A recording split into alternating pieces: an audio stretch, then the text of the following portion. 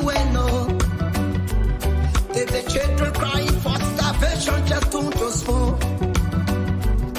You want to get a news update, my brother, don't spoon. You want to know what is happening, Moravia, don't spoon. Politicians want to make their decision, just don't spoon. You want to know what's happening in the ministry, don't spoon.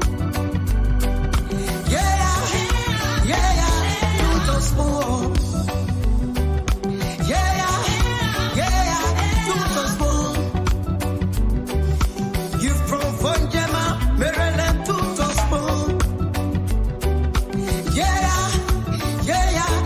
Don't spoon. If you eat kepan, gradually, my brother, don't spoon. You got a spoon TV, you got a spoon radio, don't spoon. Don't spoon. You want to get a news update, don't spoon. What? Yeah, Rastafari. Kilibamba, kilibamba, kilibamba, kilibamba, kilibamba, kilibamba. What I want? Yes, when you back today, Spoon TV. Yes, when you back today, Spoon TV. Spoon Bala bala bala bala. Skibidi bidi da balo.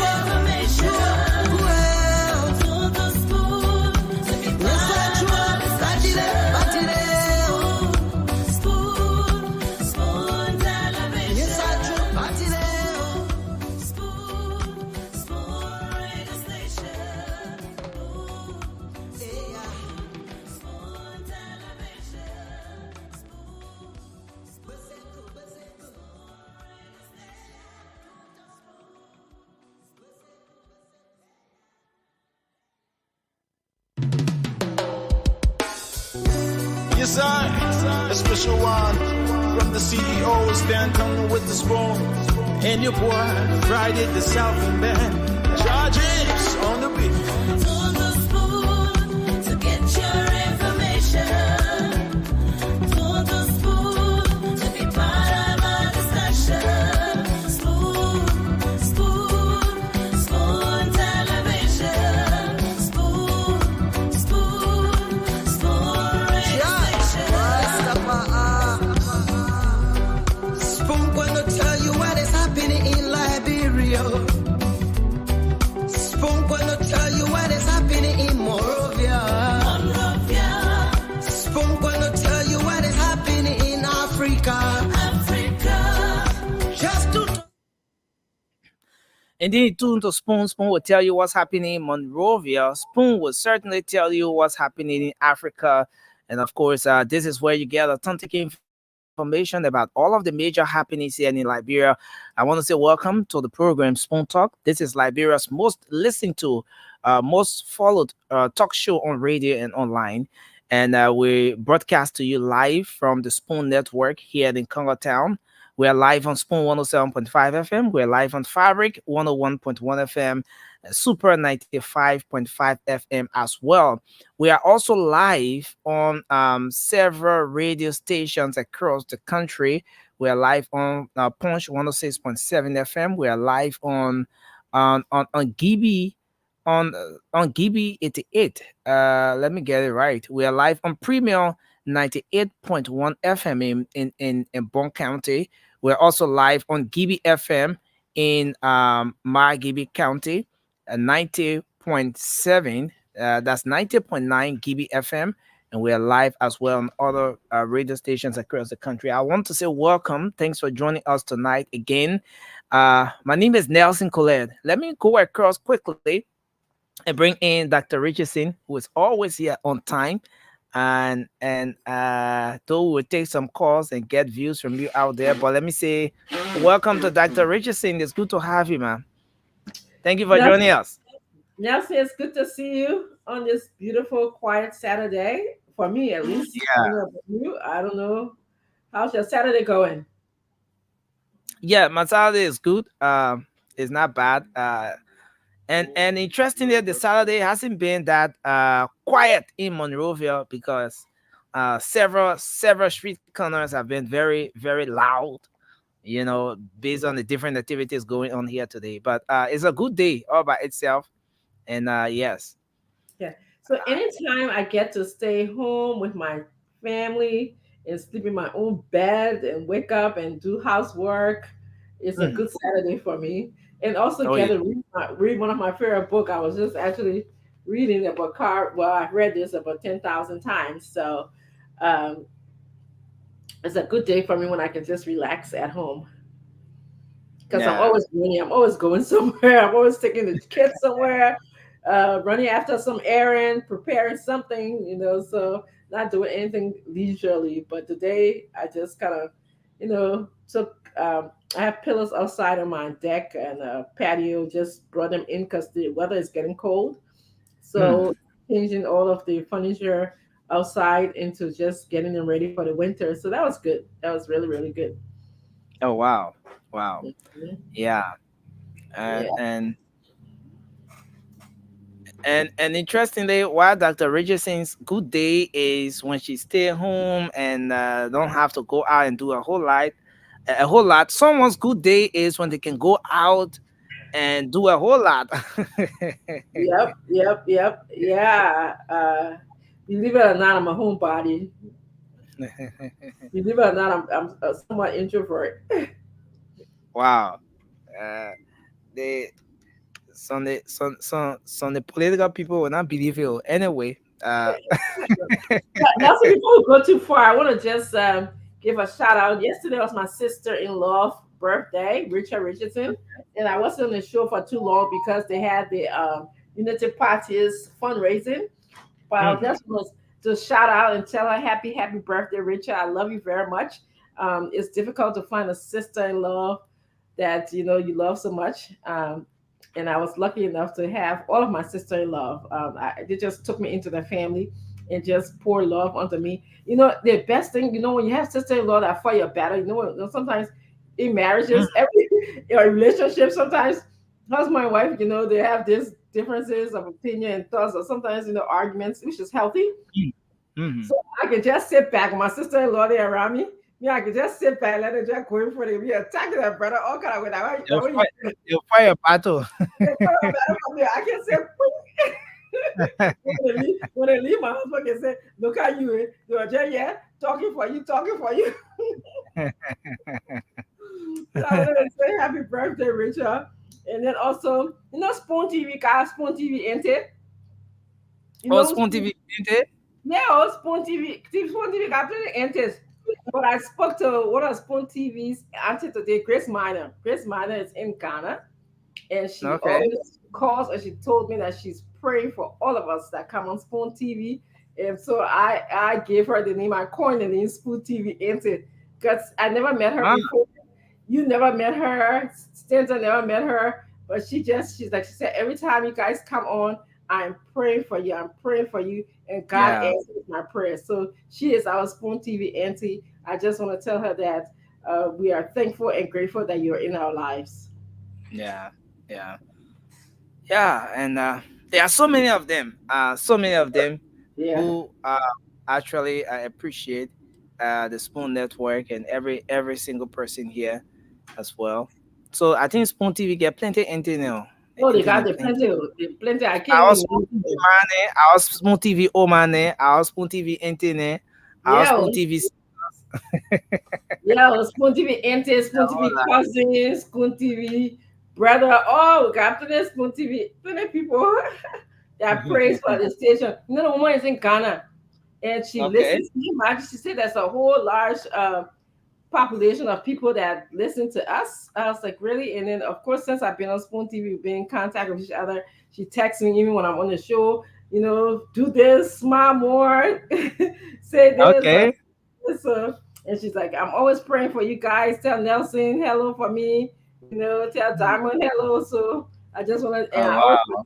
I also get to appreciate her. So today I wanted to do that. Obviously, we spoke today as well. She had been calling and Okay. texting. I've been too busy, and so today I was out. I mean, she doesn't get mad when I don't call back. Some people get mad when you don't call them right away. But she's very patient. Mhm. She wait for me to call. She's like, I know you're busy, my daughter, so don't worry. So yeah, you can Wow. go on to it. I know like bring people anxious to call. So uh, The phone already ringing. oh, go ahead, Leslie. Don't. I have a cold, so I'm actually sucking on candy. So go ahead, listen to them. Okay. Okay. So then we'll move on now to take Somebody some said calls. Gospel TV. Somebody said Gospel TV, Reverend Mother. Okay, good. Spoon TV, I Reverend think Mother. I think the Spoon TV coming be a whole movement now. Spoon TV, I NT, our know. Spoon TV sister there, our Spoon Yeah, TV, Spoon TV Oma, Papi there. Uncle. Yeah. One And I Papi want called to me, he say, said, mm, Nelson, I have Spoon TV Papi. And the other Oma say, I have Spoon TV Oma, and I say, wow, so it's beyond just the media network now. I think it's getting to be a whole movement, a whole yeah, community all by itself. and people don't even understand the family relationship that we have developed. Nelson like a brother to me. Uh, Everybody on the panel. If something happens to you guys, I feel like it's happening to a family member of mine.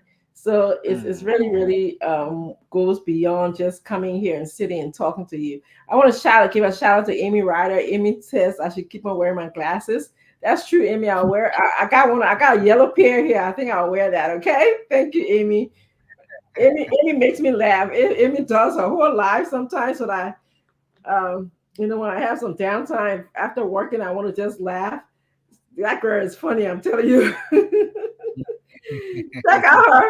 Check out her live. Amy can do some cussing and can be easy. Oh yeah, I follow one of her live. It was very interesting when Very good. a certain issue came up. Yeah, yeah, But certainly. don't mind her though. Marie Keta says she's Spoon TV daughter. There we go. We got Spoon TV daughter. We got Spoon TV everywhere. Spoon TV. The people say I Spoon TV queen. Okay. Imagine. So we should take some calls now. That's the Richardson. Let's do that. Let's do that. After all, we're here for the Liberian people. Yeah. So folks, you can call in now. 0555 is the number to call for about 15 minutes. You're gonna call in and say what's on your mind. We want to hear from you. Whatever that issue is, you can call in and express yourself. The time is now to do that. So you can call the number 0555 or you can also call the WhatsApp number on the screen there, and you'll be able to make your point here this evening. And just make sure that you're doing so within time, please. Just be as brief as you can, so we take more people on the line. So we'll go to the line and take our first call. Let's take this person. Hello. How you doing? Yes, sir. Your name and where you call from. Miss M. Davis, I'm calling you from Savile Community. Okay, so for our community, go ahead, sir. Let's hear you. Yeah, I just want to tell my partisans thank you. Today, some of us were busy, but we still with them. And secondly, I want to get to our campaign manager, him try and get a principal number who won in district number 1. Thank you. Most of our friends, principal number he won in district number 1 in Bogande. And most of our friends are asking us how to go, and then tomorrow we are financially ill. No, Okay. Thank you. So then you will tell people. Thank you. Thank you very much. Welcome, CEO. Good afternoon and good evening to Yeah, hello, you live. yeah, Go my ahead. name is Tigbe S. Mato, Okay, and go I ahead, join you Mato. from Panaville this evening. Go ahead, let's hear you quickly. Yeah, thank you, Nelson. Let me first appreciate all Unity partisans that came out today to show out the love of Liberia Mm-hmm. and to show out patriotism when it comes to the suffering of the state, which is everyone in this country, Thank that you. this program have brought to us. They are show out that November 14 will be a day, a one victory for JMP. Thank you. To come. Thank you. Thanks a whole lot. Let's take this person from this line. Hello. Yeah. Yes, sir. Your name and where you call from? How are you? My name is Kimo. Okay, Mr. Kimo, go ahead. Let's hear what's on your mind. What's on my mind is this: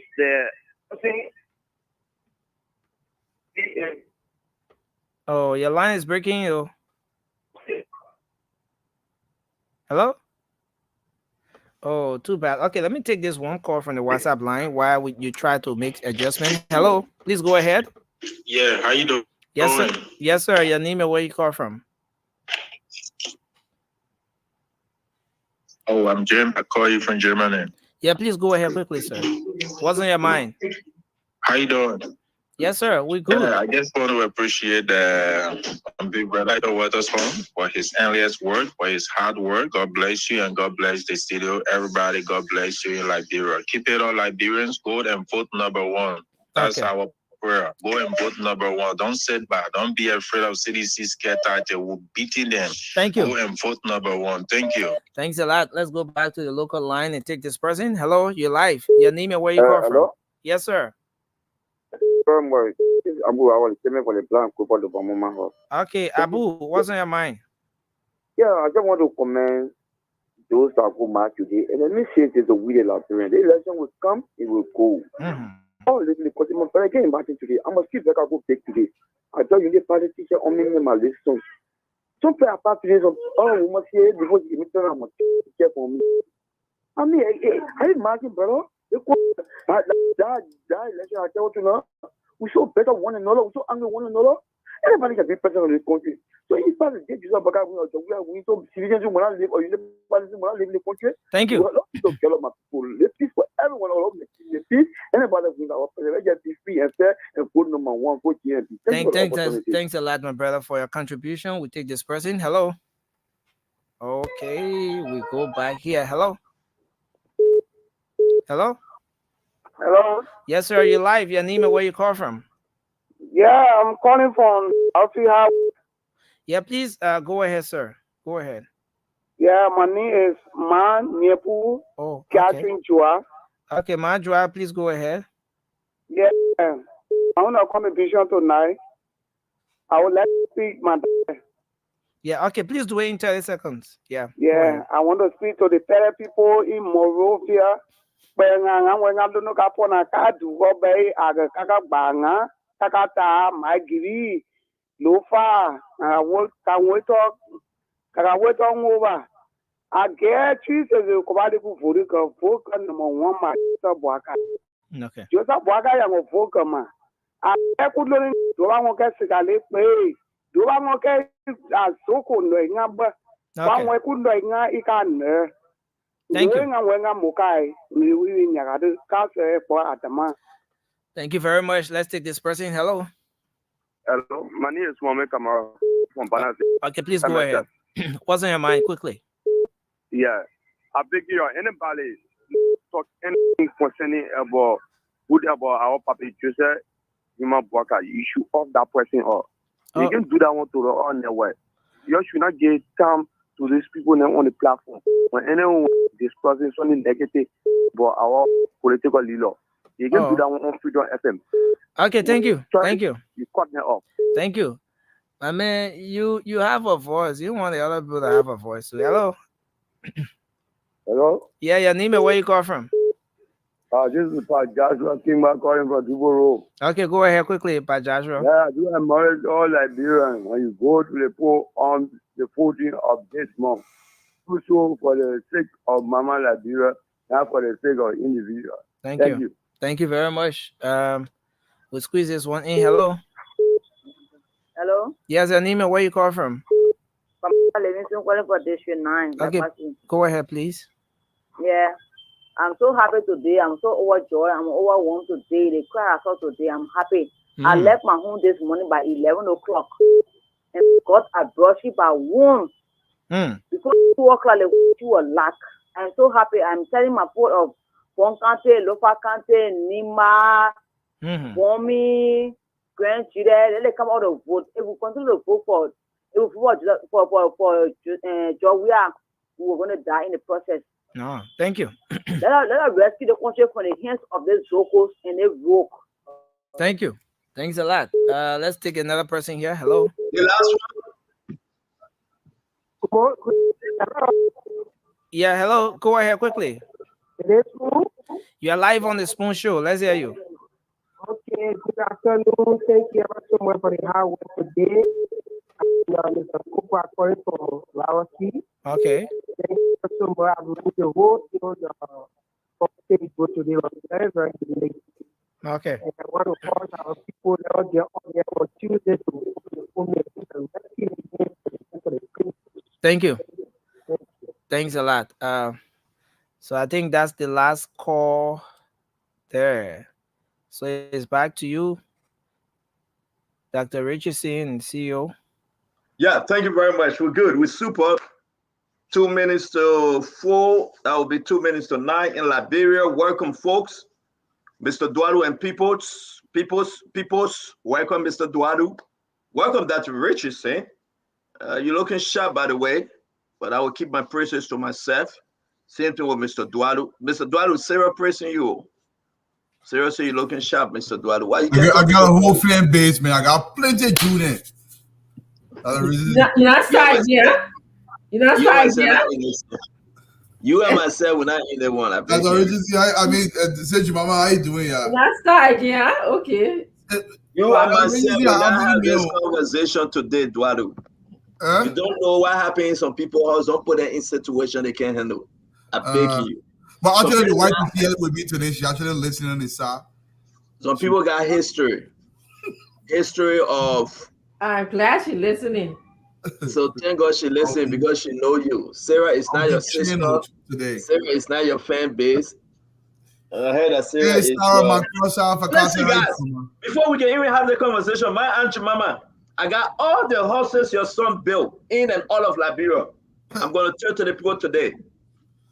All the houses your son, auntie mama, your son, Samura Wolokoli, the allegation that he took the Liberian people money and he bought houses, he built houses, will show a cemetery got a beautiful big mansion, blue mansion in Ghana, a big one. I'm going to show it to you today. The one you saw in South Africa belongs to cemetery at nothing. The one I bought guy in Ghana, that cemetery is rich for life. Oh yeah. That's a kind of, oh yeah, I got it. But I got it. They don't recognize some of our people, my man. Remember way back, they don't recognize the people ever sent back. Don't go in selling drama. They recognize the people ever sent. We talk about the show. Fine. You said I was a poor in what? Selling drama. Oh, okay. Yeah. They recognize the people ever sent back. Every day we recognize the same people. You have a lot of people who have houses all over. Not only my son. So you be we uploading it. Cemetery house color. Y'all see? The main house color that blue, big mansion. Yeah, and it can put in the screen. I gotta do it. I got to see the people. How you know me so? I gotta do it. I will put all of the houses out today. We paid the one that we have bought for Jackie Apia. We'll put it up. So we have told all the people money and bought house for Jackie Apia. Dana. What do you mean, Dana? You speaking Creole? What you call Dana? What he did? We're talking. You're bring people money. And buy house for money for them. We didn't buy plenty to get. That job we show you. And they show you not for you, please leave. If they show not for you, please leave because this is not me today. I am not who I am today. What? Able to the green. Green. How you know? I just want to know how I prepare myself. Green. Don't call your people there. The allegation that Samura Wolokoli took the people money. His home in Liberia and outside of Liberia. Maritime boss Eugene Lee Nangbe. His home. But see, though, is that somewhere locally, there are other government officials. According them. But according them, and according names. All the names, not somewhere. Stanton. Yes, sir. This one is official. I got to recognize this girl. Cleopatra Madia Clark, welcome to the show. Big ups to you. Much more lots of love your way. Stanton, I don't care what you say. Go ahead. Tell your own. Let me call my sister soon, yeah. My small sister. I recognize your family people and your extra friends. Yeah, go ahead. Because when I start one, nobody stopping me. Oh, tell you. But same thing I remember, Samuel Tua said nobody in the government makes more than $70,000 per month. So there is no freaking way anybody can build those structure on a $7,000 salary. I know that's almost no money. So the place they're getting that money from, we don't know. That's a good point. That's a you're finished. I'm ready to talk. You're putting me in Celine Dion and you're telling me, say, I'm not talk. My own Aunt Mama said my cousin Samora would call the Amanato boy his house. Samora my cousin because Aunt Mama is my aunt. No, I didn't say that. So we are related. I said if you call Samora name or show a my competition, if I call Samora name, I'm going to call other people name. Your son, Deputy Finance Minister, the man I will go to Jemama, how you call Wilhelmina, Minister Jara, and said the only way I gave health ministry the money, let me get my 10%. Her own company, doing business with the Liberian government.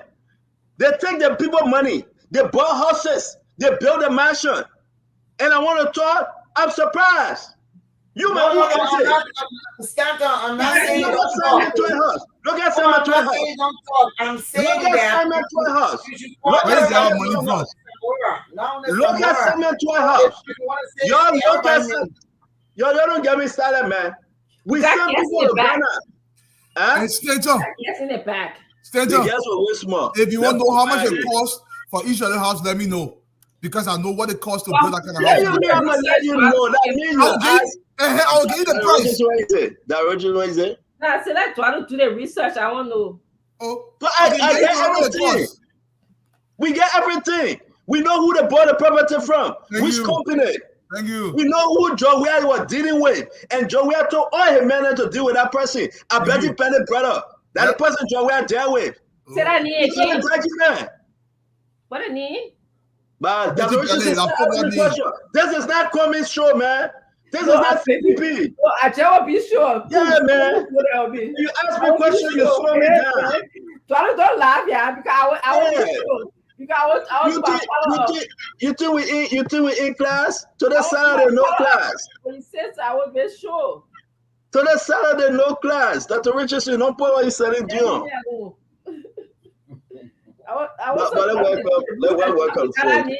You called the name, and your mama, you got a name. Which name? The name that you call. You say somebody they bought a house from. I bet you the only person I can talk to after this show that Eugene Fagon. Yeah, because some of your headache there is so hard for me.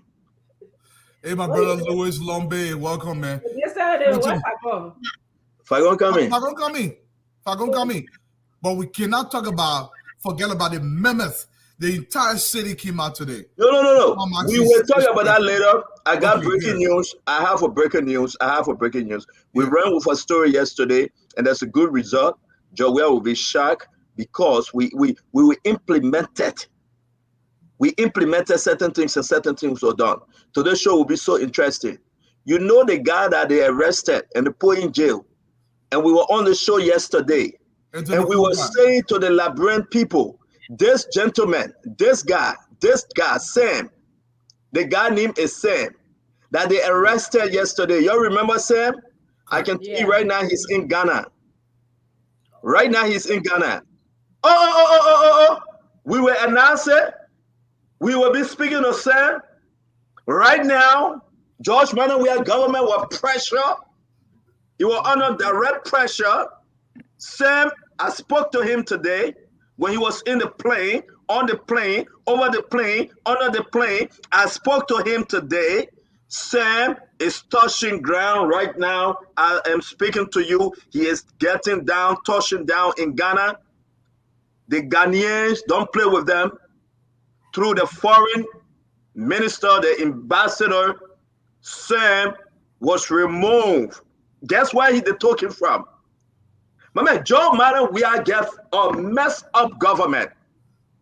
Joe Madden, we are government is in the toilet. Everybody for themselves. And the rationale for sending him back to Ghana? Everybody, my man, will come to that back. You want to show you ask me for rationale? Sit back, get your coffee, call Sarah to watch the show. We'll come to that. Jesus! No, today I'm too hard, man. I'm too hard today. Same as in Ghana. We did everything we could. While Jowiah was sleeping, we creeped on him. Livingston is touching ground right now in Ghana. Jowiah, I can't believe it.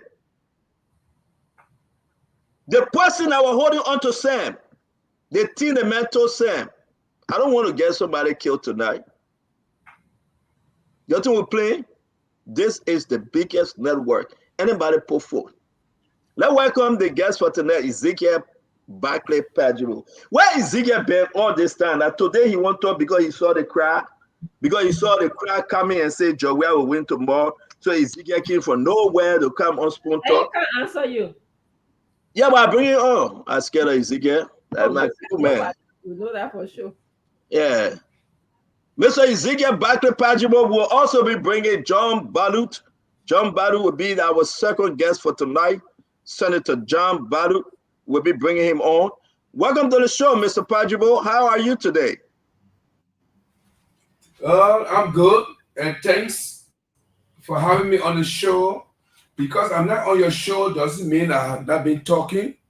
There are various platforms that are available to Liberians across the world, and we have other occasions to be present.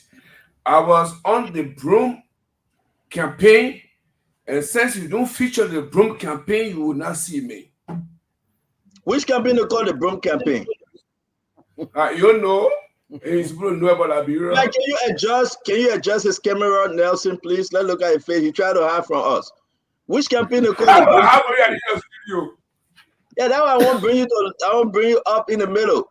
The Broom campaign. Okay. We didn't see your stand-up bearer, Councillor Gonglo, on the feed today. What was Councillor Gonglo, by the way? Why is he hiding? How can you endorse somebody and you hide yourself? What's going on with that? We are part of an institutional arrangement. We do not believe in individual courtesan. With or without Councillor Gonglo, LPP was present. We are an institution. We don't build ourselves. Councillor Gonglo endorsed or he didn't. Because my argument is that we sent our drone. They were looking for Councillor Gonglo.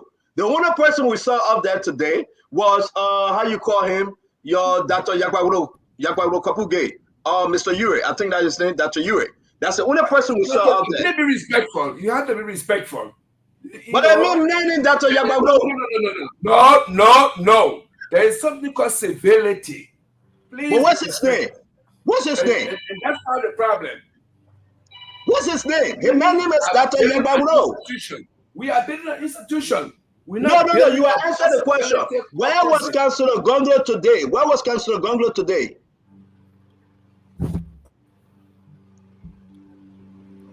Mr. Patribo, where was Councillor Gonglo today? Why you want to have Councillor Gonglo if you have the Liberian People's Party? He served as standard bearer of the party. Is he hiding himself? Why is that? Why couldn't he be on the train? I have endorsed this in the second round. We have endorsed the JNP as our candidate. So we need to address that issue. No. You are part of the party. You are part of the party, Mr. Pajibo. No, Mr. Pajibo. No, it's not about Councillor Gonglo presence. No, but you have to answer us. Where was Councillor Gonglo today? No, you have to answer us. Councillor Gonglo was at the endorsement ceremony. Councillor Gonglo said there, your party endorsed Joseph Yiman Boyka. And at the end of the day, let me finish now, Mr. Pajibo. I will give you your time. No, you talk more than me. You are because I'm the moderator. You introduce me. No, listen. No, you cannot say listen, Mr. Pajibo. No, Mr. Pajibo. Mr. Pajibo, I will give you the time. I'm not going to tolerate your uncivility. Mr. Pajibo, if you don't want to tolerate it, let me say this to you. Where was Councilor Gonglo? We will start the show like that. We're not waiting for you to say you will not tolerate, you will tolerate. We are asking you, since Mr. Gonglo party endorsed Joseph Yema Boyka, he's MIA. Was he part of the decision to endorse Joseph Yema Boyka? Or he just sending you guys ahead, but he's hiding himself? Did he endorse Joseph Yema Boyka? Why you guys hiding the secret? What is hiding? Why you guys hiding the secret today? When will he come out as a party leader or former party leader to say, yes, yeah, I am. I'm supporting JMB and JKK. What's the story, Mr. Pajibo?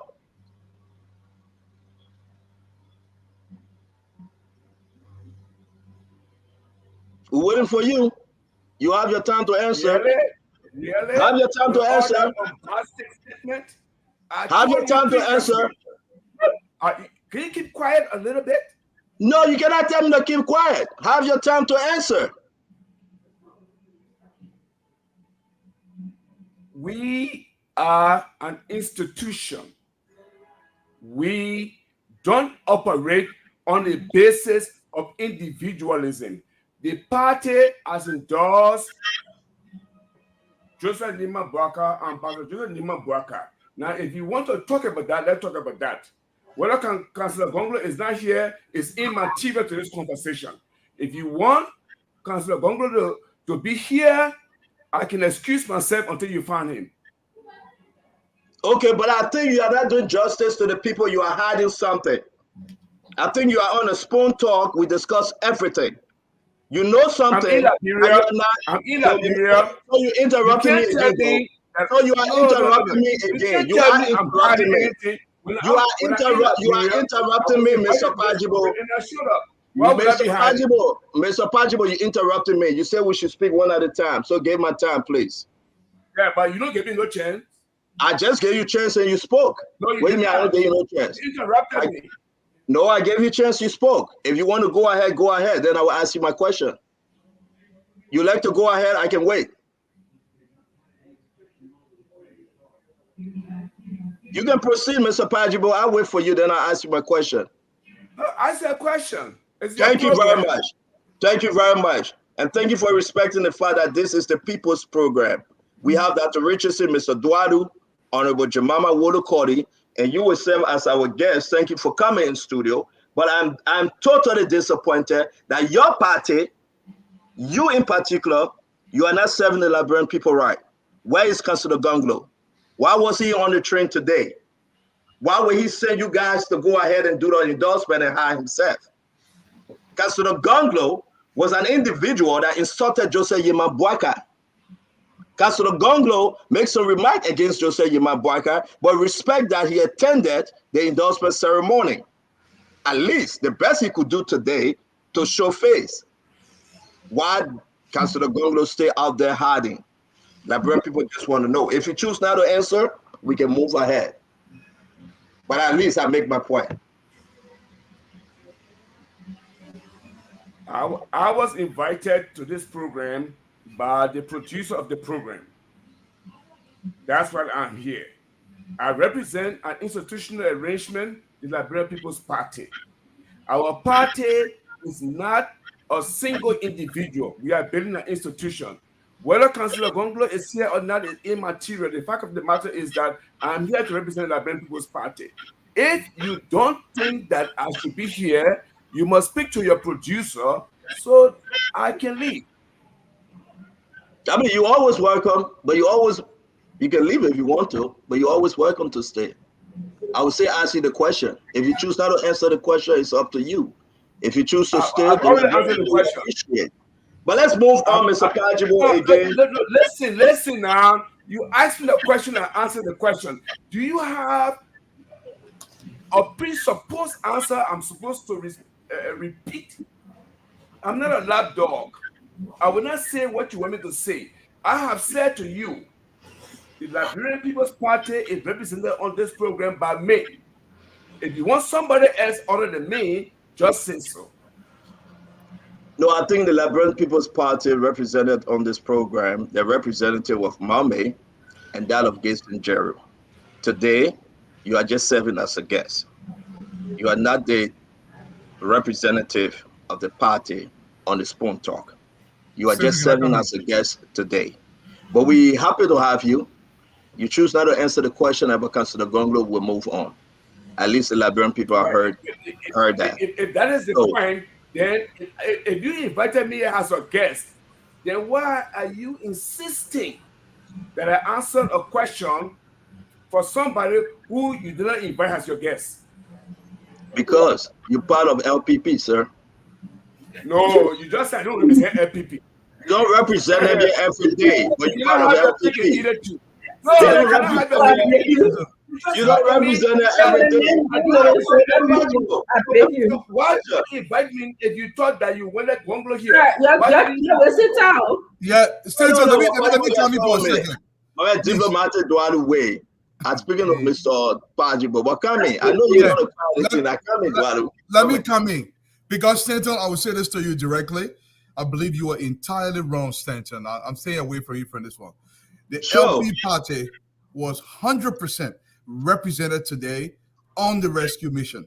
Where was this former Stanton bearer? The former Stanton bearer was there. It's not 100% because the former Stanton bearer was let me make my point. Don't say 100%. Come on, you know math. The Stanton bearer is not the institution, Stanton. Was he there? Institution? No, he wasn't. I mean, there'll be several other factors, but I want us to not focus on Gongo alone. Let's focus on what the LP party did today. Almost every other person in that political organization was represented today. UP had a great showing today. I don't want us to do this conversation. It's not about this. Mr. Pajo tell what he here for today. Mr. Pajo, I think they did a great job, and I want Mr. Pajo to be given the chance without interruption. Let him say, because I believe it was a successful show. But Duadu, that's why I let my sponsor everybody speak freely. Yeah. This is a bad question, a wrong question to ask where was Councilor Tewan Gonglo. No, but he answered that question. No. I'm asking you. Was it a wrong question? No, it's not a wrong question. Thank you. What's the answer to the question? He gave? When I remember, he said the LP party was fully represented. If you want to call Honorable Gonglo on the show why he did not show up, something to that effect. But so that's the answer. Said, the VP was there, everybody else was there.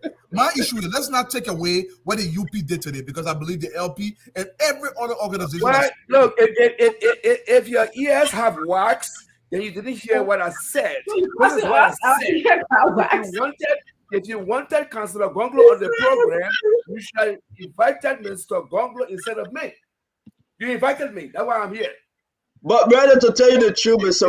If you didn't want me here, you should have invited Councilor Gonglo. Why are you asking me why Gonglo is not here when you invited me here? Mr. Pajibo, I think you have a problem and you are mistaken with this discussion. We do not take fraud to beauty pageant, like Prophet Key can say. Our ears have no wax. When it comes to our age, you find wax in older folks' ears more than the younger folks. So I would say this to you with all due respect. If you choose to leave, that's okay. If you choose to stay, we will say ask you the hard question. If you choose not to answer, we will respect you're not answering us, but we'll say ask you.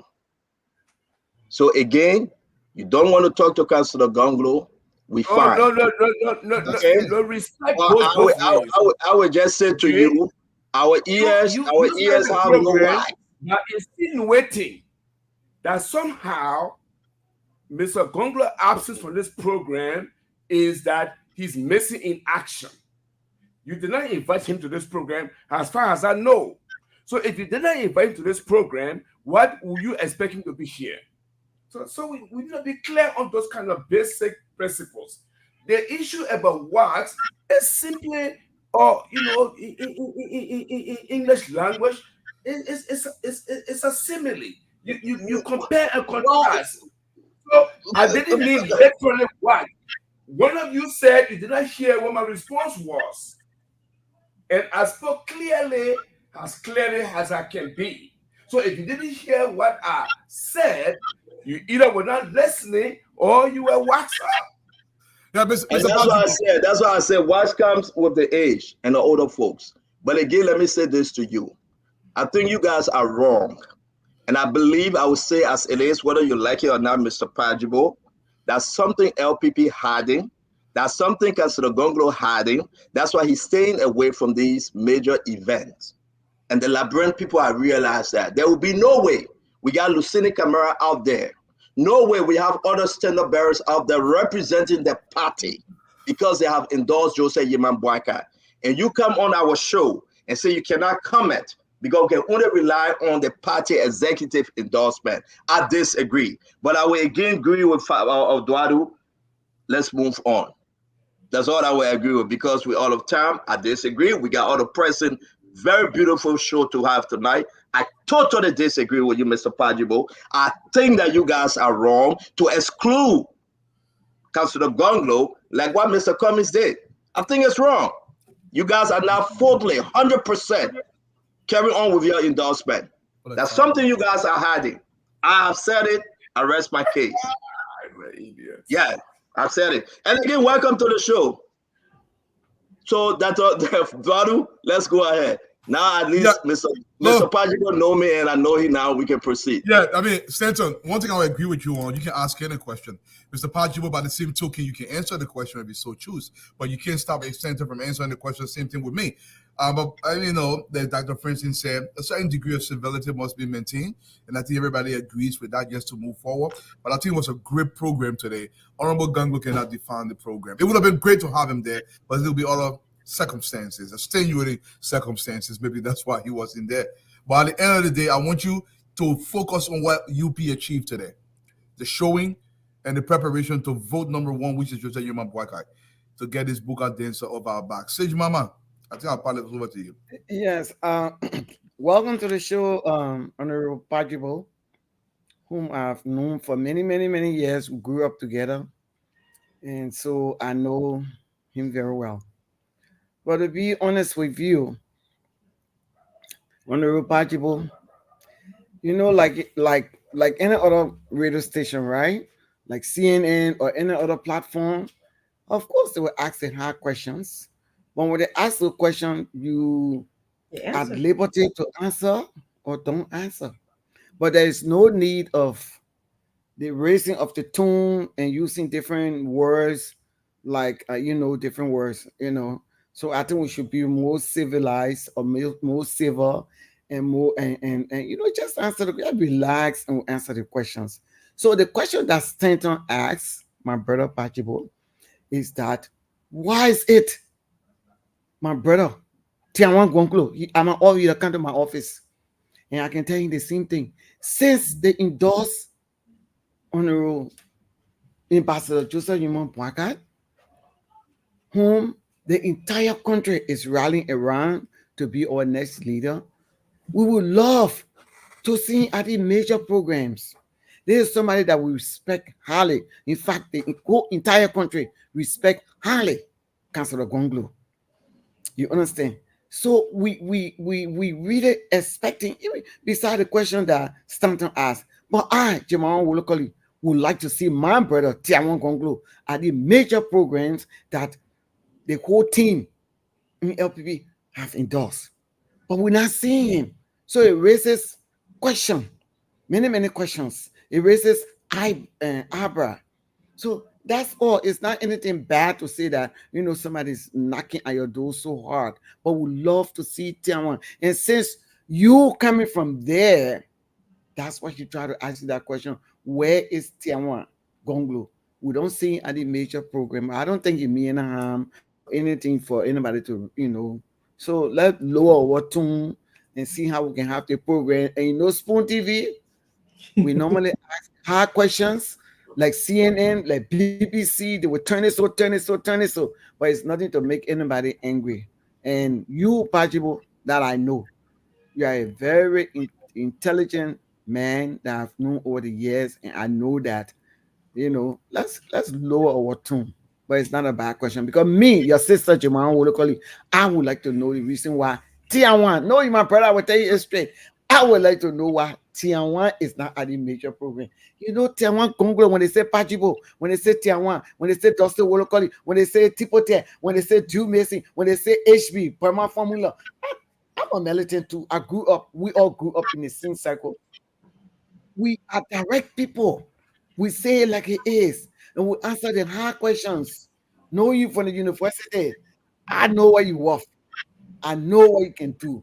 And I know if you want to answer that. But if you don't want to answer, you also have the right not to answer it. But when the fish come in the water, we're asking, is alligator stomach hygiene? Is alligator well?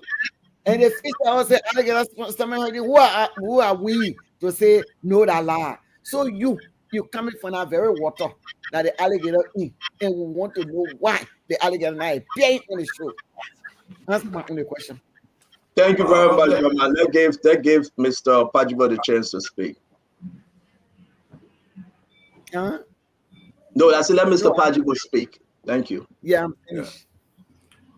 With all due respect to everybody on this program, the introductory comment, nobody have referenced that yet.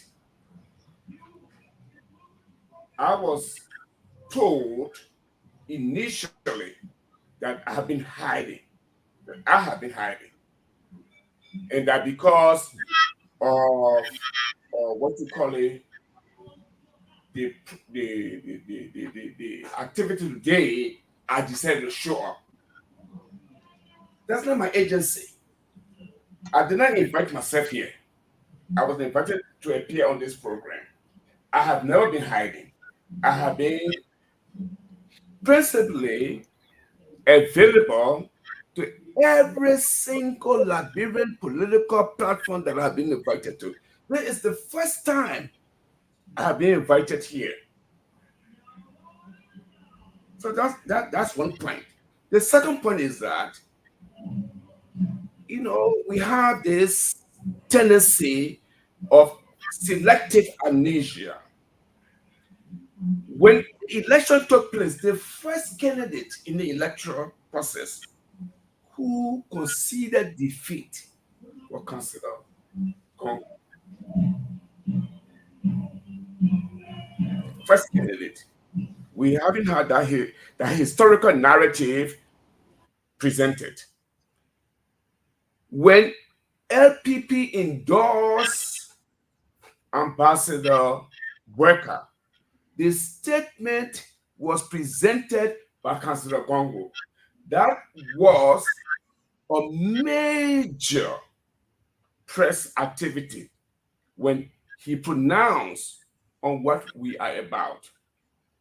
As a political party, we want to be different from all other political parties in this country. We are interested in building an institution. We don't organize around a personality. And that's what I started to say. But somehow, we find ourselves in a situation, in a context, that if the student bureau is not there, then nothing happens. We don't buy into that. We don't.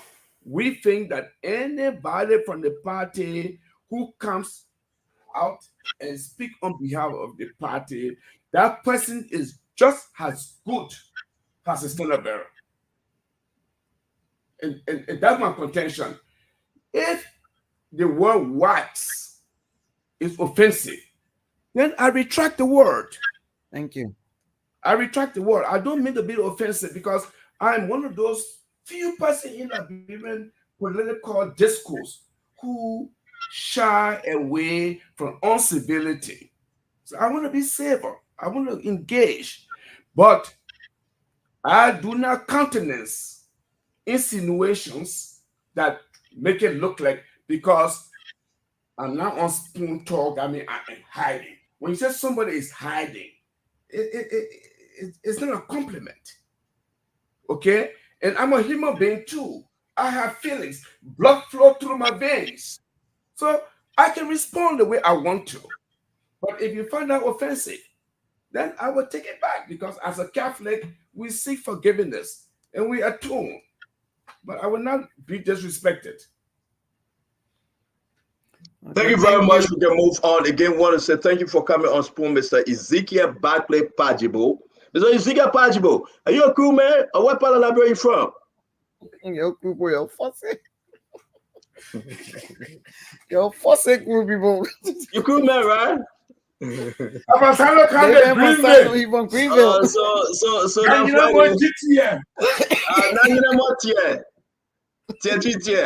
so it's okay. But my thing is that I mean to push you. It's a frustration, Mr. Pajibo. A lot of people call us and say, "Oh, but why Gonglo not there? Stanton, did you see Gonglo?" Yeah, we saw that on UA. It was a big program, Duadu, a massive program. So to exclude Councilor Gonglo on this big day, seeing Mr. Lucien Camara and all the other party leaders, then we have to ask the question. But that's okay. I understand where we are today. Let's have a wonderful show.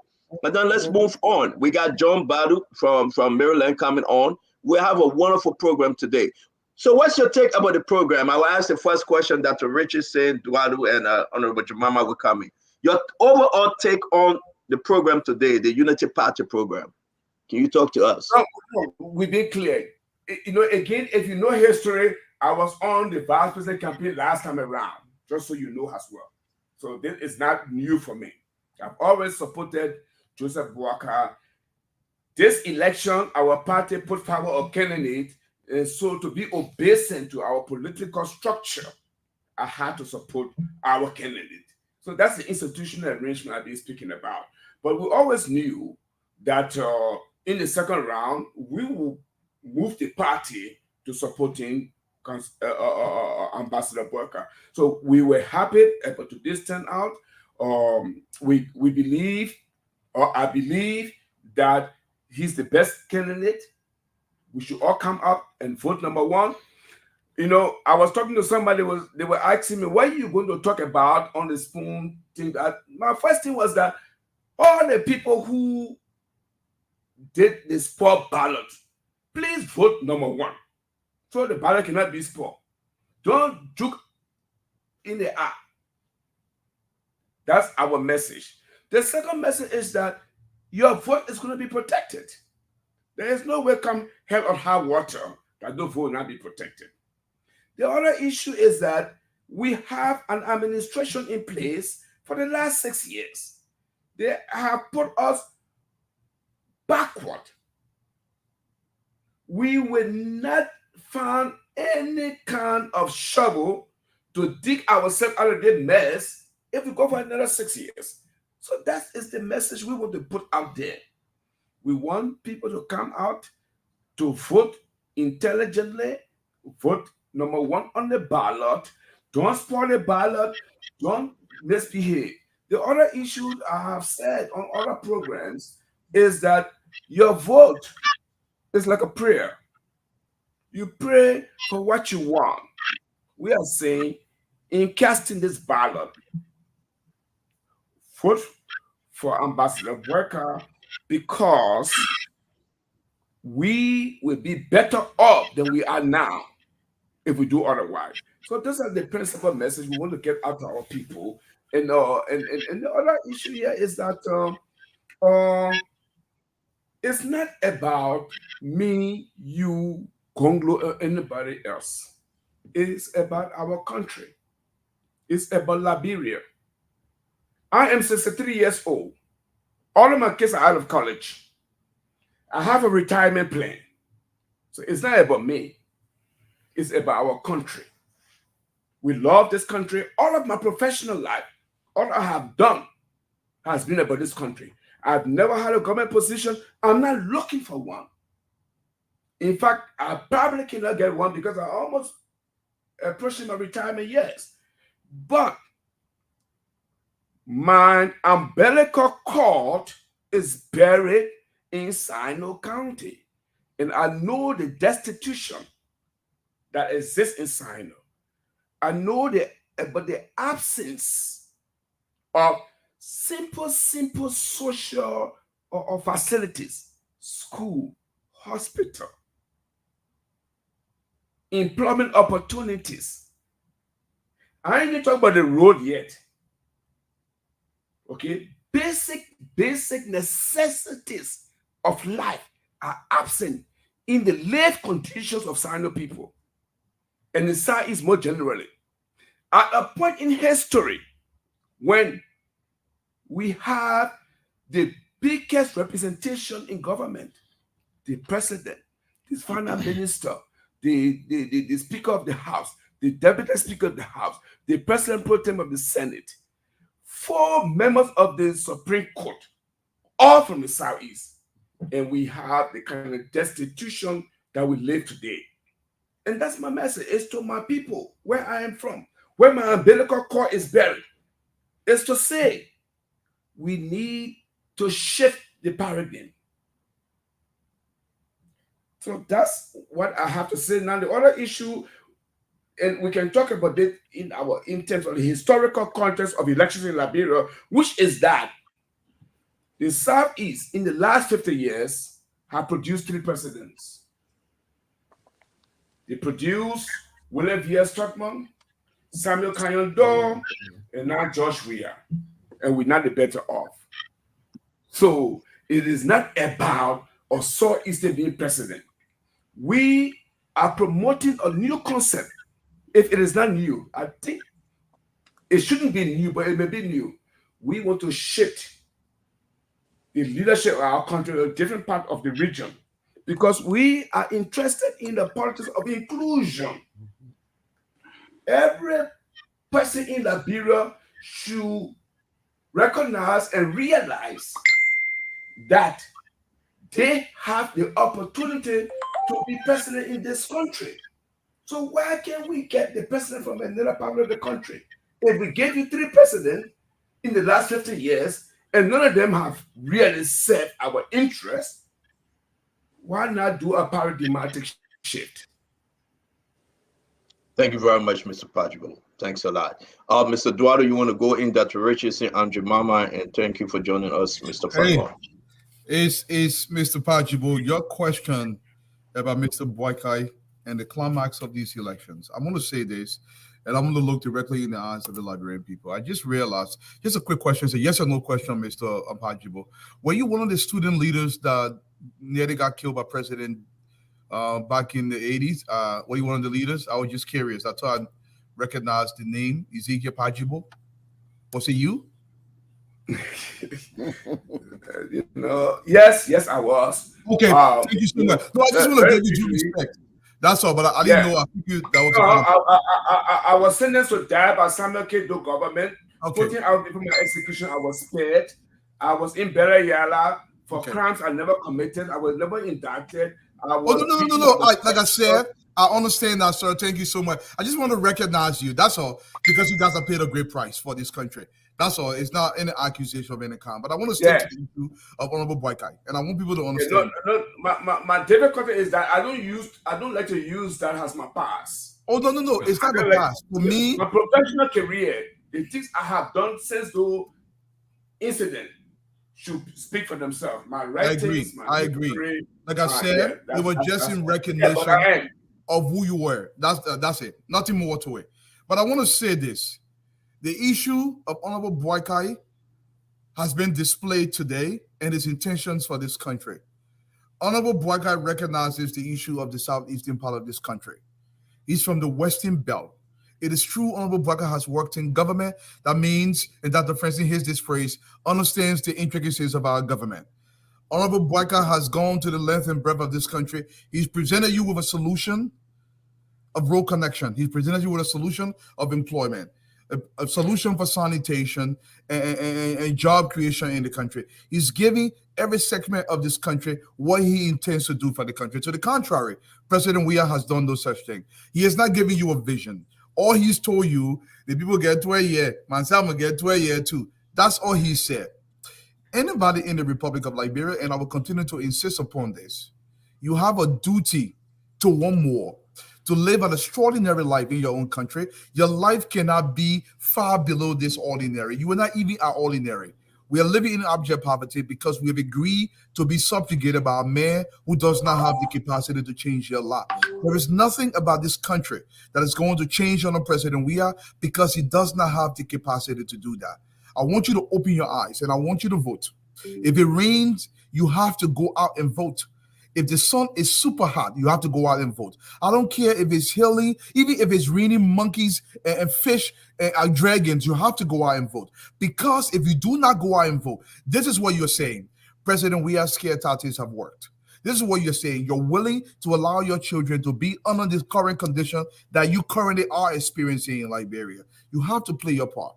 UP will play its part of protecting your vote and showing your vote counts. But at the end of the day, you have to vote. You have to vote. You have to vote. I can't say this enough. Stanton, back over to you, brother. Thank you very much, Dr. Richardson. Well, I'm still stuck in the beginning of this show. For the first time that I seem to want to wear my psychologist hat more than ever before, just watching the dynamics on the show. But my question to you, Mr. Pajibo, have you ever watched Spoon TV before? Have you ever seen any one of us, or you don't watch the program?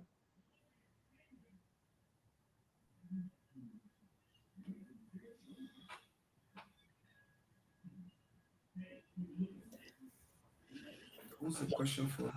It's for you, Mr. Pajibo. I didn't get the question. Yeah, she wasn't born in Liberia. Dr. Richardson, can you put your Liberia hat on? Shut up. Sorry, I didn't mean to tell you that. Because say I old man, I think my wax is too much in my ear. My question to you: Have you ever watched Spoon TV before? You seem highly. Oh yes, no, definitely. I have. In fact, I have a very good friend in the States that I have a bro. After your program, we do your post-mortem analysis all the time. We do. That's our pastime. Okay. I was just kind of rattled because you seem not to know the characters and how we ask questions here. You seem to be a little bit more sentimental or at least entitled or defensive about what we had to ask you. But that's just my thought about it. Okay. We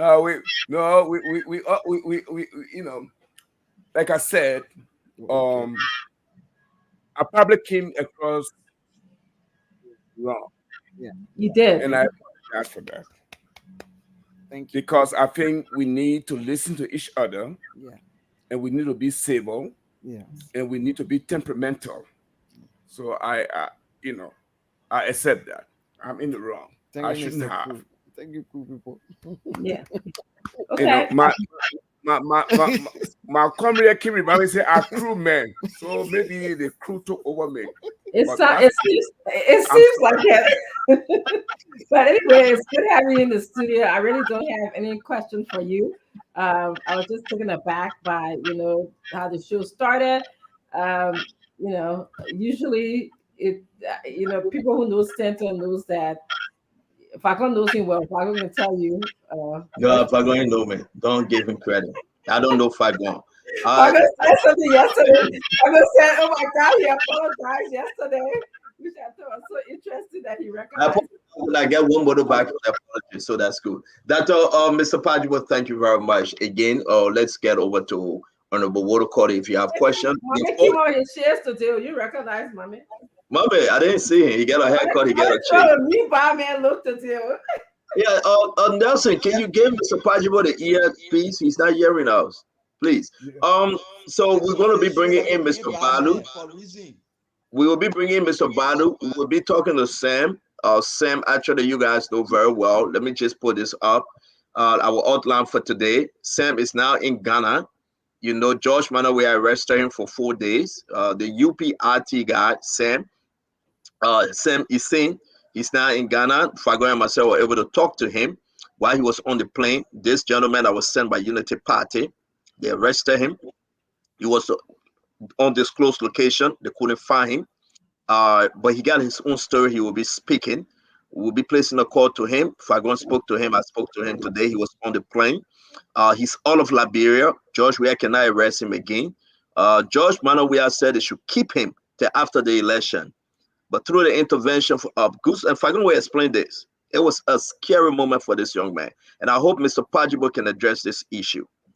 An ECOWAS member state, George Manawea broke all rules. Even the court sent a document to release him. And to our amazement, the police officer said he's not listening, and nobody, because Finabono told them not to listen. But thank God today he's in Ghana. Sam is in Ghana, will be addressing the issue. Honorable Jemama would have called it, please. Yes. I like to say, which one you want me to talk about? I can say anything, right? I like to first of all appreciate my comrade in studio here today. That just shows the maturity and how we're brought up, and that you don't have that many persons in Liberia that can acknowledge when they do wrong in the open. And it just shows that how we're brought up, that when we're wrong, we will say we are wrong. And I want to say to you, I appreciate you for saying that, for accepting that I am wrong and I did it, and the way I spoke to the CEO. And equally so, we do appreciate you. But on Spoon Talk, maybe you don't know, on Spoon Talk, we can tease people, we give them hard question. The Liberian man can say vote, but we will, provoke you in different way, but we don't mean any harm. We just want to get the answer. That's all. So relax. You are welcome to Spoon TV, and you are a member of the family. So relax. There are two cool people, two cool brothers. That's why I came into soften the ground. So I'm happy that you are able to accept that. Thank you. And pertaining to Sam, we are very, very happy that Sam has been released. Yes, I just want to say I'm happy for that. Thank you.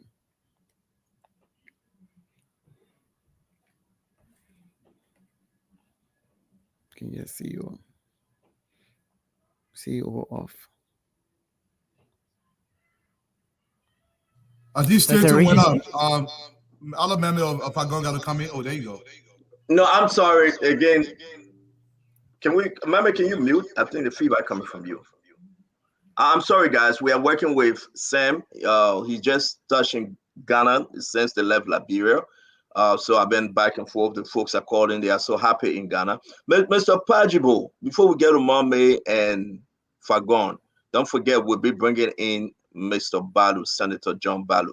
Mr. Pajibo, it was a scary time in our country.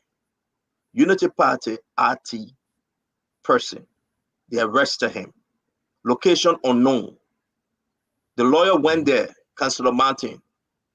They couldn't release him upon the court order. Back and forth, and George Manawea said they shouldn't release him, they should keep him till after the election. I mean, you've been following that story, Mr. Pajibo. I want you to speak. How important our condition is in the global ECOWAS right now. How important it is.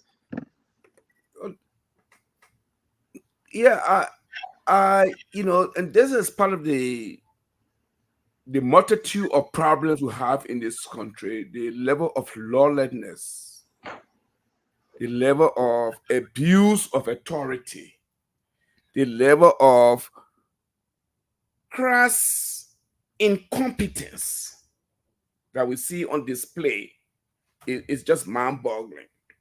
I listened to the officer in Harper,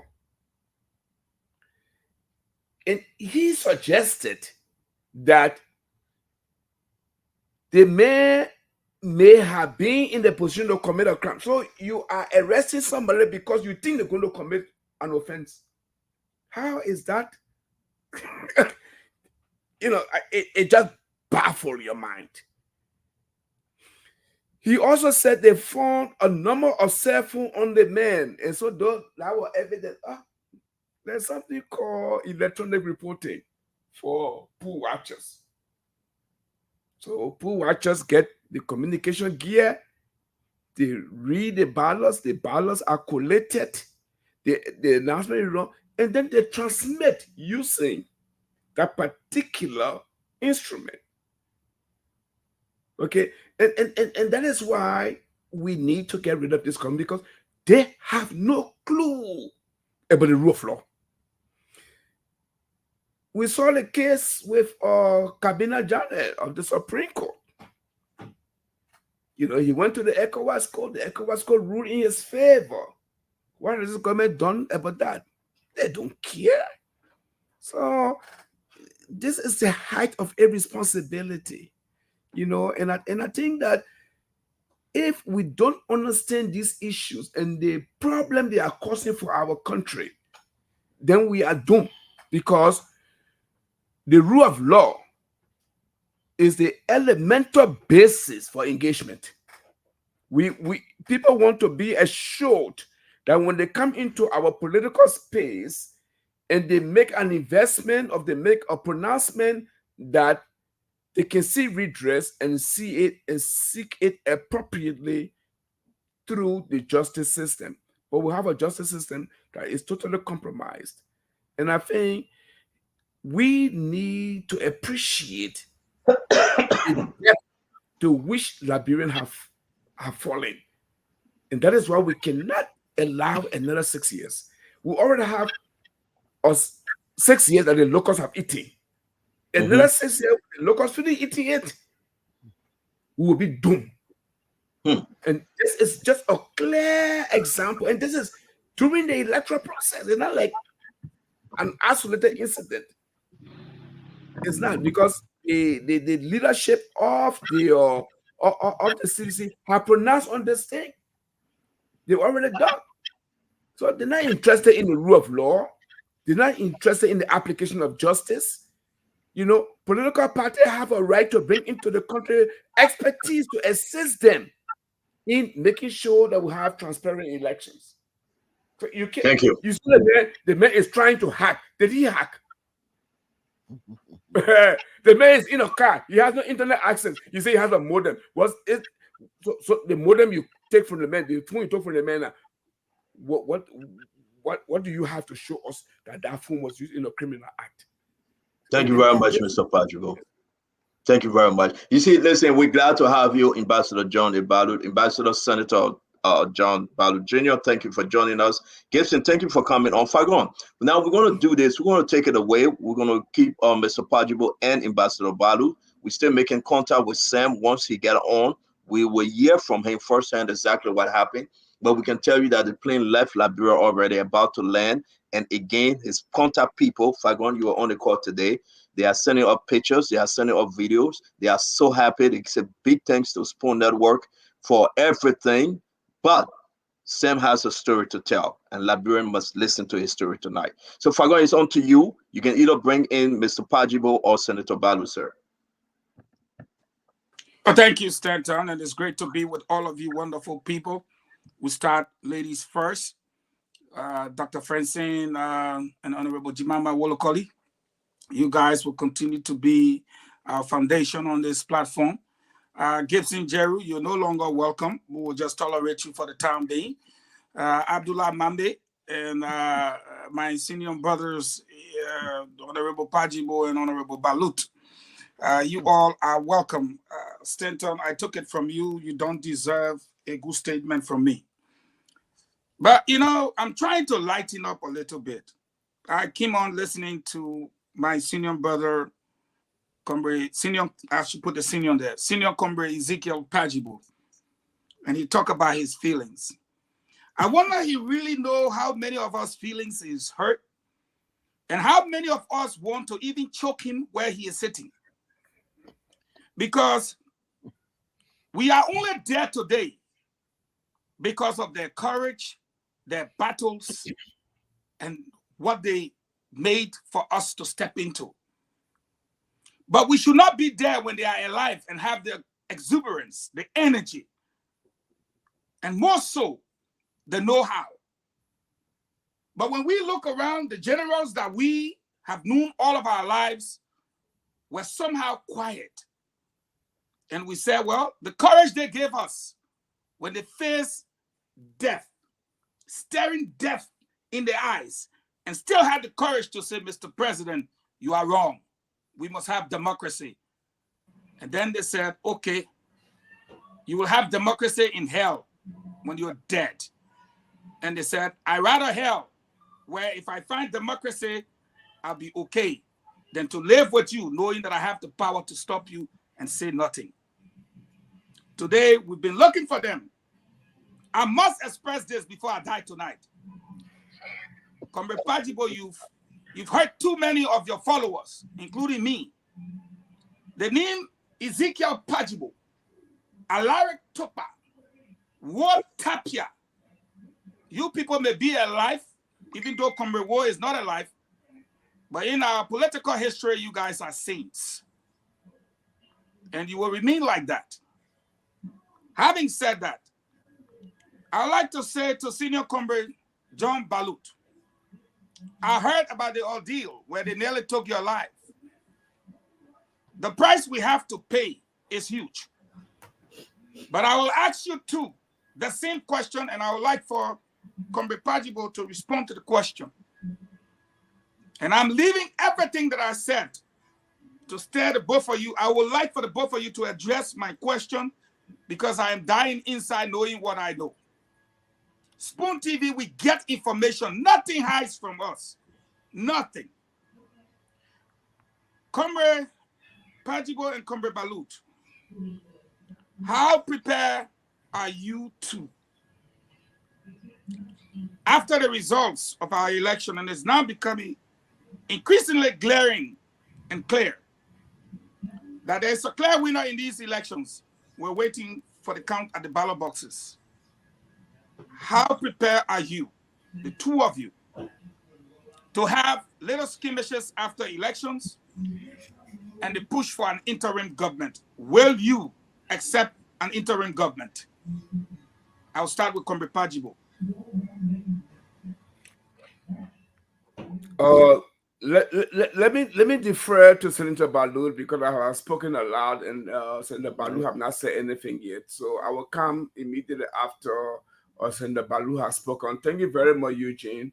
And then Gibson, welcome. I've known you from way back when, when there was no internet. We were doing this kind of work before. And Abdullah, thank you for, to see you. It's good to see you too. And Senator Balu, in fact, he was in Joburg recently. He was at my birthday party. That's why I can't understand why you don't know where I am. When Balu can find me in Joburg, you can't find me. So that's a different story right there. So, Senator Balu, I defer to you. Just don't mention St. Jackson here. Don't call St. Jackson. We'll be all right. Don't call St. Jackson here. All right, Senator Balu. The same question.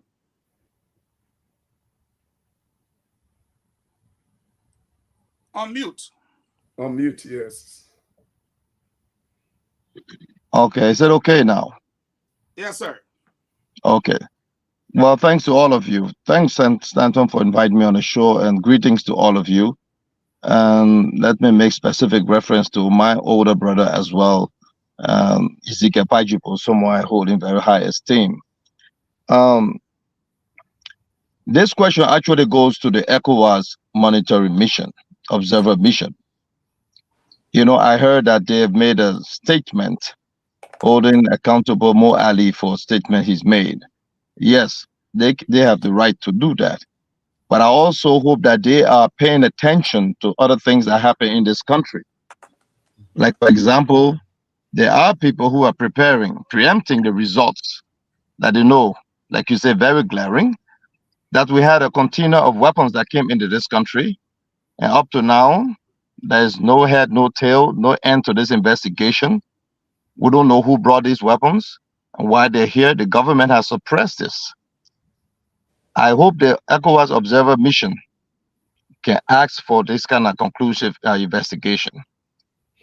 I hope that they too can seek clarification on what happened on the day ALCO was parading on their own launching day, when live bullets were fired at the vehicle at the standard bearer of ALCO and members of ALCO. And those bullets were identified as AK-47 bullets. These are the indications that there are preparations being made long in advance, anticipating of very clear and predictable results of these elections, and they have sent a signal they are not prepared to accept the results.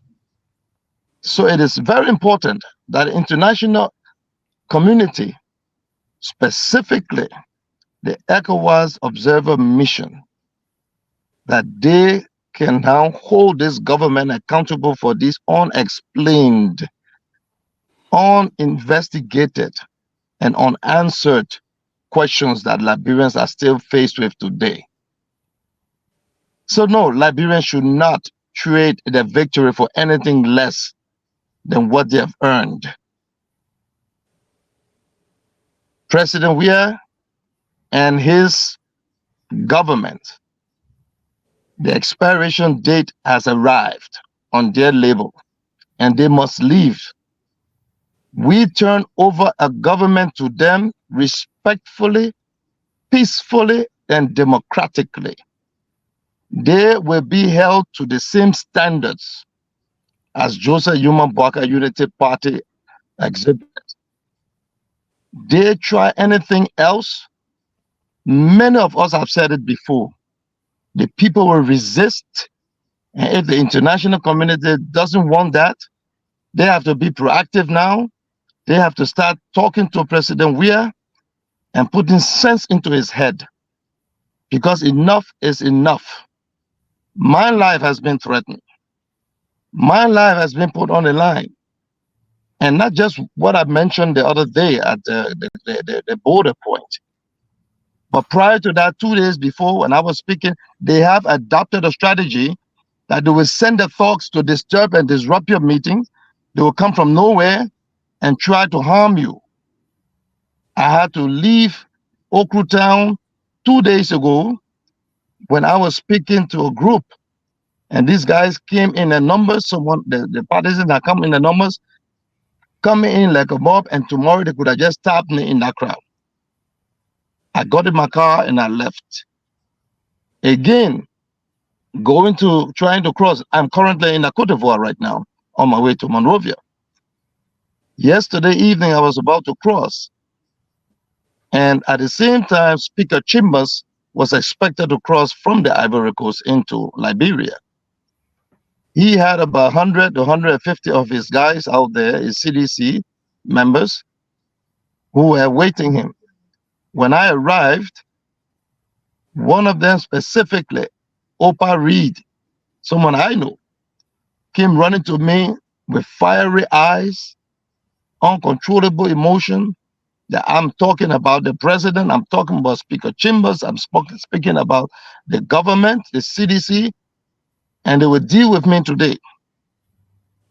And I started telling them what is going on here.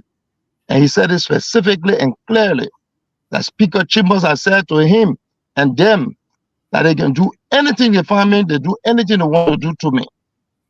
At that point, I called the police, the security officers, and they tried to push, I told them to get this guy away from me. So they came to protect me and get him away from me, and he decided he was going to attack the police. They had to contain him. Immediately afterwards, the Series Doe, who is the chairperson of the CDC in Maryland, came running towards me with 100 persons, and the police had to put me into the police office. And all of them had to join in with me for their own safety. The few that stayed outside had to go quickly change their uniform into civilian clothing to avoid being bodily harmed. We were in that ordeal 2 hours and a half. No network to get reinforcement, and it was tough. When the reinforcement finally came, we got network, the Unity Party sent their own reinforcement. A lot of the partisans came to my rescue. Bishop Conley of the Catholic Church had made it his business. He had gone there with some international guests at the border. And when he saw that, he came into me. We had some discussions. He had a prayer with me, and he left with his people. This is what is going on in the country. We've heard around people now using scare tactics and direct aggression to our persons. And this is unacceptable. I hope the international community is watching this, because we don't have to wait for one of us to fall dead before they can rise up to put an end to the checkmate, Mr. Weir and the gangster government. Enough is enough. So yes, we will not accept that. No, we will not accept that. And I'm sure Ezekiel Pajo may have something similar to say.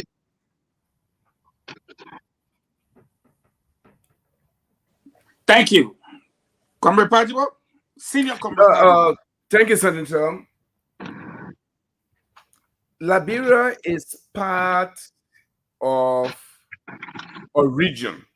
So just the context that the Liberia finds itself right now. We have had a number of coups d'etat in Mali, Burkina Faso, Guinea, and we can't be an exception to that. Because those are our cousins, and that's what they're doing in those regions. So we have to be informed by what's happening in those countries as we go to the second round. Clearly, the government is intended on maintaining power at all and any cost. That is why we implore the Liberian people to come in the numbers and mass and overwhelmingly vote this government out of office, so they will have no room to wiggle. If the results of the elections are not respected, obviously there has to be resistance. That one is simple. We don't even need to equivocate. At the same time, we have to be mindful that we need to be clear about our message to our people. We are looking forward to a non-violent, transparent elections, and the election results might reflect the will of the Liberian people.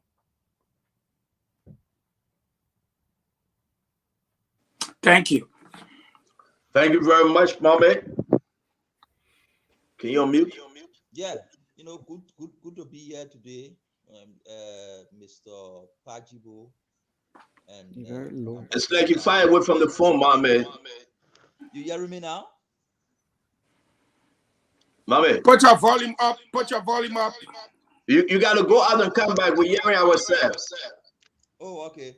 Yeah, I think the boy bluffing too much. That the bluffing, that is shit. Yeah, some Mame started on Spoon Talk. He doing different things. He not called here. He put shallow on, and now he put some shit in the house.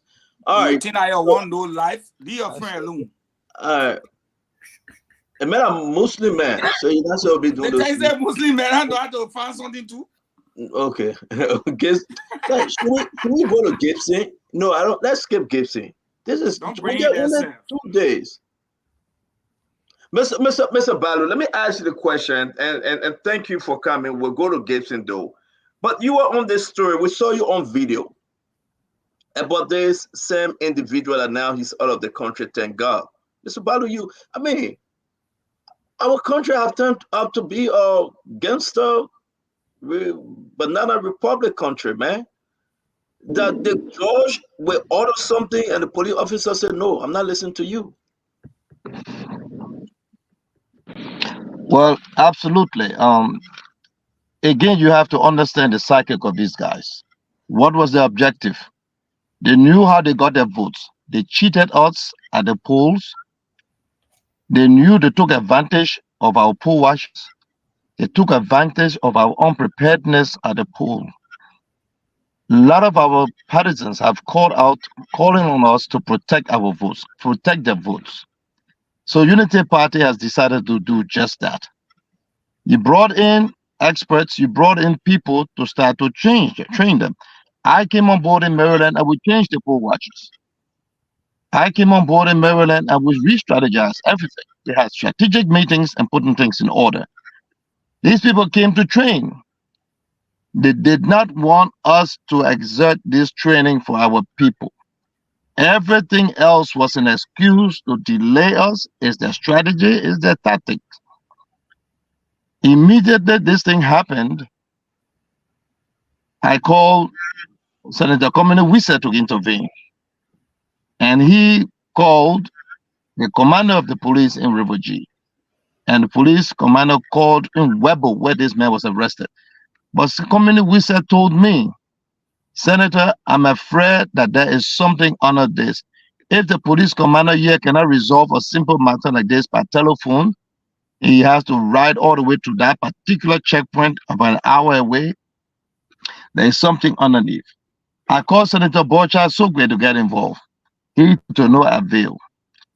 At this point, we realized that Funda Bono from the president's office was calling to say this man should not be released. In fact, they should confiscate all of the materials that they had in the vehicle pertaining to this. Mind you, at the same time, the National Election Commission officers in River G had gone there and said there was nothing illegal in that man's property vehicle, in all of the possessions. The immigration officer had gone there and said, the immigration had said all the papers were intact. At that point, I took up my political hat and put on my diplomatic hat. I engaged the diplomatic, the doyen of the diplomatic corps. I engaged the Ghanaian ambassador.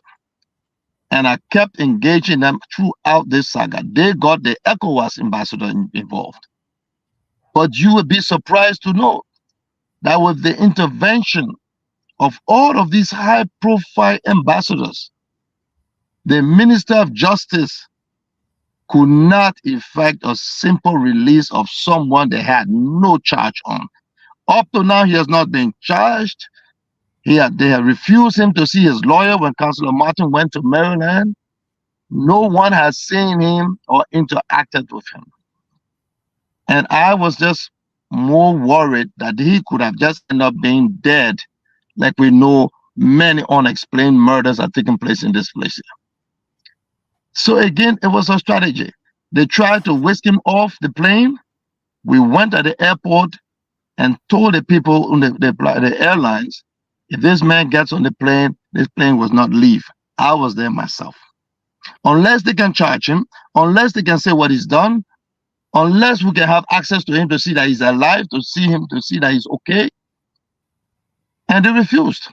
So they didn't try. He didn't leave on the first plane, neither the second plane. But then again at night, talking about by road, in an emergency, in an ambulance or something, they got him out of the country, out of the county. I'm just glad to know he's alive. But then again, we always knew that they were going to release him. We always knew they had nothing against him. We always knew it had nothing to do with Sam Essien himself.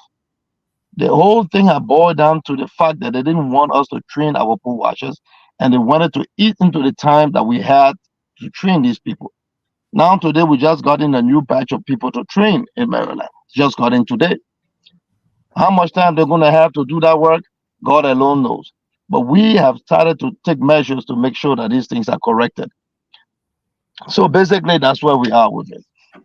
It's very important, Eduardo. Let me bring in Gibson. Gibson, the issue is that now he's safe, now he's out, now he's in Ghana, but your government have failed.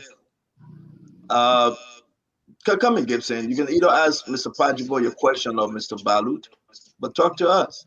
Okay, let me do what everybody did. See your comrade Pajibo.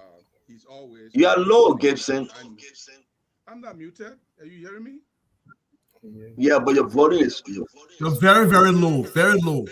Okay, let me come to the phone. So what I meant to do was to recognize the senior brother when I was in 9th grade, 1985. Gibson, what's wrong with your phone today? In studio, they are not hearing you. No, seriously, that's why mommy went out. You are low.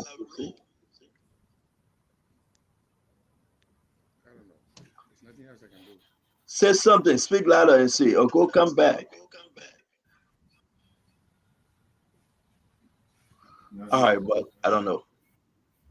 Eduardo, you want to come in? I just want to go back to what Senator Balu said. And this is something we've all been playing around with the scare tactic from CDC administration. Every single day on this platform, I repeat this. This country has become a lawless society. President Weah does not care about anything regarding the law. He really believes, President Weah really believes it because people tell him this, that he is above the law. He doesn't have to follow the law because he's the president. And he's done this repeatedly over and over and over and over again. These actions, let me tell you what that did. Liberians in Ghana, this action put them in jeopardy. The Ghanaians could do similar things to Liberians in that country. Now, yesterday I listened to the justice minister. What did the justice minister say? If somebody comes to the country and the person, this is an ECOWAS citizen. He was in the country barely a week. If you think he should go get permit and you try to compare that way, stopping a vehicle in the street. If you think about it, this is Musa Dane, you would think he knows better, but there is something that happens to this guy when they work for President Weah. Because they are told this, that you see Kuangpa up in Nema County taking men to shoot at senators, that you see most of the guys across the country, the likes of Koji, they can just break the laws. It become a lawless society. But what they don't realize is this is also disadvantageous to themselves. You don't want this. You cannot do this. Thank you very much. Welcome again, our brother Colonel Reverend Gray. We'll wait on Gibson and the rest of them. Mom Maida will come back. Dr. Richardson, you have your final question because we have to go into what took place today for either Mr. Pajo or Senator Balut. Sure. Mr. Senator Balo, I'm so sorry for your ordeal. I hope that you stay safe wherever you are. It's very scary. My question is to either one of you. Obviously, we are saying, and I'm sure you can relate to this clearly, Mr. Pajibo, there's a violation in the law. It happened when you were a student activist, definitely. This is probably why I'm assuming you were sent to jail. We're seeing intolerance for different views of behavior. We are also seeing the government imposing their will on others. We are also seeing some kind of form of authoritarian government going on. Now, when whoever is elected, how do both of you intend to hold that person accountable to the people of Liberia so that they can work in the best interest of Liberians in implementing good governance? So we won't have to have this kind of selective justice or kangaroo justice going on in our country, so that they can work for our healthcare, so they can work for our school system, so they can work for basic security in the country. How do you guys intend to do that?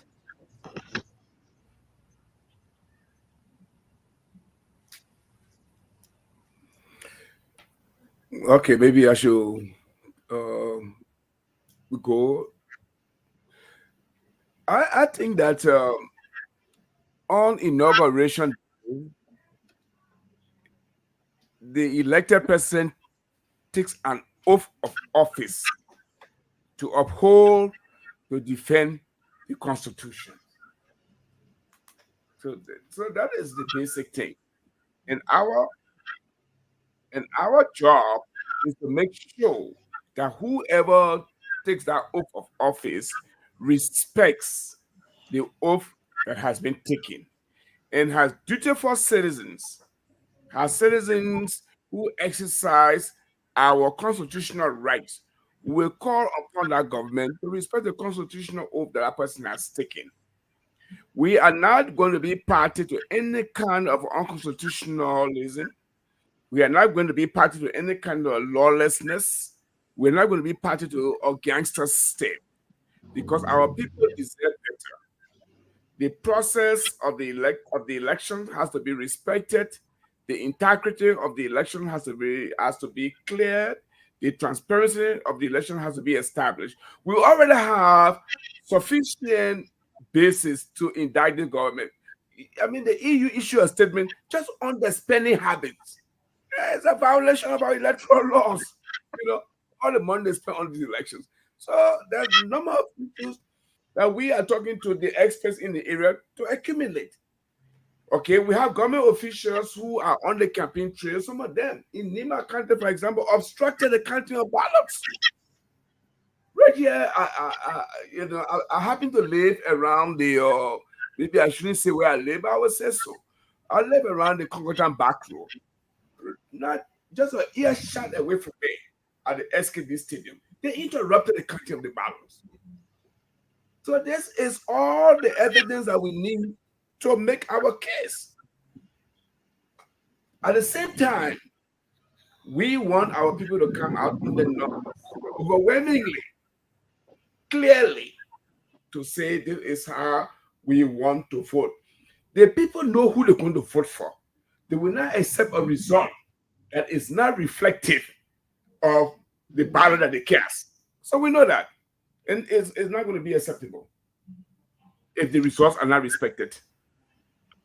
Thank you very much, Mr. Pajo. Mr. Pajo, do you have any final word? Because we should be connecting with Ghana pretty soon before you leave us, sir.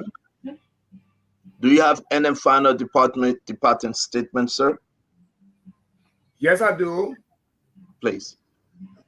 I want those people who have the right to vote in this country, who are registered to vote, to show up on November 14th and cast a ballot for number one. That is the best prospect of getting out of the malaise that our country has found itself. If we do otherwise, we will have some serious problem in this country, and we want to avoid that. We are a people of peace, but that's what we are until we are violated. We're not going to accept in any shape or form the violation of our constitutional rights. And we are obligated as citizens to ensure that our rights are not only respected, but they are upheld and they are celebrated. Thank you very much, Mr. Ezekiel Barclay Pajo. Not listen at all. Okay, Balo. Let God bless you. Let God keep you. It's good seeing you for the first time. So Stanton, I would like to respond to Dr. Francine's question before Mr. Pajuba leaves the platform, if you don't mind. Yes, sir. Go ahead. You know, to answer your question, Doc, I will begin by directing my first comments towards you as a person. I find you to be one of the most intelligent people that our country has produced, and your place is indispensable in addressing your concern that you yourself have raised. How do we hold our people accountable to respect the rule of law? You and all of us together have this responsibility to do that. Without our involvement and our determination to make that happen, it will not happen. Thanks to technology today, thanks to institutions like Spoon today, no government will ever be allowed to operate like they did in the past. But you see, institutions like this can come up and the individuals can come up. But if it's not a collective exercise by the people of this country, we're not going to succeed. So from the last count I had, I'm following on your side that you've chosen in these elections. I've heard that you maintain some non-existent neutrality, because no one is neutral right now in this country. You're either in favor of this country or you're against the country. And I will use this platform to appeal to you as a person that I hold in such high esteem. Don't let the people of Liberia down. Choose the obvious side. There's no way any sound Liberian can spend a minute deciding whether to follow George Weah or Ambassador Barker. Now, it is such a simple matter. To pretend that it's difficult is to expose your own pretense and cowardice into this country. So no, we will not accept for anybody to say, I remain neutral. No. If other people have done that, you don't have to do that. You see, when I spoke with my big brother, Ezekiel Pajubo, we had some real good time over a cognac and things like that in South Africa. We had a chance to discuss. And I told him, of course, Joseph Boakai was the best option. And he was playing his politics with his party. But I knew he was just, playing like a girl hard to get. And it was just a matter of time he was going to come around. But of course, like you said, he's always been on the side of this country. People like Ezekiel Pajibo set the standards for us to follow. You may not know him, but I had the opportunity to speak at his birthday among his peers and guests in South Africa who didn't know where he had been. I mean, the kind of person he is in Liberia. And he knows I made a speech that from that day, they all look at Ezekiel Pajibo in a different way. So please, Doc, don't sit on the fence. It doesn't exist. Try and co-decide that you belong to. You belong to the side of rescuing this country and bring sanity to the leadership in this country. So I put this open challenge to you and others like you. Stop wasting your time. Stop it. Too many children are suffering, are dying. Too many poor people are dying for illnesses that they could be easily cured. I listened to Milton Teje in Sano when he decided to speak on the dire situation there. That patients have to buy the fuel in the generator to get operated upon in the hospital.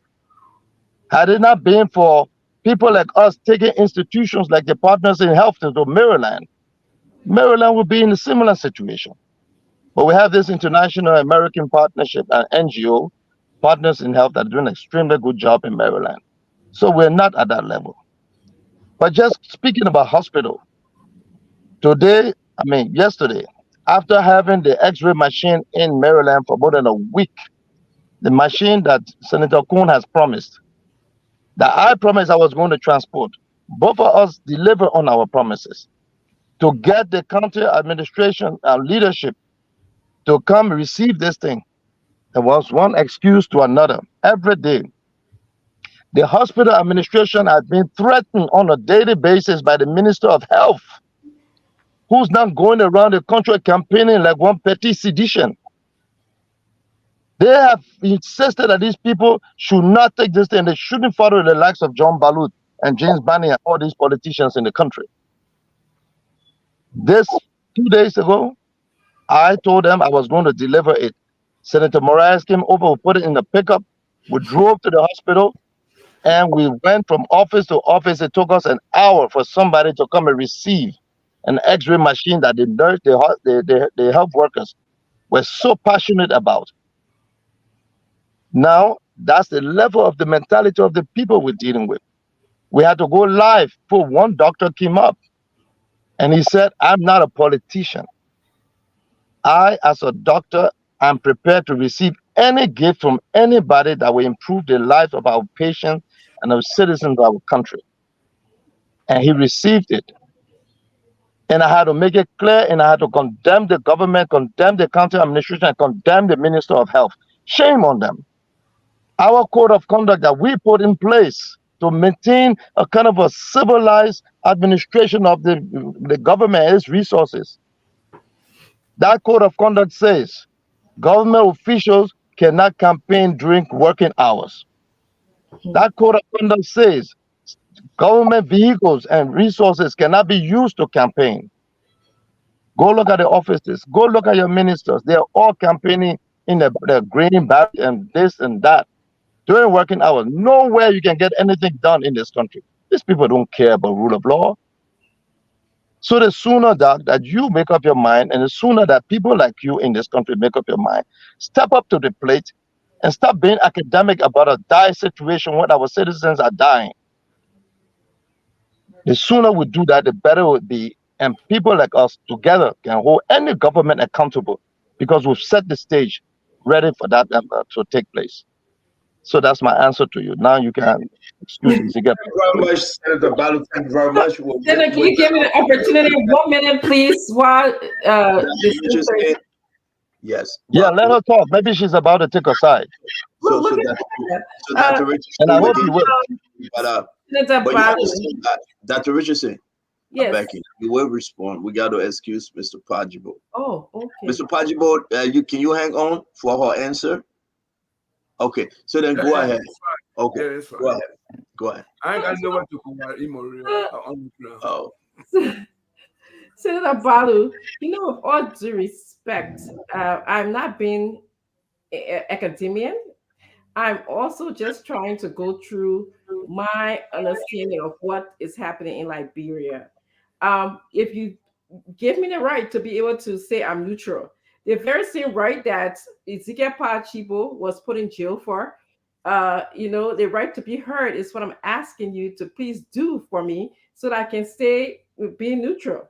If you take that away from me, you will be fighting for the people who you are now fighting against.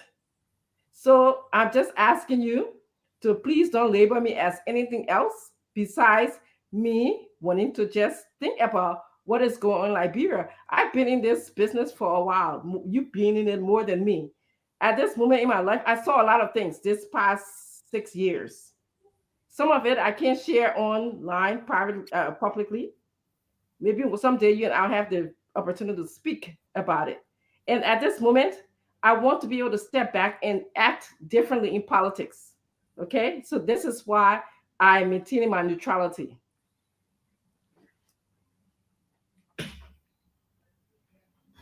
Thank you very much, Dr. Richardson. No comment from Fagon. We want to say thank you. No, you don't have the right to say you will moderate. You will respond to Senator Balo. Enough is enough tonight.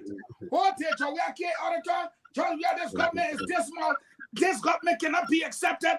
We are down to these two people. And you are sitting here every day. You tell us that tomorrow I will endorse. I will never lead a Liberian when you can't say you on the side of Liberian people. Senator Balo have spoken. You are no longer the moderator for the next 2 minutes. You will respond to what Senator Balo said. Now, what two people are you talking about? How are you talking to? That's it I'm talking to. It went between Joseph Parker, George Weah. You have the chance. Senator Balo have spoken. For the next 2 minutes, you are not a moderator.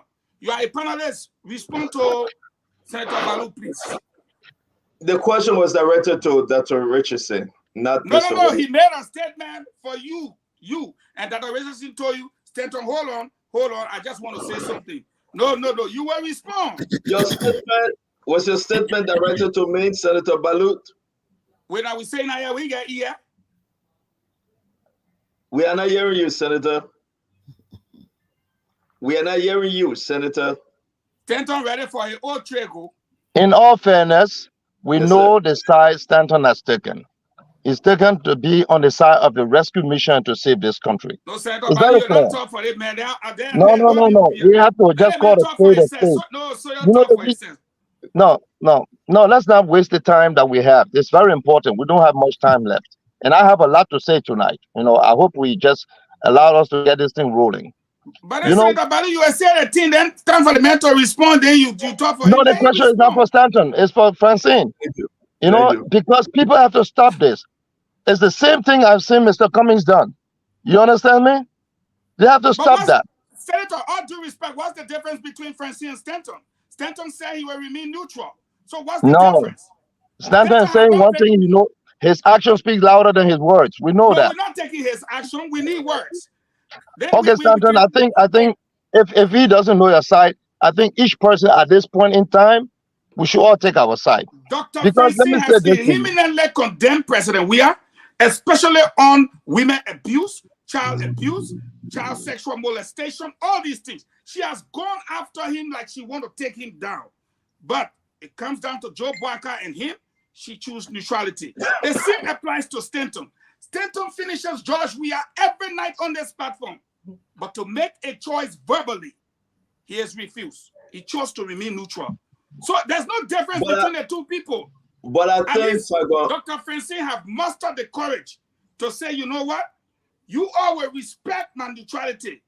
But first, Stanton said, I will choose the tricky path. I on the side of Liberian people. Okay, what side of Liberian people on that? You see? So we have to hold a man here to Senator Balo, wait, I'm begging you, my people. We must hold this man. I agree with you. Talk. And the people on the live feed, Senator Balo, read it. People say I should hold him. They say I should hold him. The people on the live feed, they say hold him, Fagon. Senator Balo, and to my own son of brother, big brother, Father Pajo, let me say this. It is interesting to note. Fagon Kiasha just came in. I refused to reply to it. So he attacked me. Because I refused to reply to the Cash app.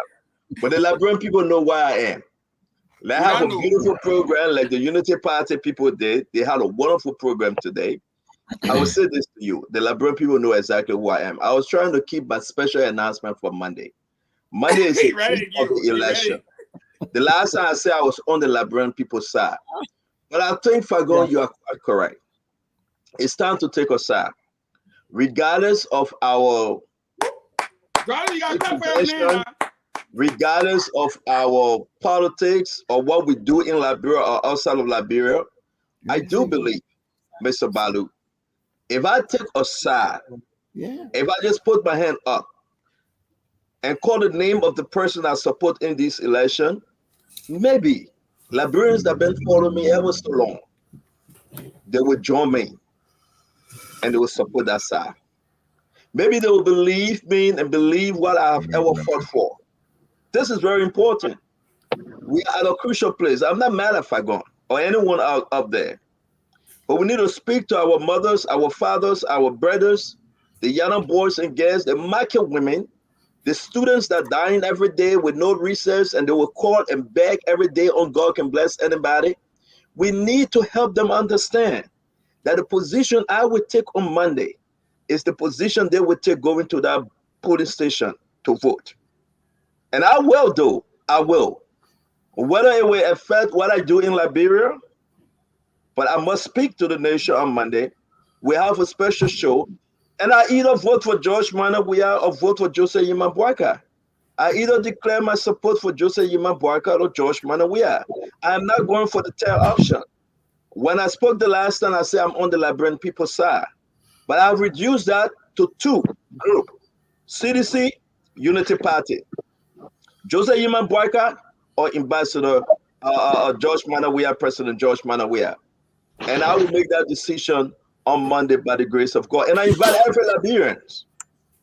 I am not a hypocrite. I do not pretend. I will take a side and give the reason why I have taken a side. I got my mind made up, and I hope it will influence other Liberians to join me. Whether we can remain where we are, or we can seek the change and bring about the change that we are all hoping for. So, Fagon, I'm not mad at you. I said thank you. But you can't be. I will be well dressed. I hope I get sick. I hope I get sick on Monday. Mr. Pajo. See. And while Dwalu was shaking his head when I said Dwalu should clap, Dwalu said no. Mr. Pajo, thank you for joining us. It's good having you as always. Thank you very much. Yes, sir. I'm not hiding. I'm available. Your party comments. Thank you. No, you already done with party comments. Thank you very much. Thank you very much. Yes, sir. Beautiful. Peace. Thank you very much. Yes, sir. So if I go want to squeeze me, like a song and I'm somebody say when you go to now you say you have bad dream. You have the mentor. The poor the laughing don't the mentor. They say Pago, he not talk to them, you say you have bad dream. You say today you have bad dream. I thought Balu shook his head, Balu said no. No, but it's okay. They put no me, I will take a side. Those I must. But listen, why should we hide this thing? We got 9,749 people following us right now. If you don't know which side I have taken, then you are dreaming. So Senator Palu is right then. From a journalistic perspective. But everybody knows Stanton's side, Dr. Francine. This is not something everybody knows. It goes without saying. It's better not declare. He's already declared. Well, he can do it, but I can tell him that declaring to take any of the two political sides will kill this program. That lie. It will improve this program tremendously. Okay, Monday. Go ahead. We get Senator Balo here. Monday we take aside. We'll make that decision. We hope to come on the show on Monday. We hope we are sound, we are well, and we are not in any distress. Senator Balo. So if I would just come back again to Dr. Francine, who says she has a right to exercise the right of neutrality. Doc, you can say that, but I'm sure the entire country will agree with me that when I say that we'll all be disappointed in you. That's To whom okay. much is given, much is expected. I do give. We will be disappointed, and I am disappointed in you I'm with so what sorry. position that you insist on maintaining for whatever reason.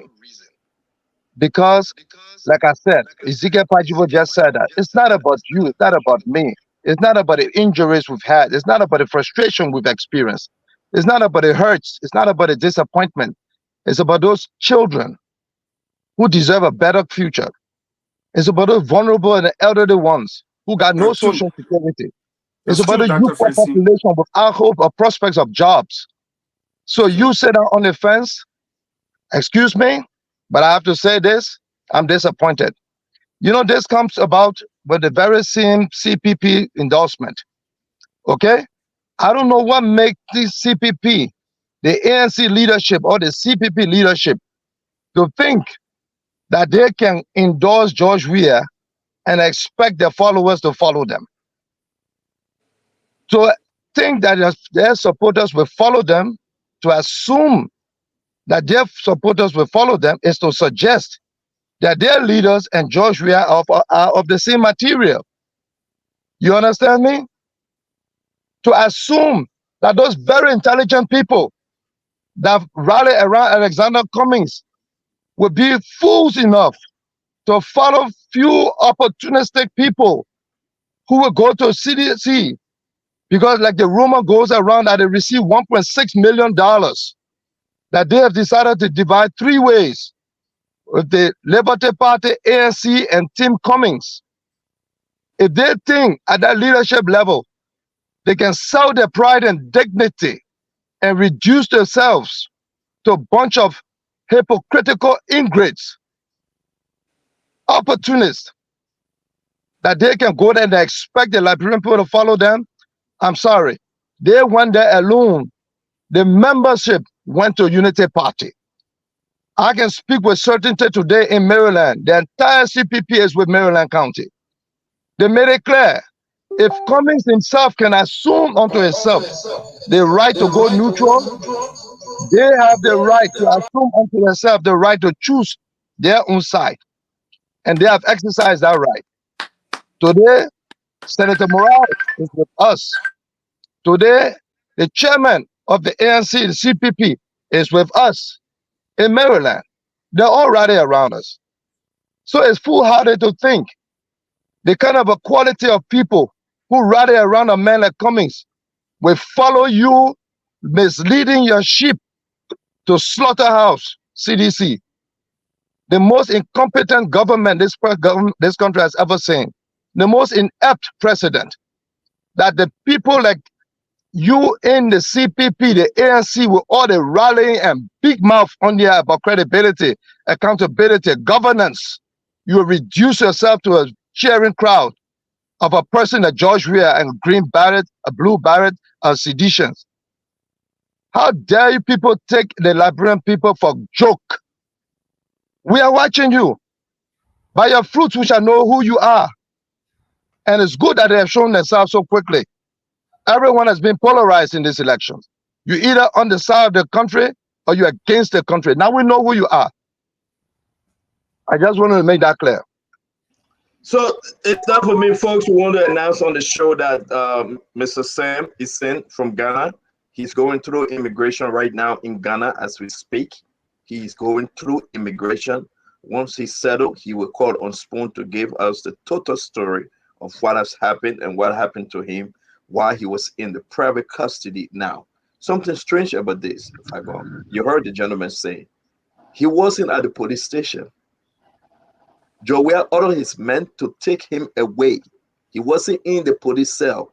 Mr. Balo, when you went there, we saw you on the video. Joel government don't keep people in the police cell.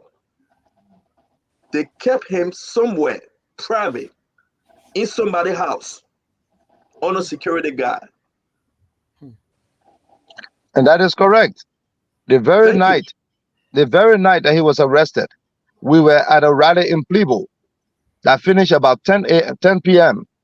All of us, about 10, 15 of us, leadership of the party and the county, our political group, we drove over to the police station to ascertain the whereabouts and the state of health of this person. And no, the police, with the kind of pressure that we put on them, told us clearly the man was not there. We actually inspected the cell. He wasn't there. When they said he was there, you understand? This man was armed. He had over 7, 8 armed police people around him. I mean, around the cell, around the police, around these things, surrounding him, as though he was a high-risk criminal, as though he was a terrorist. The kind of a protection and security they could not put around those 3, 4 guys who brought $100 million cocaine into the country. They could not put something like this around them. These guys escaped to Sierra Leone. The second day after they were arrested, it took the Americans through Interpol to bring them back to Liberia and turn them back to the government and say, now you don't let these people escape again. They didn't have that kind of a maximum security on this guy. But a simple citizen of Ghana coming to do a technical work to train our poll watchers, he had to claim the president's attention that his Fina Bono will keep interfering with the rule of law. Who is she? What right does she have to play above the justice minister? Everything you heard the justice minister say, he said it because he was embarrassed. These people don't respect the justice minister. He has no word in this country. The justice minister is an intelligent man. If they could listen to him, the country would be different. But he doesn't belong in a den of wolves. He got himself there because he want to hold on to a so-called job that he can't justify. He can't look himself into the mirror when he wake up in the morning. And that's cheap. That's cheap. That's when great men and women will resign. But he's still there. He's useless. He cannot take any decision that will be respected. You understand me? He doesn't approve of all of this. I know this man. He's an intelligent, well-meaning person. But I can say at this point, he's spineless, he's gutless, and he doesn't have the courage to call a spade and walk off. He doesn't know when to walk off. So then again, shame on him. Fagom, let's do this right now. Thank you, my brother Al Hassan. You are in Liberia. You are in our studio. Wow, that's big. Oh, on studio Al Hassan Fadika. Thank God that you are safe. We are waiting for a phone call from Sam. He's going through the immigration process. He had a story to tell you all, my fellow Liberians, the way in which they treated him, and the reply from those police officers. Mr. Balo, you may be amazed. Some of them did it because they needed a daily bread. It was done under duress to keep him. Of course, we know that.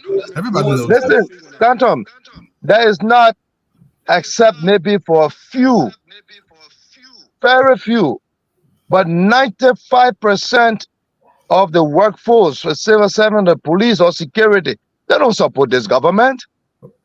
They don't. I interact with the police every day. I go through police checkpoint, they see me, when they bring my glass, they see me, they salute me. These people are waiting for the few days left to get these people off their backs. There's nothing this government has brought that is grace and suffering to the people. Their own mouth, on their own partisan radio, freedom, accuse the military of voting against them. Who does that? At what point do you reach to realize that your army that you are commander-in-chief for, you can publicly say on your partisan radio that they don't support you, they voted against you? That's to show you where the depth of their desperation, how far they've gone, and the realization that it's a done deal. They're out of here. So no, I do understand everyone in the civil service. I understand the security forces. I understand every one of them. That's why I don't put them on the spot. But we understand they're all praying for the day to get this government off their back. Thank you. Because Stanton, let's say this. And that's why I can't understand when someone say they're neutral. How can you say you're neutral when you have a choice that Joseph Newman Boakai, Jeremiah Kwankun, and George Weah and Joel Howard Taylor? For 6 years, these people have not brought a single job to this country. When Joseph Newman Boakai with Ellen Johnson and Unity Party have brought thousands and tens of jobs to this country. How can you compare and think within a minute that you can make a decision? When you have Joseph Yuma Baka, Unity Party, Ellen Johnson Sirleaf, leaving this George Weah government with the people minimum salary of $150, and year one you cut it down to $65. Do you need to be a rocket scientist or PhD to think on where to go? Anybody pretending that it's a difficult decision is a hypocrite. And shame on them. And anyone, just look at the people gravitating towards CDC. Look at them. Observe them closely. There's something wrong with each and every one of them. They will require sound men and women of courage and integrity with values of patriotism who will say what is right in this country. And we are standing our ground. They can go in the numbers and follow money, belly-driven, cowardly trying to appease their own personal interest against the interests of these millions of children. How can you say you can choose between them? You have people who get caught on one corruption scandal after another. Series of corruption scandals without any investigation, nothing conclusive. How difficult can that choice be? That you don't see one international leader come to this country in 6 years, no diplomatic recognition globally. How difficult can that choice be? That you cannot attract one single investment. How difficult can that choice be? You have a president. Thank you, Mr. Balo. Who goes to work 11 o'clock in the day. Thank you, Mr. Balo. 2 o'clock in the afternoon. He goes to football. He goes to his own nightclub. What kind of person will choose between Joseph Boakai and this man and waste the time thinking? Thank you, Mr. Balo. Guys, let's do the round two real quick. Whosoever speaking, when the call coming, we'll interrupt them. Dr. Richardson, you go first. Andrew Mama, then we'll go around. You know, Senator Balo, I have you in such high respect that I've been restraining myself not to respond to you. But wait, hold on now. Wait now. You're not talking plenty here now. Don't let me come out of character small now. Okay? Let me talk small. Okay? Go ahead. So, okay. Thank you very much. I disagree with your analogy that I am being, because I'm neutral, that, you know, I'm being like Mr. Cummings. I don't know why Mr. Cummings is neutral. My reason for being neutral has nothing to do with his reason for being neutral. I know nothing about money that was divided. I didn't get any. I don't depend on, you know, handouts from people. I've worked hard to make my own living in this country, and I can do that anywhere else in the world. Your assertion that my neutrality equates to not loving my country or the babies that die in hospital is wrong. It's very wrong. What you're doing, you know, continuously castigating me because I'm neutral is kind of letting me know to some degree that you are not too far from the government that you are speaking against. Okay? You are not too far from being intolerant of my view. You are not too far of being intolerant of my position. And I think that is very scary. My neutrality is based on a series of things I told you. Some of them I can't say publicly, and maybe someday I will get to have coffee with you and we can discuss that. One of the things that is based on is I was in Liberia for the elections. I don't know if you know that. The first one, I saw a lot of things, and prior to that, I saw a lot of things. I want to know how informed Liberians are before they make these elections. I actually was a poll watcher. So I saw something very deep than perhaps you may not have seen. Okay? So I have a lot of analyzing to do, a lot of studying to do, and I ask that you respect my neutrality. I ask that perhaps when whoever is elected, that you and myself will continue to hold this government accountable by doing the things that you do. I saw you hold a rally not long ago. I believe something it was at the electricity company or something to that effect. I've been seeing you speak out in the media. Okay, I've been seeing you speak to small groups. I hope that you continue to do that, as I will continue to do that in my neutrality, whoever, no matter who's elected. Thank you, Dr. Richardson. Again, but let me bring in Dr. Richardson. Were you endorsed before the election? No, I wouldn't do that. Okay, so you're not endorsed at all. No. Okay. I look forward to you. Dr. Mama, can you go ahead? Yeah, I'd like to thank Senator Balo for expressing his mind and his view But I like to say that in politics, it's not everybody who is brave enough to say what they want to say in the public. It's not everybody who will choose to be like you and I. You are a very outspoken man who can say what is happening in the country at any time. You will say, you express your mind, and that will be it. Just like me. I have people in my age group who tell me thanks every day when I leave the show. Everywhere I go, people salute me. They tell me thank you, thank you. Oh, you guys are doing well. Stanton, everybody are doing well. They will name everybody. And how many women in Liberia you see doing that here? Everybody cannot be the same. So, like I told Dr. Richardson the other day, I said, yes, you have the right to be silent, and you have the right to preserve your comments, or you have the right to say you want to be neutral.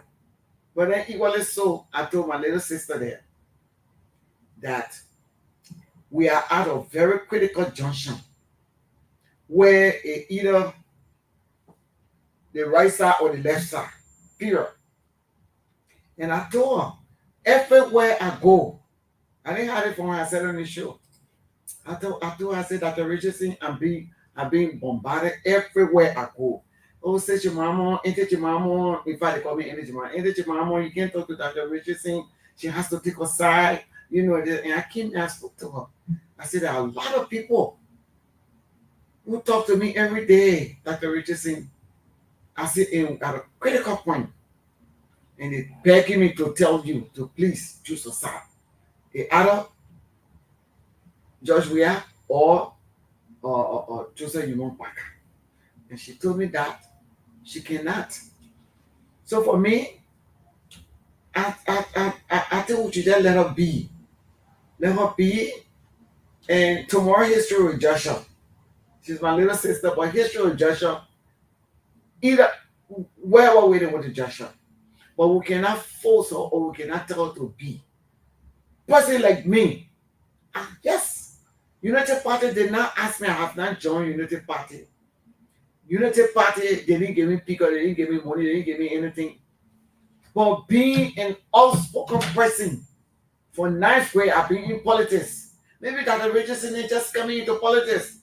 Ezekiel Pajo, Lucia Masale, that mean all the children out of the university who are not afraid of anything. In 1984 stuff, I almost got killed too. Somebody just stopped me from going on campus that day. That's how I got safe. So I'm trying to say to you, ain't that many person who will be like you and I. No, they can only go to a certain extent and will stop right there. So whatever we can do, we who are outspoken, we who speaking their own behalf of the people of Liberia, who can come out and say, yes, this is what we stand for. We can come out and say, yes, Liberian people, this is right, this is wrong. Let's continue to do it. And history will judge all of us tomorrow. Yes, that's what I want to say. So everybody cannot be like you and myself. Let's do what we have to do, continue to do it, and do it in good faith, and forget about the other people. Because you know what? You know what? 1 minute, Stanton. You know what? In South Africa, that's my last point. In South Africa, yes, you didn't have the whole South African population coming to be on top to be able to speak. You have people that Steve Biko who died. You have Nelson Mandela. You have Winnie Mandela. And I consider myself to be Winnie Mandela. Yes. And then you have what? You have a lot of a group of people who stood there. You have people in South Africa to gain freedom. So you are a freedom fighter. I'm a freedom fighter. Let's continue the good job and lead the other people who don't want to be like us. If they decide to stop halfway, let's let it be. Let's continue the good job. We'll be judged tomorrow. Thank you. Thank you very much, Aunt Jemima. Thank you. Fatiga, again, welcome to Liberia. Make your point.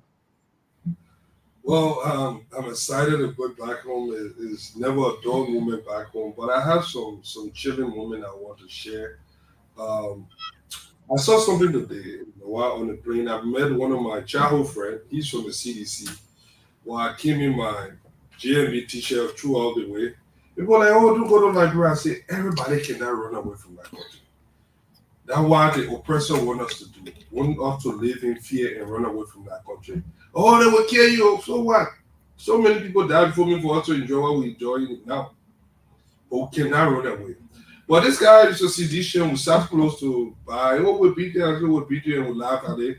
But it just shows the beauty of our democracy. We're not there yet, but we are getting there. That tolerance will come. And Senator Balo, I just want to thank you. I watched all your video in Maryland. If we can have 10, 20 people like you in this country will be straight. Look, I always say this. When you ask the American, they will say God and country first. You ask a Liberian and say, oh, my man, why in it for me? You know, I want my own of the chopping. We haven't learned to really love this country. Like our own kid, like our own, a part and part of you. All we have been trained is to hate it, to mutilate it, Look at it if to say some elephant meat. And when I got to the airport today, I saw Liberians. They would give me high five silently, supporting Ambassador Boycott. And these people were just sitting there waiting patiently, knowing only that on November 14, they will make a very crucial decision. And I was very profound when I saw the atmosphere at the airport. So it brings me to Dr. Richardson and all those other people that want to be neutral. There's nothing like neutrality. You are not totally neutral in an election. But remaining neutral is like tacitly supporting everything that we've spoken against. Bad governance, extrajudicial killing, all those bad things that the entire opposition fought against. If you say you are being neutral, look, there will always have to be one guys on the screen, though. I'm not on the screen. No, Fadiga, you, I don't know. This time, what the stream you usually do when you're talking over your time, you just go in the back. I don't know. That's something. You talk to us, Dwadu. Fadiga, welcome back home, man. That's what you That's a safe trip. Fadiga, I envy you right now. They're trying to block me for you. No, Fadiga. They're trying to jam me for on the radio. They don't want me to go ahead, Fadiga. Finish your thoughts. Yeah, but what I was saying is that you are not actually neutral when you say you are neutral. When you say you are neutral in an election like this, where it is glaring and unanimously we have said that this government is bad. For 6 years, no foreign direct investment. They harmonize our people pay. The people are suffering. Everybody looking for, oh, mommy, give me small thing. This suffering has been here, but not like this. So we know where the wrong is. Ambassador Boycott have never been president before. We have two choices in this election. You can either choose Ambassador Boycott or you can choose George Weah, whom have served for at least 6 years. We know what he can do, and we know what he's doing.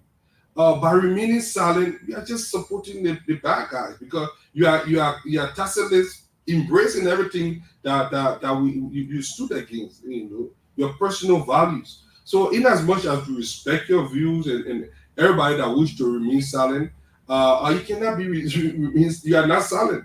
You are not neutral. You are just supporting the bad guys. That's how it is. You are not neutral because you either want him out or you want him in. If you say the other guy that you have not seen before will be bad, so you assume you. It's like I want to stick with the devil. I know. Can you stay with this devil? Can the Liberian people stay with this devil for another 2 weeks? 2 weeks is too long. Even the 3, 4, 5 days that we got to the election seems too long. But Stanton, before I get it back to you, I want to say I'm happy to be back home. We have hit the ground running. We'll be involved. The team is doing a good job. The Liberian people are resolved. What we need to do now is it's not easy to rig an election. We need to make sure that we'll come back to you. Yeah. We'll come back to you. Let me just come in for a second. Yeah. Mr. Hassan? No, thank you. Go ahead. Yeah, go ahead. Yes, I have to read this. It's one paragraph. This is important. This is not job by anybody, but this must be read. It said, we must always take sides. Neutrality helps the oppressor, never the victim. Silence encourages the tormentor, never the tormentor. Sometimes we must interfere. When human lives are in danger, when human dignity is in jeopardy, national borders and sensitivity becomes irrelevant. Whenever men or women are prosecuted because of their race, religion, or political view, that place must, at that moment, become the center of the universe. That's Eli Wiesel. Let me say this. Anybody can be neutral. It is your position. Ronald, before you say that, my question to you: who are the oppressors? So in your The oppressor, I'll put that in my summation. It's President Yes, we are at this moment. When he's denying young children proper education, he becomes an oppressor. When he's denying men of working age no access to employment, he becomes an oppressor. When hospitals that don't have drugs, he becomes an oppressor. When Liberia life expectancy has reduced by almost 5 years, it's an oppressor. When we have a society that we have to bow our heads, where young girls have to become prostitutes in their own country before they can eke out a living, he becomes an oppressor. Let me say this. The issue of neutrality is whenever anybody wants anything, I get that position. But what I want people to understand is this. Liberia has to matter. Look, you can love President Weah the way you want to love him. But when it comes to national leadership, it's not a child's play thing. President Weah does not want to become president. He does not care about the office. All he wants is the fanfare of the position and not the responsibilities that come with that office. I will continue to say this to my people. You have to vote. If anybody under the age of 40, I know anybody over 40 will vote against President Weah. But if you're under the age of 40 and you vote for President Weah, this is what you're saying. My country, I don't care about you. I don't care about the lives of my young children because President Weah has no vision to transform their lives. This is about life and death. You have to vote. You have to vote. You have to vote. You have to vote in greater numbers than you did in the first round because Liberia must matter. Thank you very much, Gibson. I can you can hear me clear now? Okay, good. You know, I see a lot of hyperventilating and people using sentimental and flippant comments coming from people that do not bear any truth. So I'm sitting here and listening to Mr. Balo and telling us that we are in sin because we took a Gibson, let me be fair to you. They are happy that they're not hearing you. You say I should be quiet. No, I'm hearing you, Gibson. I'm hearing you, Gibson, very well. Please continue. I mean, continue, Gibson. We can continue. I can understand if this is my last day. You can just tell me I'll not come again. No, it's not your last day, Gibson. I'm trying to be fair to you. Duado doing his hand like this because he's not hearing you, but he's happy. I can hear you. I hear you. Gibson, go ahead, talk. I can hear you. Go ahead, Gibson. I'm just trying to put a hole in my comments, but I will take my time back. Mr. Balo, I'm ashamed of you today. I respect you in the past, but I'm really, really ashamed of you. You didn't behave like an intellectual. You behaved like a goon today. Let me tell you something. That attitude you people have, that if you don't choose Joseph Boakai, then you are in sin. It's a very bad habit. Gibson, am I in sin because I don't choose Joseph Boakai? Are you more patriotic than me? Do you love Liberia than me? These are foolish and silly statements you can't make in the public scene. You can't make the kind of statement in public gathering that you try to shame people who are neutral. You try to shame people who say, well, I criticize Boakai, I criticize George Weah, and at this point, I don't see the need for me to support both of them because I don't agree with both of them. And you come to shame them? Look, you guys should stop this. You guys should stop it because it's not going to help. The Boakai you're talking about is a very divisive man. People know that. A tribalist, greedy man, a man who lives on other people's money. A man who cannot even run this party correctly. A man who will not run this country without some of you, Balo, stealing in government money because you guys want to come close and steal government money. Is that why you're beyond Boakai for? You're not in a Boakai because Boakai can lead. You're there because of the money that you guys they're going to steal from the government of Liberia. That's why you guys are there for. You think we don't know that? You think we don't know that you're around Boakai because you all know that Boakai will be home sleeping while you're ripping the country off? You do not know that? And you come here to insult us because you support Boakai, we don't support Boakai? Don't do that to us. We respect you and we maintain our respect. Okay? Some of us here, we love our country, and we do. You're just jealous of George Weah. You're not even equal to George Weah's status. Thank you. Very envious, jealous people. Thank you. Fake people who want to corrupt the nation because when Boyka sit there, they will be there and stealing the country. Is that why you think you do not know? I'm pausing, man. The next comment I hear from you, do that again, I will come back for you. Mr. Balo. I will allow Mr. Balo to respond, then your comment, Ed, please. So, first of all, let me make this clear. I have been on record many times speaking to Ambassador Boyka and Senator Jeremiah Kuhn. I am not in here because I want a job from you. I made it clear to them, you would never see me coming to your door asking you for a job. Never. If you deem it necessary, you think I have something to offer the Mr. government. Balo, can you come close? The volume is low, please. Is it better now? A little bit more. Hello, is it better? This is coming from the hackers. I can hear him though. Okay. Hello, is it better? Yeah, just go ahead. Go ahead, Mr. Balo. You are very strong first. You are very loud first, but now you're kind of too low. But go ahead. We'll manage it. Okay. I don't know. Is it better? Is it the same?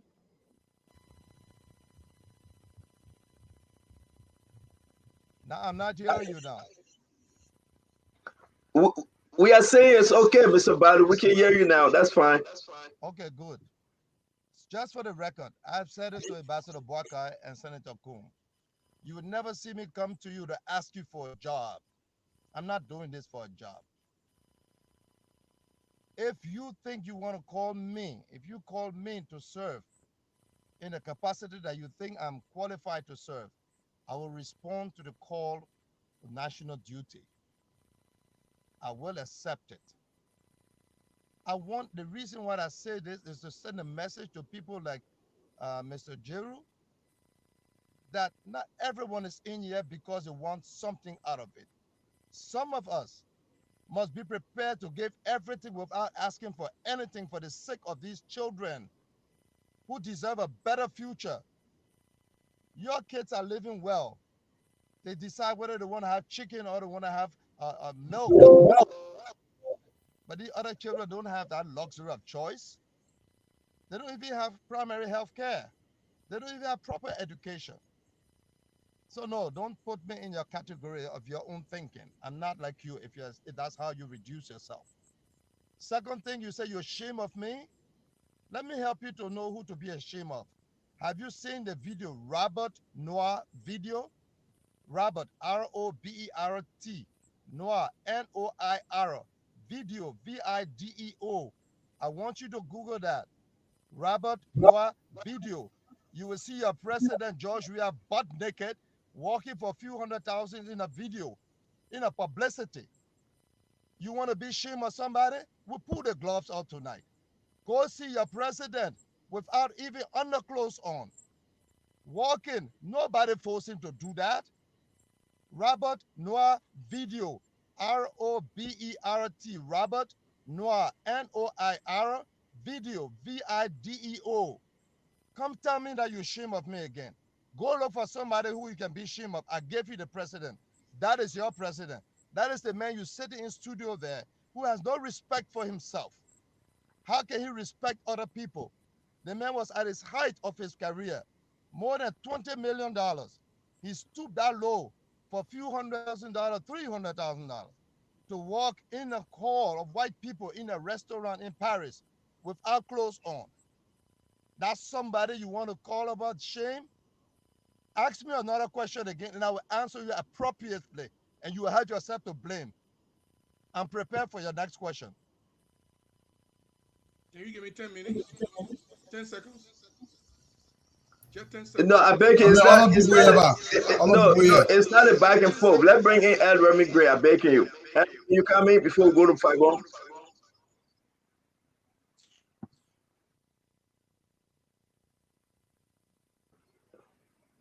We're not hearing you.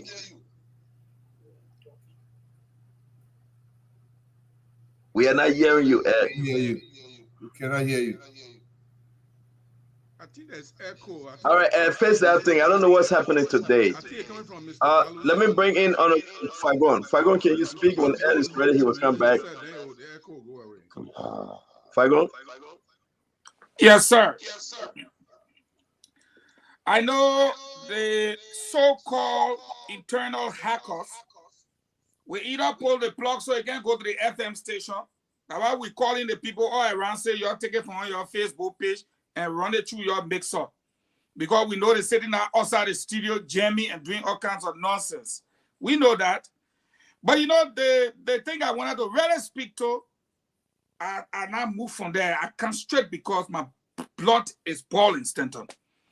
First of all, let me say, for me, Dr. Richardson has the right to remain neutral, but she should respect the views of other people, because within her neutrality, she has views that are not neutral.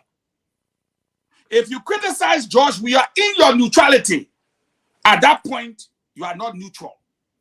If you criticize Joseph Boakai, in your neutrality, at that point, you are not neutral. So when are you neutral? The fact that you stay here to offer opinions, your opinions will not always be neutral.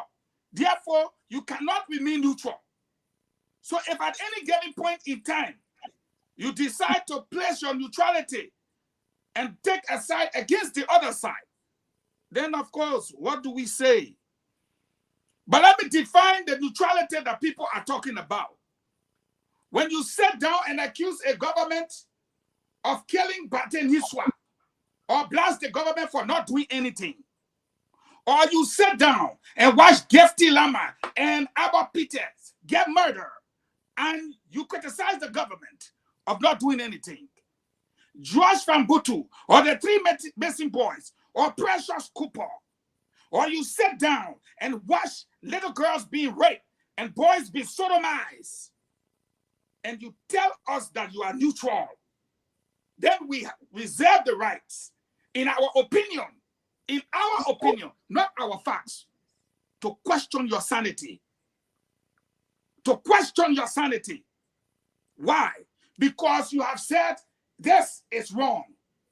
But the only objection you have to Joseph Numa Boakai is that he was there for 42 years. How is being there for 42 years a problem when people are being murdered? Corruption is at its peak. Millions are being dropped. The country is going down. How can someone being there for 42 years be equated to the kind of carnage you are watching, for which you must take a neutral side? I think we need to examine our innermost self in our neutrality. Let me respond to Brother Gibson. When you repeatedly, in a recitation stance, say, you think we don't know that y'all can't run the president to steal? You think we don't know that y'all can't run the president to hustle job? You think we don't know? My dear brother, let's examine what you know. When you open your vocal cavity and express the 30 million stimulus package, you already know what have you done about the 30 million US dollar stimulus package. When you open your vocal cavity and talk about the $25 million mop-up, you already know what have you done. When you open your vocal cavity and talk about the $1.8 million you said money that was just recently mentioned, my friend, you already know what have you done. When you talk about the $25 million road fund, you heard the international community. My friend, you already know what have you done. My friend, when salaries are harmonized from 150 US dollars under the Decent Work Act, people are robbed. My friend, you already know what have you done. My friend, when you open your vocal cavity and know that Bong Nimba, and Grand Basso were robbed of the county funds from the various companies, my friend, you already know what have you done. In the case of my county Bomi and the Western Cluster, when they took $14 million and with it, you open your vocal cavity, you already know what have you done. Let me warn you. You open your vocal cavity to a senior brother of mine on this platform. And what you said was a thought. You think we don't know? You think we don't know? But I put it back to you. The ones you know about, that the people you defend today, the criminals that have stolen and have been convicted, what have you done? What have you done? Therefore, I submit to this panel tonight that your uncouth style of politics is not being on the radar. No, we ignore you because we want to focus. There is a clear choice that the Liberian people have made in the first round, and we believe they were robbed. And that clear choice is tonight again being made on this platform. We will not allow our children to die from drugs. Point one. I submit to all of you on this panel that we will no longer allow corruption. Point two. I submit to you on this panel that the execution style of the likes of Melvin Early and Alexander Say and others, as well as the ritualistic killings and the extrajudicial killings, will not be allowed. Point three, that our people be reduced to slaves, where the Decent Work Act is ignored and they are paid below the minimum wage, as alluded to by the president in front of the legislature, will no longer be allowed. My friend, I submit to you and Stanton and the others tonight. On Tuesday, the president of the Republic of Liberia will be fired. And on January 15th, at midday, His Excellency, Ambassador Joseph Numa Boakai, will be installed and inaugurated, as our new president. I respectfully submit. Mr. Moderator, you guys, everybody have the time. Yes, Dr. Richardson back here. Just say something. I'm not. Richardson, let me go back to Ed. We couldn't get him. We'll come to you. I beg you. I'm sure you're going to give him the opportunity to respond, Mr. Moderator. That's what I wanted to say. Stanton, I hope you can hear me now. Respond, but let me go to Ed. Ed, we can hear you, please. All right, ladies and gentlemen, thank you so much. I do apologize. I'm not sure what was going on, but nonetheless, let me say to Senator Balo that the few individuals who are belly driven that you saw loitering around Mr. Weir are not the real parents of the ANC. In no uncertain time would the ANC ever endorse Mr. Weir, because you know what? The ANC grew out of the injustice, you understand, and the insignificance of Mr. Weir and his group. A real ANC parent would never even gang around that group, let alone endorse the activity. So I want you to differentiate between the individuals. These are all strangers who were there behind Mr. Cummings, including himself, for their own, self-aggrandizement. But again, there is something called police exigency. Exigency is you don't have a search warrant, but you're in high pursuit of a criminal who went into some premise. You don't need any further redress from the law to say you have to have a search warrant. If you went in there and you saw you met with a spool of drugs, you have the right to arrest that drugs or the individuals who are accountable for it. So in this case, some of us have made it clear there is an exigency factor, the fierce urgency of now. I am not opposed to the presidency of Ambassador Boakai in this runoff. I cannot sit out Mr. Weir because I do not support him. So there are many ways you can differentiate neutrality. That is my own. I am not opposed to Ambassador Weir. Ambassador Boycott. But again, we come back to this issue about what is going on with our country, and I think we all should continue to respect people's choices because we're in a democracy.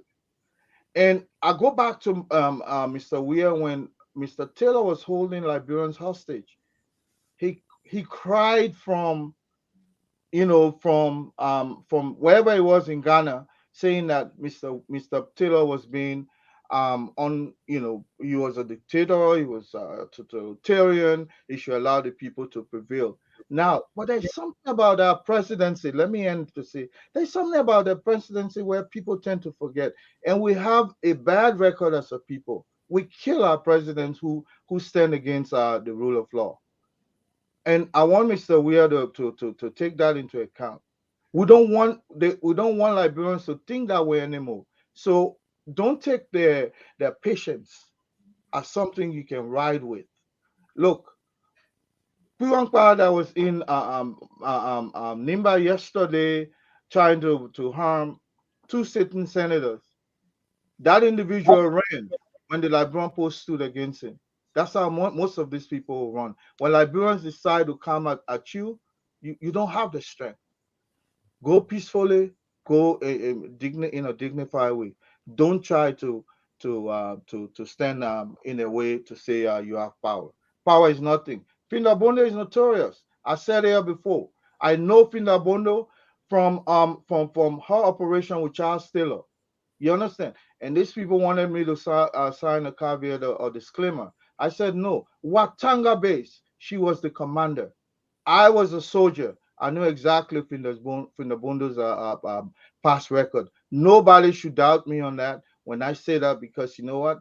I had head over my shoulder then, and I know who Findabondo. That was the younger Findabondo. Imagine her now. She's even worse. All right, thank you very much. Let's do this real quick. Again, Sam, the UPRT guy, he left immigration. He's on his way home. But in 10 minutes, he will be joining us. He will be joining us in 10 minutes. But we can also announce that the Liberian government deported him. He was deported. So probably people begin to think as to how he left the country. His passport was handed over to the pilot and he was deported. So he will be speaking. These are some of the things we talk. Fagon, you want to say something quick? Yeah, because deportation is not taking somebody and just giving their passport to the pilot. Deportation, you can see Dwalu laughing. First of all, you and I know this guy was not charged. It's not even laughing. I'm disgusted. Yeah, this guy was not forwarded to court. This guy made no court appearance. And he's an ECOWAS citizen. And according to our ECOWAS treaty and charter, you allow free movement throughout the sub-region. That's why you have an ECOWAS passport. So to just take his passport and give it to pilot is not sufficient. So I was about to ask you the information you got, whether the person was able to tell you there was a little small code. He's coming on in 10 minutes. Yeah. But that's how this government operates. To come up and say, oh, actually, Stanton, what I'm noticing is that I see that people posting, and you know I was in the CDC before. So it's so shameful. They are now telling the partisans, y'all go post that the man was deported. But you don't deport somebody by saying, Palo, hold a man passport, care him. Deportation is a process, because when you carry out the process, a learned man like Senator Balo and Councillor Marty and others would have challenged the deportation, meaning you would have kept him for him to go through due process. There would have been a hearing, you know. And we know. I don't know what's wrong with this. Yeah, but again, let's just keep this, because I really want us to talk to this gentleman. Thank God that Senator Balut is on the show tonight. One good thing that he's here, because he fought for this guy release. But we can announce to you he's on his way home. And information reaching us, he was deported. He will come and clear this. I want to get away from this endorsement issue. I know campaign will be done tomorrow, the last day. Monday, everybody will relax, but it's not for Spoon Talk. I will still do my endorsement on Monday. If I'm well, I'm losing my voice. I'm not too well. I hope I will have the voice to speak. Stop. You will do your endorsement on Monday. You lie. It's your sickness. Hey, Stanton. Say that again. If you lie, you cause God. No, I said, more pictures so you can see how sick you are. Stanton, my phone is losing battery. Can you give me 10 minutes to speak to the Ishenga stuff? No, go charge your phone and come back. No, I also need to speak to it. No, wait 1 minute. I beg you, Gibson. Because this guy is coming on. Gibson, listen now. Sam will be coming on. I beg you, go get some kind of connection and come back. Ready want you on with Sam. But is he coming on now? Richardson will come to you. But 1 minute, let me talk to Gibson very quick. I beg you. So Gibson, get off, go charge your phone and come back because it is important. Okay, thank you. Yeah, go ahead, Mr. Balo. He wanted to lie. You hold him tight. Mr. Balo, go ahead and Dr. Richardson will come on. Well, thank you. While you're waiting for your guests to come on, I just want to add something to this debate about people endorsing CDC, and of particular interest I have now is this Kalasco and other Muslims trying to group the Muslim people going to it. I just want to say this to the Muslim community, something that they are not telling you. You are Muslims.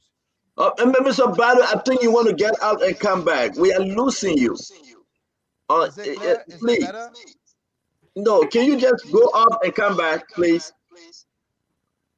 Yeah, because we want to hear him better. If we can hear him too clear, those in radio are not hearing him. But go ahead, Dr. Richardson, speak to us. You know, there's a lot that have been said that I just wanted to comment on a few things. And Sister Jemima, I respect your bravery. I respect your ability to come here every day to be able to speak to the Liberian people, and that your journey into, you know, speaking for the Liberian people didn't start now, you know, as you explained to us. But I also think bravery comes in many forms. I have been coming here in the past couple of weeks, and when all of you UP people who are so intolerant of my views, I believe that it is a form of bravery. Liberia has always been on life support. This didn't start now in the last 6 years with George Weah government. It has, for me, it's been critical. Some of you say this is a critical moment. We have to decide now. It has always been critical for the people of Liberia. So making a decision now is, I respect that. I respect that. And like I asked, every time that you guys use the poetic sound of the oppressor, you need to ask, who are the oppressors before we speak? We have had many forms of oppressors in Liberia. And to you, Mr. Fadiga, my silence does not signify consent to oppression, okay? Like, correctly so, Fagon said that I speak on issues that are affecting Liberian people. I don't have to say that I'm a UP or Joe Bucker follower or I'm a Weah follower. If it touches my heart and I feel like an issue is terrible for the Liberian people, I will speak on that. But Doug, what if being silent will make her to make him to win? Very quiet. Now you can describe my neutrality profoundly in the era of me not choosing a side. It doesn't mean that I will not speak on issues relating to the Liberian people. And to my good brother, Mr. Fagon, who I highly respect on this show.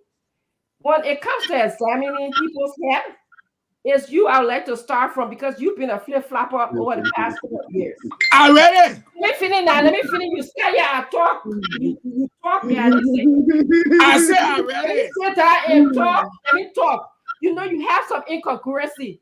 If we pull some of your tips up, and we have not done that because at the mercy of Stanton, you called. Who must say? You called. Okay, you called. Buckeye, the weakest link. You called him not even a Liberian citizen. You actually questioned, why do we call him an ambassador? Then you didn't stop there. You went to George Weah, and now you are castigating George Weah. Okay, there's incongruency in your views and flip-flopping. And in my world, can you break the incongruency down for people that don't know that before? But there's a difference in what he thinks and what he's doing now. Okay. And there's some sort of. You say I said something and you say, what are you doing now? That's something I thought, or that's something I explained with my mom. That's something you explain with your mouth. Then why you say that's only a thing? That's something you explain with your mouth. You are supporting what I mean. You are supporting we are. And now when you are former minister, you are desecrating Wakai. You are calling him weak. You are calling him somebody who was born in Sierra Leone. You are calling him the man being coming for so many years. He has not done a thing. It's interesting that you are projecting that onto me because I did ask that question. So when we have this kind of incongruency, this kind of distance, this kind of flip-flopping, somebody who doesn't even know where to stand, in my word, in my view, that you're the one that we need to examine your head. It's not mine, okay? Thank you, Dr. Richardson. I have always been consistent in what I've said on this show. I have always been congruent in my thought. I've always questioned Baka. I've always condemned Weah when they did something that was despicable for the Liberian people. So again, the question is, who here needs to be examined? I think you. Thank you, Dr. Richardson. Thank you, guys. I'll move away. Is that the thing that Richardson said Baka was irresponsible? From the endorsement issue because I know Dr. Richardson Dr. Richardson, let's move on, please, because I do believe that we have a very important 5.5 million folks in Liberia that want us to help them make a good decision. In this regard, let's talk about Liberia. I will be making my decision on Monday or day before election. Maybe it will help some folks to go to their polling station and vote for the person of my kind, the individual that I believe will be waiting on day one to transform this country. I understand where you're coming from, Dr. Richardson. I would not hold this against you. And I hope many folks out there can understand your position. Let history judge us. We have fought a good fight. We need to finish the race. And we need to help our Liberian people understand. 12 years as vice president, Joseph Yima Barker served the nation. 20-some odd years working from different ministries and agencies. We know him. We know what he's capable of. President George Manawiya served as senator, 6 years as president. I do believe every night I come on the show, he have done the worst in the history of our Liberian presidents. He have done the worst. The death of auditors with no comprehensive report. That we have our sister Musu leader coming on the show to name 8+ co-conspirators, Samuel Twe. The president have now opened any investigation. Emmanuel Batten Yenswa died in cold blood. Gifty Lama and Abba Peter died in cold blood. You name them. I just received a video, that wonderful video we were talking about. I'm trying to take the person that sent me the video voice from that recording about the death of the EPS officer that died in Lima County. It's horrific. It's bad. What did Josh Weah say about that individual? Nothing. Princess Cooper died mysteriously in the bag of a Lebanese man. Nothing. Joe Weah was dancing Buka dance and zombie. And he told the Liberian people, the folks that died in the car, they were doing girlfriend and boyfriend. Our young men and women, most of them, 60% of them, on kush, drugs. Documents show that George Manawiya brother-in-law, George Manawiya's son, George Manawiya Findabondo, the allegation that they were all involved. Everyday drugs coming into our country. The president never said a word. He didn't say anything. Why should Liberia vote against George Manawiya? For our own sanity, for a better education system, for a better healthcare system. Look what happened in Ganta. Patient coming out, blocking the roads. People with leprosy. Look what happened at JFK. People died because of no oxygen in the tank. People die because of no electricity to perform the most common operation. But when the ministers and directors and those in power, if they get a mini headache, they will leave the country. They will leave Liberia. But the driver, the cook, the maid cannot leave because they do not have that opportunity. Those folks around George Manawea, they have built a lot of homes in Liberia. And they have decided that we are going outside of Liberia to buy our homes. Look at Samuel Tua's home today. Let me show this picture. So when someone asks you why you think you cannot vote against Joshua, these are some of the reasons. Look at Samuel Tua mansion in Ghana.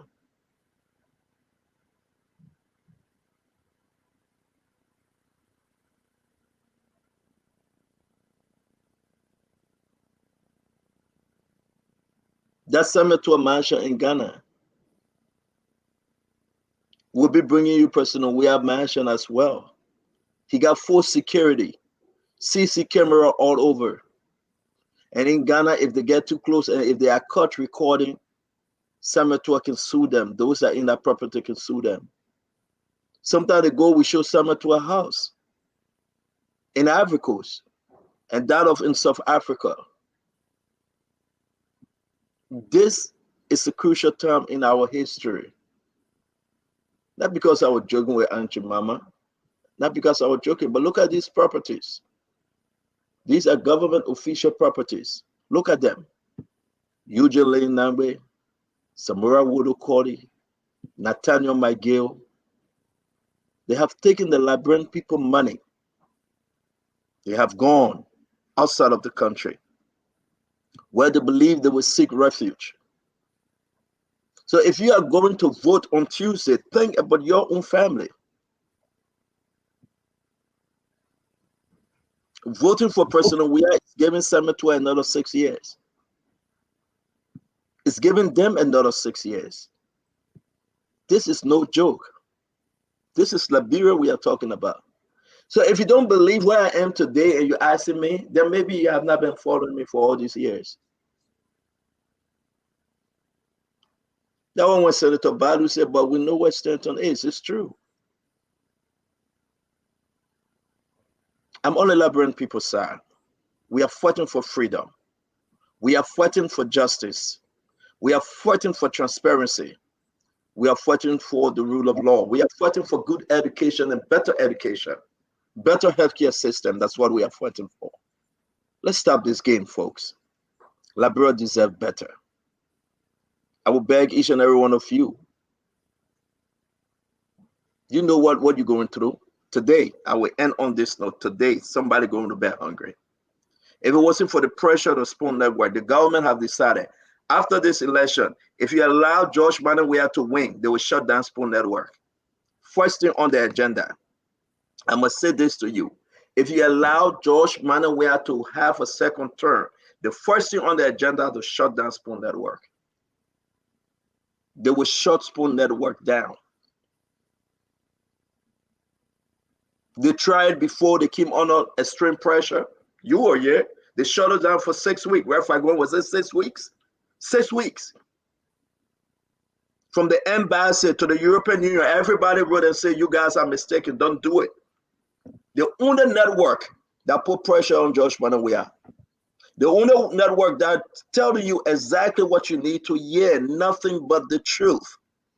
So every one of you out there, Liberians, that come 10,000 after the show, go and watch 60,000 on Spoon Network alone, not Fabric, not Super. When you combine them with over 100,000 every day, every one of you that listen to us on Radio Land, because you want this network to continue, vote against George Manawea. If you never heard what I said, you are hearing it now. If you want the network to continue because the plan is to shut down the network. I have friends in George Weah government, people that I work with. Let me say this. They advise, they fight, don't let me call names.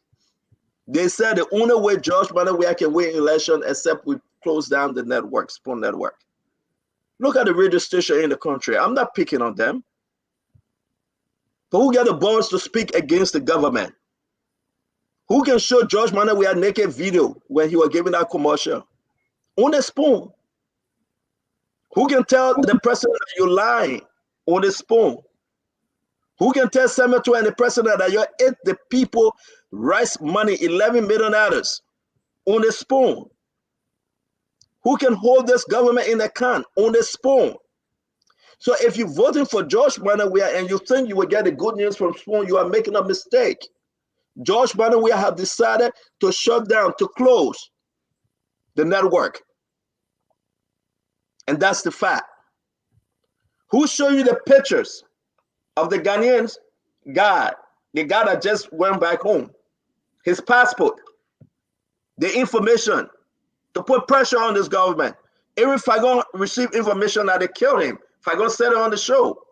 But when we investigated, he will stay alive. Who in Liberia will give you the hard news? No radio station will do so. None whatsoever. They have some credible network, but they are afraid. We put everything on the line, my fellow Liberians. If you vote to keep George Manawea, you are voting against the network. They will shut us down, and you will go back to the OEFBC, where when the president said this, it was sugarcoated. All lies. Lies. You'll go back to the old station, where the 11 o'clock news, people will say the president has celebrated, and that will be lies. Let me say to you, and I will end on this. I will say again tomorrow, because we're having a special show tomorrow. We will be here again on Monday. If you vote for George Manawea, you are voting for them to shut down this radio station. Yeah. And that's the plan. That's exactly what they intend to do. They want to shut us up for the next 6 years. If you give them power, they will loot, and nobody will say anything. The only voice you had before was Costa. But where is Costa today? He sold out. Costa have joined them. The only person that work with the American government, work with Adam White, work with the Congress, work with folks in America, in Europe, that were exposing this government and the corrupt behavior. Where is Costa today? Listen to what Senator said. Let's find that clip. If somebody send that clip to us, let's play it. It's marketing. Senator making Margaret of Costa. Senator that the people that used to talk against her, now they join us. So you will have no one speaking for the poor, speaking for the needed, speaking for justice. Because the only, when you talk about Spoon, you talk about Costa, people will run to listen to him. But now Costa is among them. Who do you have out there that will tell you that President, we are building all these mansions out of the country? Who? Who will fight for you? When you go to vote on Tuesday, a vote for President Weah is a vote to shut down the radio station. It's a vote to close down this network. Think twice. So let me get in contact with Sam. I think he's home now. We'll give it to you, Mr. Balo. One correction though. There's Yep. over 1 million people that listen to this station every single day across the country. Yes, on Radio Land. You're right. Yes, on Radio over Land. I'm talking about on the internet. Oh, it's on the over internet. 100,000. Okay. All right. Yes, All right. on Radio Land, everybody know exactly. I would beg you guys, just do it because you enjoy this program. We can laugh, we can joke, but the fact remains is that you cannot allow George Manawea, allow Samuel Twain. They have instructed LTA and information to come up with something like boogers and say, you know what, Spoon cannot be operating like this. So they are saying anybody from America shouldn't do any podcast in Liberia on any radio station. That's what they're coming up with. Once we from America or outside of Liberia, they don't want you to do your podcast. Yep. That's exactly what they are doing. And I'm telling you guys, immediately, They will become more authoritarian. first thing on George Manawea agenda is to shut down the radio station. So think about it and make a wise decision. Ambassador Balo.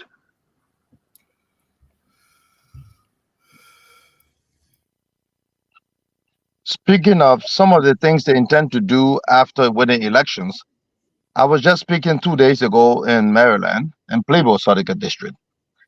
I told the people of Plebo, the victory of Anthony Flip Williams over Buffer Chambers, that victory is hanging. They are dragging it, and they will push it to after the election, where they will rob this young man, cheat him of his victory. And true to that, yesterday ruling brought it that they had extended the final hearing on these things for after elections. You understand that? I said it to them, and they were taking it for, playing with it. Today, the ruling has come up that they have additional witnesses. They want to drag it. So after election, they will follow up on it. They are going to cheat immediately upon cheating the election. Next thing was of another candidate in the county, Dr. Wolo Topo, who actually won the senatorial race. And all of his right there. I'm a senator, former senator from that place. I know the body politics, what happens in Maryland. Mm-hmm. All of the tally she sees, Blebo Brown name alone changing from 2 digits to 3 digits. The people in NEC, they have seen that this is a worthy case and they're going to pursue it. But like Williams' case, they're going to drag this one after elections. So they'll know what to do after cheating these elections. There's another case with the candidate in District 3, Austin Taylor, with Bledu, Isaac Rowland. That was resolved. They didn't have much interest in that. They extended these 2 contentious issues after elections, like I hinted the people of Maryland, like I hinted them. Because we have inside information coming from NEC, we have inside information coming from the very CDC. So this, I'm saying to the people of Maryland, go and make that mistake and thinking you're voting for George Weah CDC, you are bringing Buffer Chambers back for you who are celebrated in Plebo more than Christmas and New Year combined, just because he was out of there. Next thing I want to talk about, clearly on this matter, I speak directly to the Christians of this country. If you will not understand the fact that the CDC George Weah has failed miserably in providing us, not being able to provide a single job, not being able to attract any investment, not being able to expand on the diplomatic gains that we have made over the years, not being able to maintain the salaries that we gave them, even though we inherited a $80 million budget. We increase the salaries of the citizens every year until they reach the point of $150 minimum. And we turn over to this government the minimum salary of $150 with a budget of $600 million. With $600 million that we gave them, they couldn't maintain this salary and brought the people to $65. If you don't understand all of that, then you as Christians understand that George Weah has signed a commitment to the international community to legalize homosexuality in Liberia, where men and men will marry, a woman and woman will marry. George Weah has signed this document to legalize abortion in Liberia. Where the Bible says thou shalt not kill, George Weah now wants to assume unto himself a new law that says thou shalt kill. If you as Christians don't understand this, then I don't know what else you will understand. I beg you, Mr. Balo, we have Sam in studio. I beg you, please. Okay. Let me bring him on. Before I bring him on, I want to read this. This is a statement from the John Security, the Republic of Liberia National Police. John Security removed illegal Ghanaian immigrant from Liberia Saturday, November 11, 2023. The John Security has confirmed the removal from the country of a Ghanaian, Samson Isen Jr., from Liberia and back to his home, Ghana. After the joint security investigation established, he entered Liberia borders and engaged in employment without resident and work permit, in violation of Liberia alien and nationality law and the Decent Work Act of 2015. The law requires an alien traveling to Liberia must first obtain resident and work permits before engaging in employment activities in the country. The suspect was arrested in River G County after he was intercepted and interrogated by security officer about the nature of his work and required to produce his resident and work permit. When he failed to produce the required permit, the government began the removal process and has since made arrangement with the Ghanaian embassy near Monrovia to help reunite their compatriot with his family in Ghana. So we are pleased upon this announcement. Sam is now in Ghana. We are pleased to bring him on, and it's a good thing, folks. Invite your friend. We have Sam Isem, and he will talk to us about what's been happening. Welcome to the show, Sam. Thank you very much. God bless you. We see that you are back home. We spoke to you today, Fagon and myself, but we are glad to say you are now in our studio. Good to see you. Welcome. Good to see you all, and thank you, Stanton. Thanks to everyone who's here in the studio. It's good to finally be on this. I've been watching this show for a while now. It's good to be here, and thank you all for your prayers. Um, it's been a very long journey for me to be here, especially for the last 72 hours, um, being in the police custody. Um, I can't say much, but I would like to respond to the the police statements. Uh, the picture you're seeing on the screen now was unlawfully taken. I wouldn't say much, as I said, because it's been quite a long journey for me. And also, I understand my embassy is still involved in resolving this issue as it is, because it is not as the police are saying. Stanton, I have sent you something on your WhatsApp. I would really appreciate if we could show this. I honestly didn't come here to talk about this issue because um, I beg again, you, sir, it's not too clear. Maybe you something is black and something.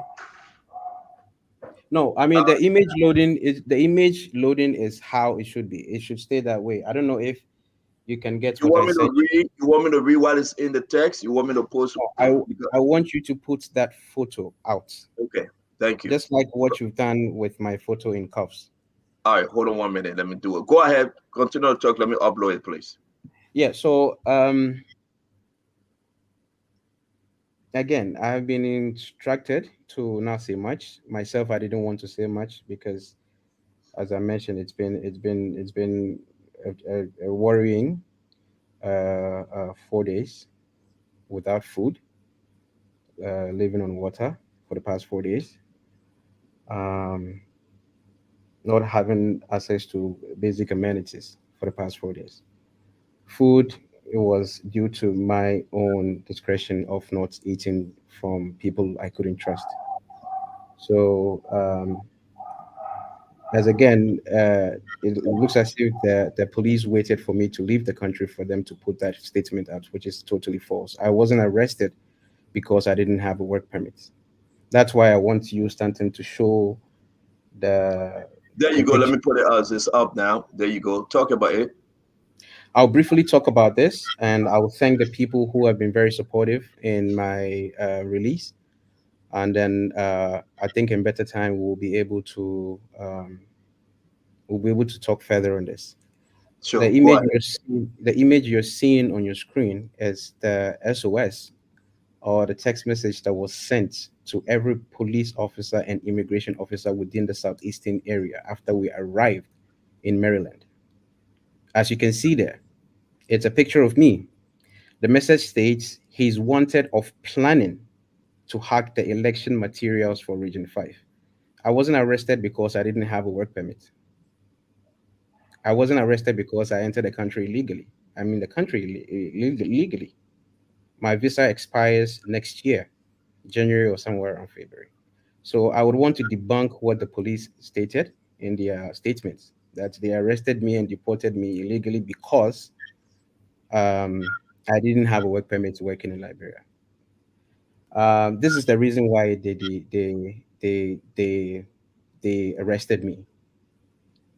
And I don't know where that picture came from. The picture you had earlier, Stanton, with me in cuffs, because I had warned the police that if that photo comes out, I was going to sue them. They took that photo unlawfully. They were not. I was not supposed to be in cuffs. They put me in cuffs for about 30 seconds, bring me out to take a photo intentionally, and then take me back in and take the cuffs off. They intentionally did that so they can have a photo like this for their own propaganda.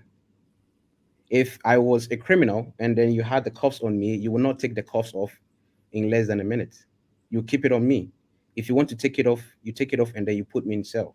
You don't take it off and still treat me as if I have done nothing wrong. So I will strongly debunk what the police said. What they said was false. The reason they arrested me is what I had showed. I had taken that photo from the arresting officer at Wepo checkpoint.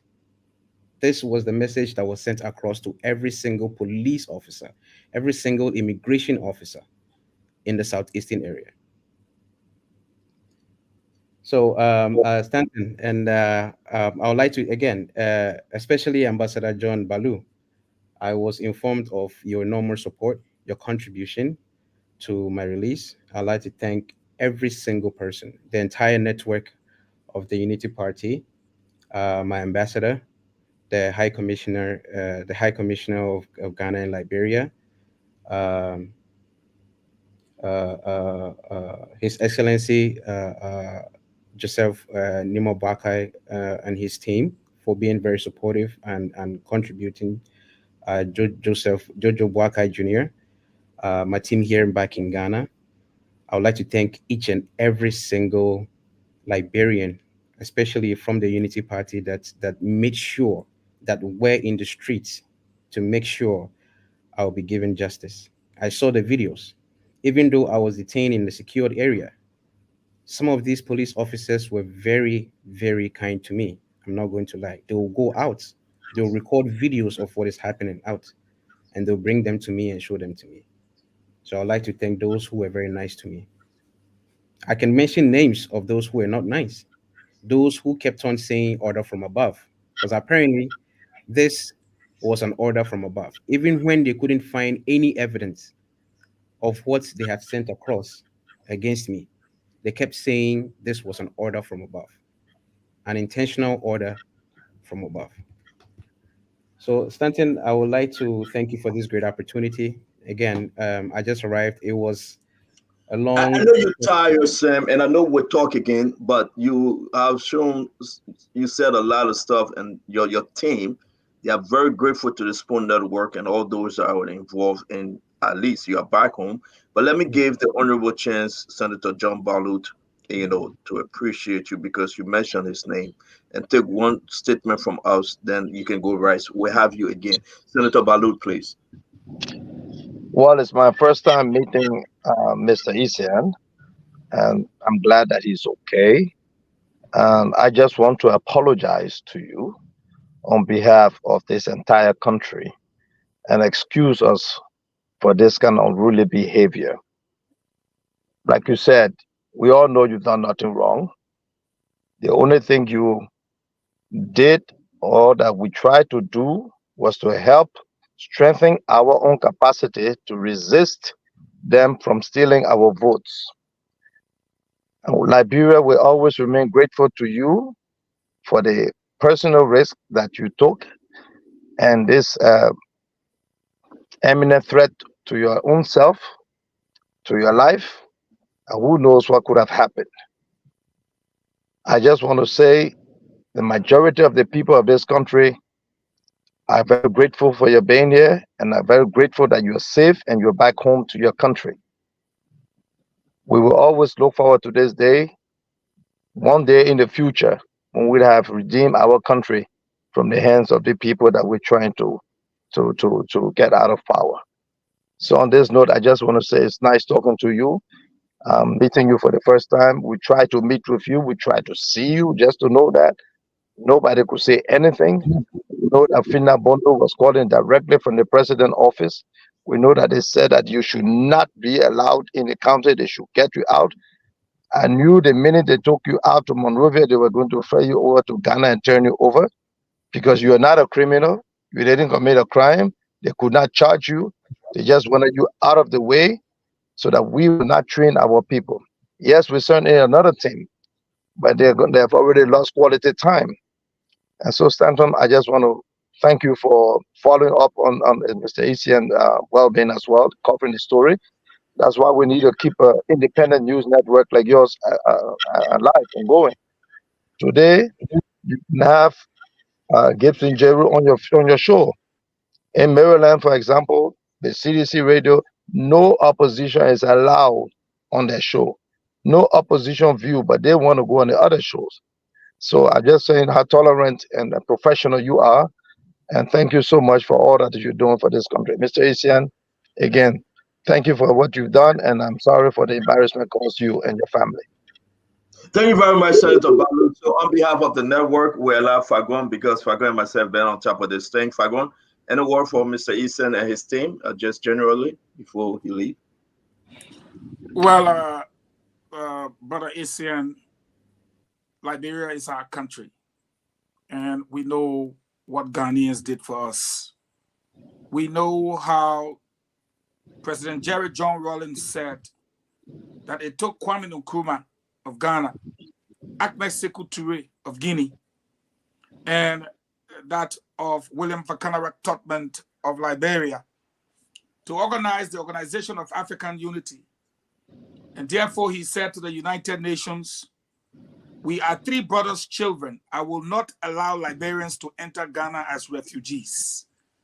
They will be given a blanketed status, and you, the United Nations, will take care of them, or we Ghanaians will take care of them, but we will not allow you to call them refugees. So today, I'm sure those three men are rolling in their graves, because our Constitution, Article 13, is very clear. It states that every person lawfully within the Republic shall have the right to move freely throughout Liberia, to reside. All the other one, no.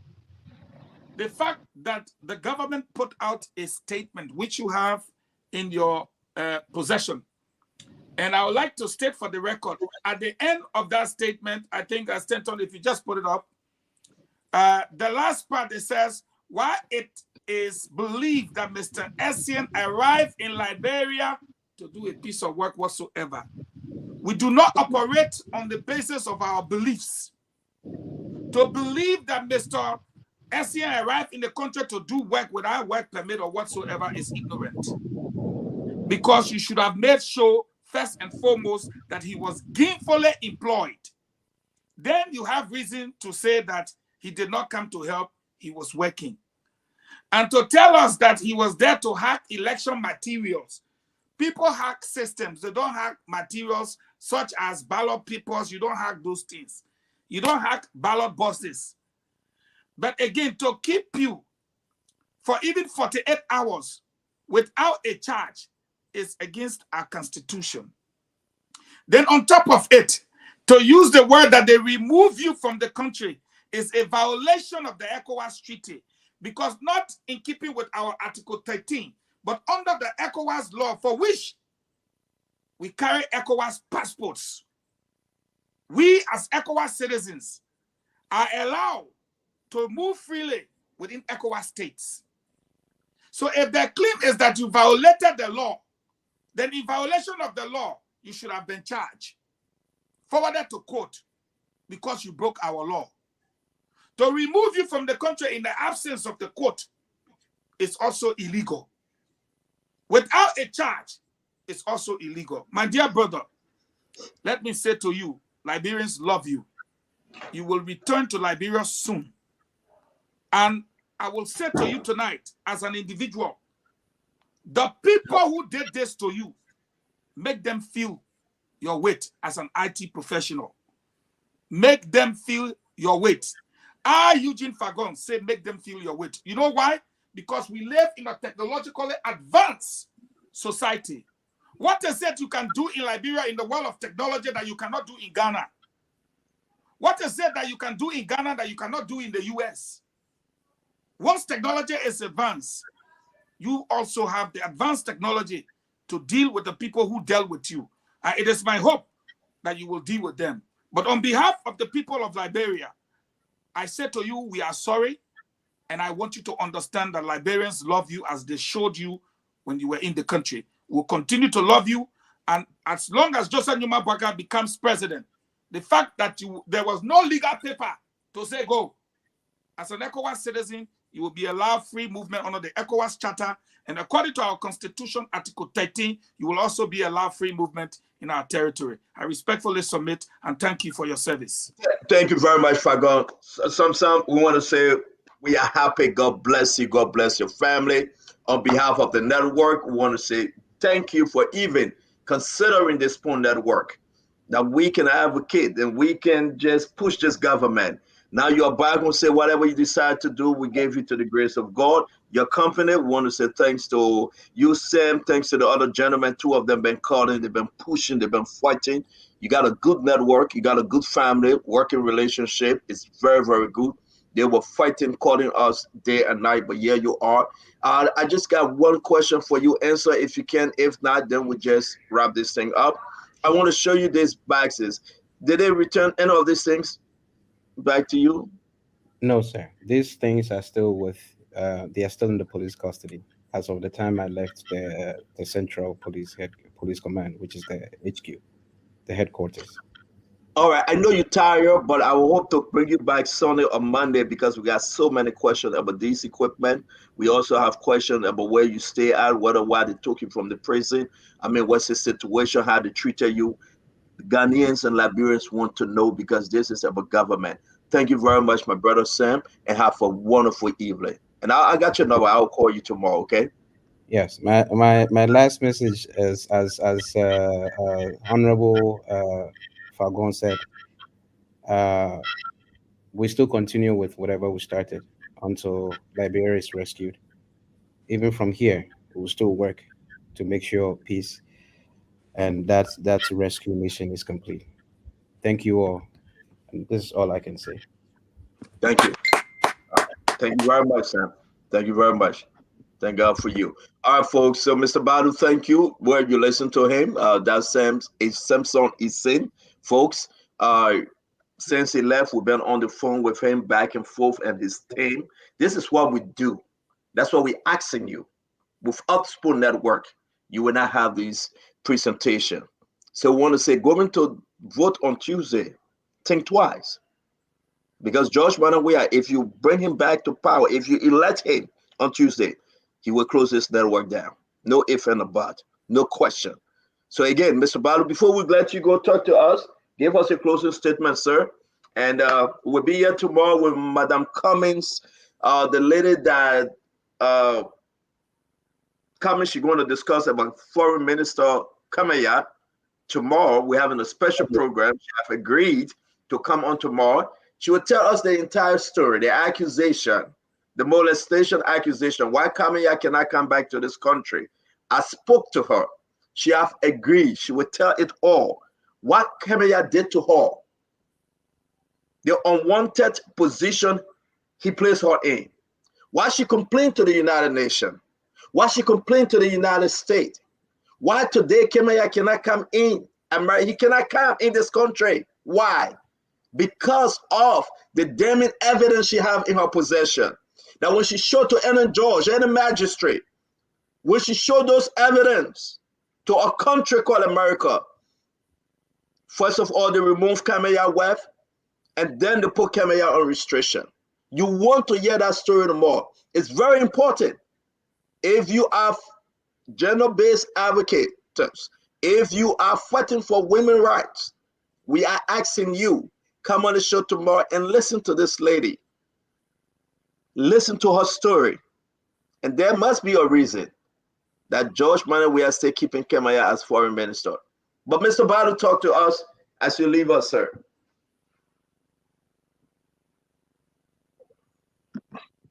Quickly, I will just go back to what I started. I want to make it clear to our Christian and Muslim community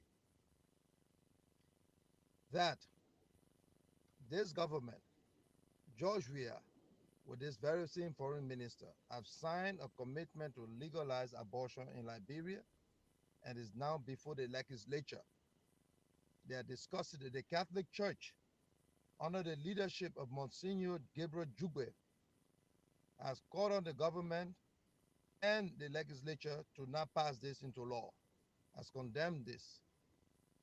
By virtue of him opposing this, sends a clear message to us as Catholics, because I'm a Catholic, that we don't vote in line with this government that's trying to legalize abortion, something clearly against our faith.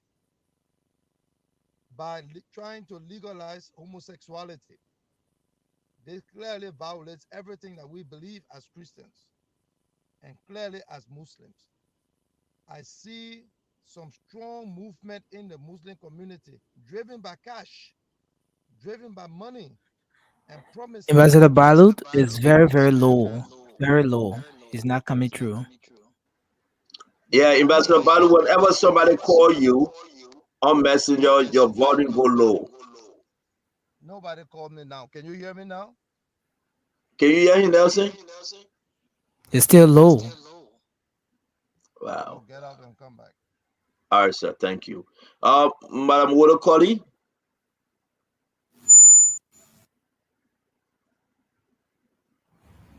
Yes. You want to close? We're wrapping this thing up. The guy's gonna come back. We're closing now.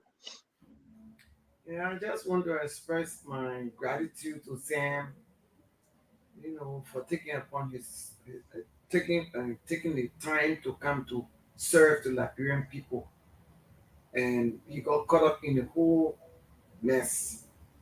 We also want to say to the Ghanaian government that they exercise restraint and patience with the Liberian people to be able to get Sam out of here. And I want to express my gratitude to Sam. And we're going to tell him that we'll win, because on Tuesday, the entire country going to be voting for Joseph Human Boycott and JKK, which is number one. Number one is what the Liberian people are going to be voting for. Number one, all around the country. So we're going to tell him that when we win, he will come here for the inauguration. We're inviting for the inauguration because his life was at risk. He could have died. Whatever our government did to him was totally wrong. We don't support it. And we say to the Ghanaian government, thanks for having the patience, and God bless our country. That's what I want to say. All right. Thank you very much. We can just announce that tomorrow at 11:30 a.m., 11:30 a.m., Ambassador Joseph Yeman Boyka will be having a special press statement, press conference. All of the journalists in the country are invited. Information just reaching in at 11:30 a.m. tomorrow. Ambassador Joseph Yeman Boyka will be addressing the nation. On the topic of address to the nation tomorrow will be the attempted assassination of his VSB. The attempted, and I was told that's exactly what he's speaking about, the attempted assassination of Senator Jeremiah Pankun in Nima County. Ambassador Joseph Yeman Boyka will be addressing the issue of Simpson and the ordeal that actually took place with Ambassador John Balo here. He will be addressing hosts of every major activities that just took place over this weekend or this week. Again, 11:30 a.m. tomorrow, the Ambassador Joseph Yeman Boyka Sr. will be addressing the nation tomorrow at his residence, and they are inviting all means those press-related individual. Ambassador Badu, please talk to us, sir.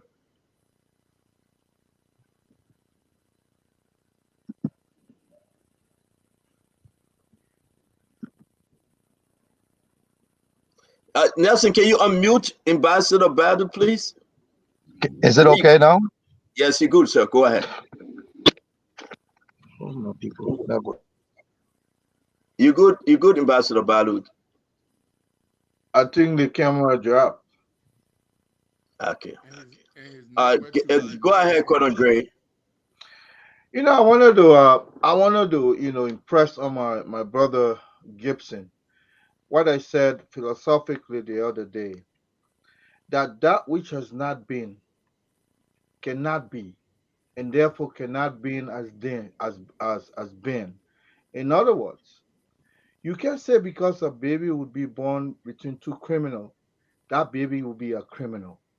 You can't say that because that baby has yet to be. We know exactly how Mr. Weir would be because he has been president. You cannot say that of Ambassador Buckeye because he has never been president. You can't say he's bringing people. Even Cleo, you live in America. Cleo is one of the greatest soothsayers that can determine what happens tomorrow and tomorrow. A Californian psychic. We can't say that because you don't know what Ambassador Buckeye has in store until he Ambassador Buckeye becomes. We can say that, Mr. Weir. We saw him leading. We know exactly what this last 6 years has been or have been. So we can speak of him because we have data. We can't say anything about Mr. Ambassador Buckeye because we don't have any data to judge him by. To say people are just coming with him to steal because he wants to bring back these are all conjectures, as we say in law. My brother, between you and myself, we don't know what Ambassador Buckeye will bring, but I can tell you, if you have anything to judge him by his past, until he becomes president, you still will be making conjecture. And so I would just urge you're a journalist. You have that profession, that sanctity of holding on to the truth. It's yours. Don't let your disposition with the ambassador cloud that you know that Herculean task of a journalist. And this is what we all were trained by. That's the creed to follow, the truth and nothing but the truth. When you speak in conjectural time, you are speaking the untruth, and you're trying to venture into the future that you don't know exactly about, and that in itself contravenes or contradicts your very existence as a journalist. I'll ask that you judge the ambassador based on what he has done. Bring us some evidence. We can judge him by that. Morally, his character can come under scrutiny. But to say when he gets there, this is what he's going to do, my brother, I'll be afraid of you when I see you next time because maybe you might predict my future that I will die of car accident going towards Fargo. I don't want that. That's like Manjado do. Let me make mine. Yeah, I'm trying to bring my black culture heritage in me. That little boy, I won't bring it in me today. I saw it. I see it. For my closing comment, I'm going to say here today, I empathize with the brother Ishen for the 48 hours going to prison, coming out of prison. I empathize with him, but I don't empathize with him because he was deported. The Ghanaian government had deported Liberian 5 times. They deported Liberian during the Thomas administration once. Mr. Jerry Gibson, you are very low. We hope you You can can hear me work now? on your audio. You are coming You can hear very me now? low. You can hear me now? I think again you have to go back and come in. No, please. I don't have the No, energy. you're very low to say the least. And what you're saying is very important, but we can't hear it much. Dr. Richardson, can you hear me? Dr. Richardson, you can hear me. So let me try and see. Okay, Nelson, let me try again. See, let me come closer to the microphone.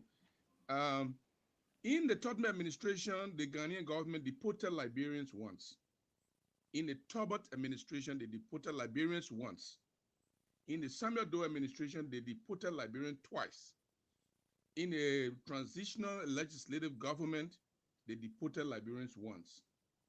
journalist, broadcaster Ambrose Mann was in studio in Accra, after graduating from the Ghanaian University in Accra. He was in studio broadcasting when the Ghanaian security arrested him, put him in jail, and deported him without a trial. So I don't know where is this sympathy coming from for one Ghanaian that will ever be deported from Liberia. I don't have sympathy for that. I'm sorry to say.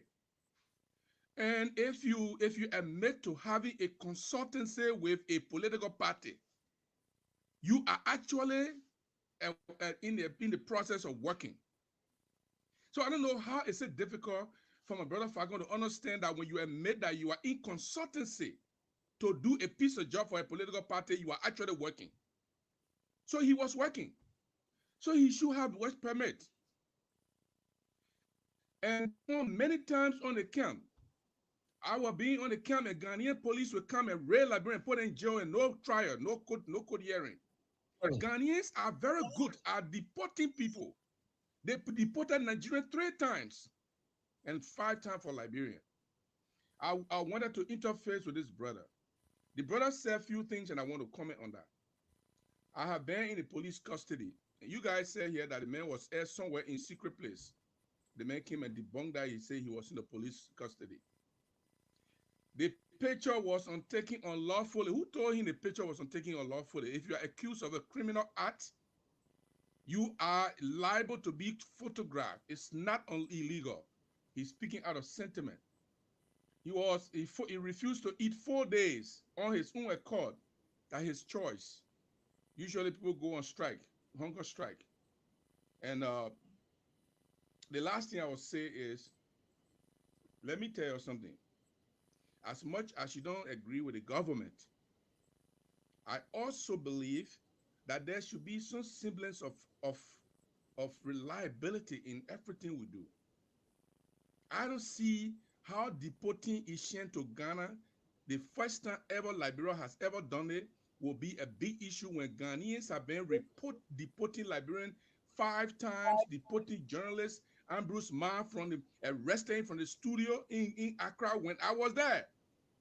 Arresting him from the studio, taking to jail from the jail and saying to Liberia, today Ambrose Mann cannot go to Ghana. And you say people interrogated Ishian saying to Ghana, so it's bad? No. I don't feel that. I don't feel empathy for him. I think Ghanaians taught the Liberian government what to do. When you teach people what to do, they can do it to your citizens. I think the Liberian government should deport more Ghanaians who are suspicious, because the Ghanaians have done it over and over and over again. And I have to say this today for Liberians who wanted to say this for the ears of people in the public, for Ghanaians to hear. This is not a double standard. This is a legal process. When they arrest you, the Ghanaian people arrest you. They don't carry you to court. They send you to Liberia. I was there. I almost got arrested too, because they feel like somebody lay complaint, they come and arrest everybody. But because I was a journalist, they saw my ID card. That's how they released me. They took people to jail, and they detained them and sent them to Liberia. You're not talking about that. You're talking about one human being who was deported. I don't feel no sympathy for him. When he come back again and sign contract, he get no working document, he will be deported again. That's the right way to do it. And I know y'all will not like me for that, but my voice will sound very, very strongly in the ears of Ghanaians that they should stop doing the same thing to Liberians. They always did it. All right, so Gibson, let's go now. Let's go, Gibson. Thank you very much. Ed, have you spoken? Thank you. I did. I spoke. I just spoke. All right. Dr. Richardson, you spoke. Oh, okay. Dr. Richardson, can you please? No, I didn't get a chance to speak. I can speak now. Yes, please. Yeah, I wanted to say that I'm happy to see Sam alive and at home.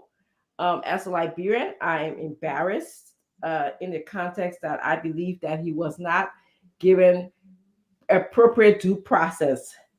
Whatever was done to him, in my opinion, was immoral, unacceptable, and illegal. It was anti-democratic, anti-good governance. I empathize with him because he's a human being.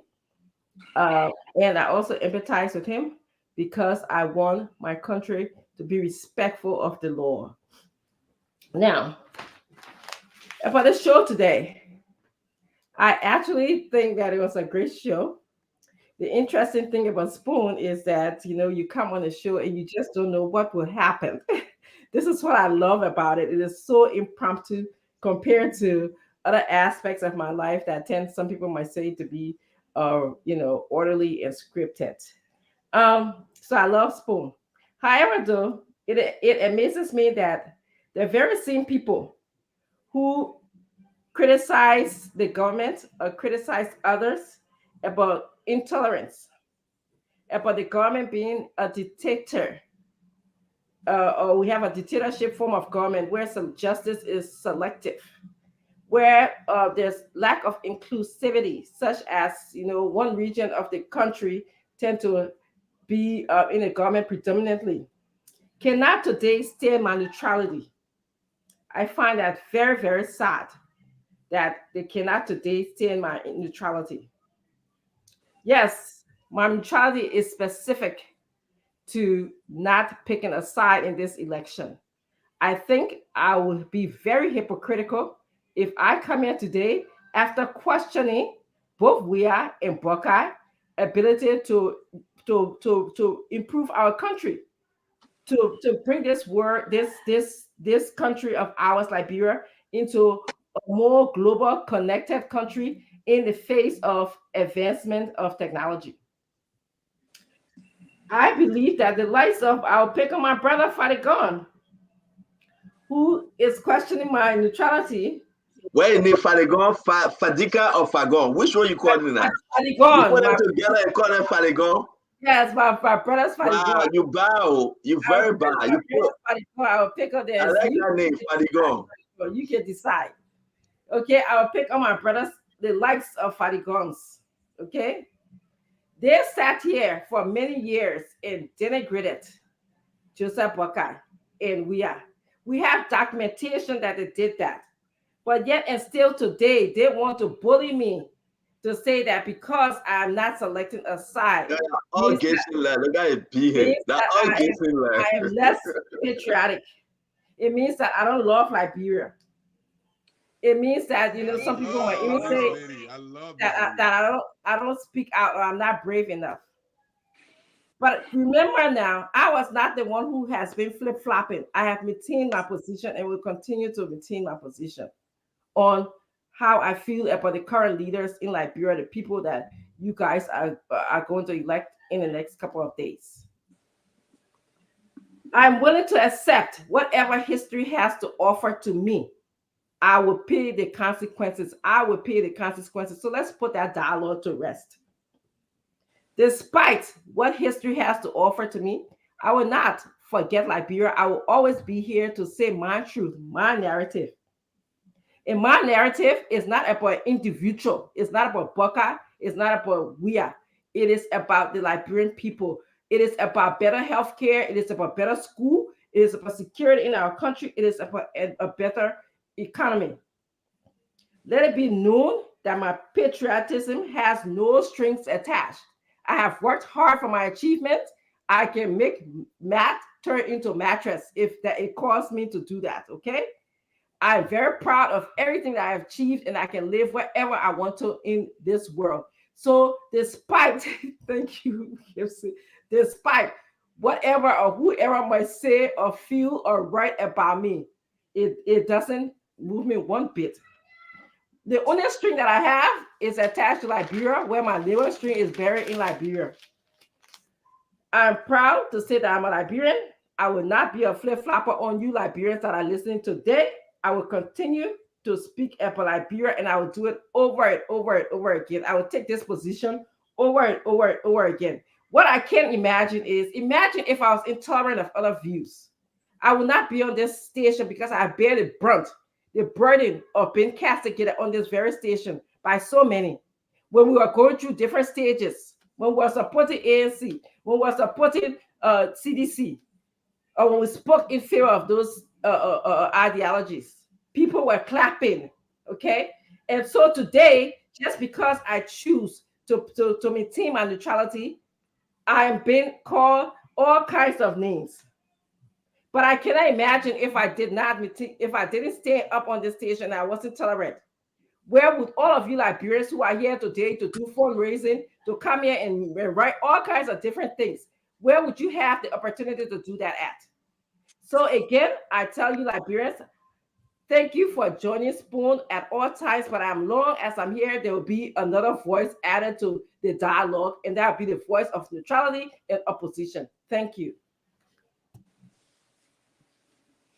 Wow. Have I got spoken? Not yet. Fago, finish speaking. Wow. Dr. Richardson. Go ahead, Fago. Those nyama people. Thank you, Stanton. Dr. Richardson, the Liberian people have asked me to inform you. Quick, who called you? Several of them, you can read it there. They said you have one vote. And the fact that you're not going to Liberia to cast that vote in this second round, they have asked me to ask you to keep it. They should be telling you that too, because you hear what yeah, you were talking. I can do anytime. No, but I was saying, you know, I put our quote. No, but I You call him Fadigo. To respond for 10 seconds. He didn't advise Liberian people that he should put. In fact, give Fadigo a chance to respond.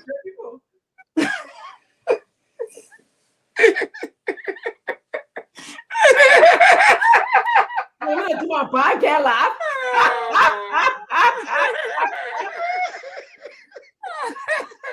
Oh Lord!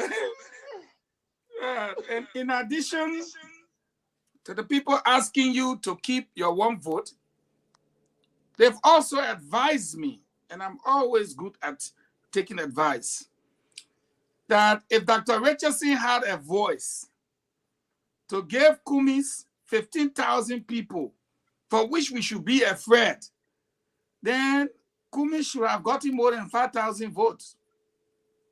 So please, leave our Dr. Francine alone. Fago, I would not sit here and you pull that.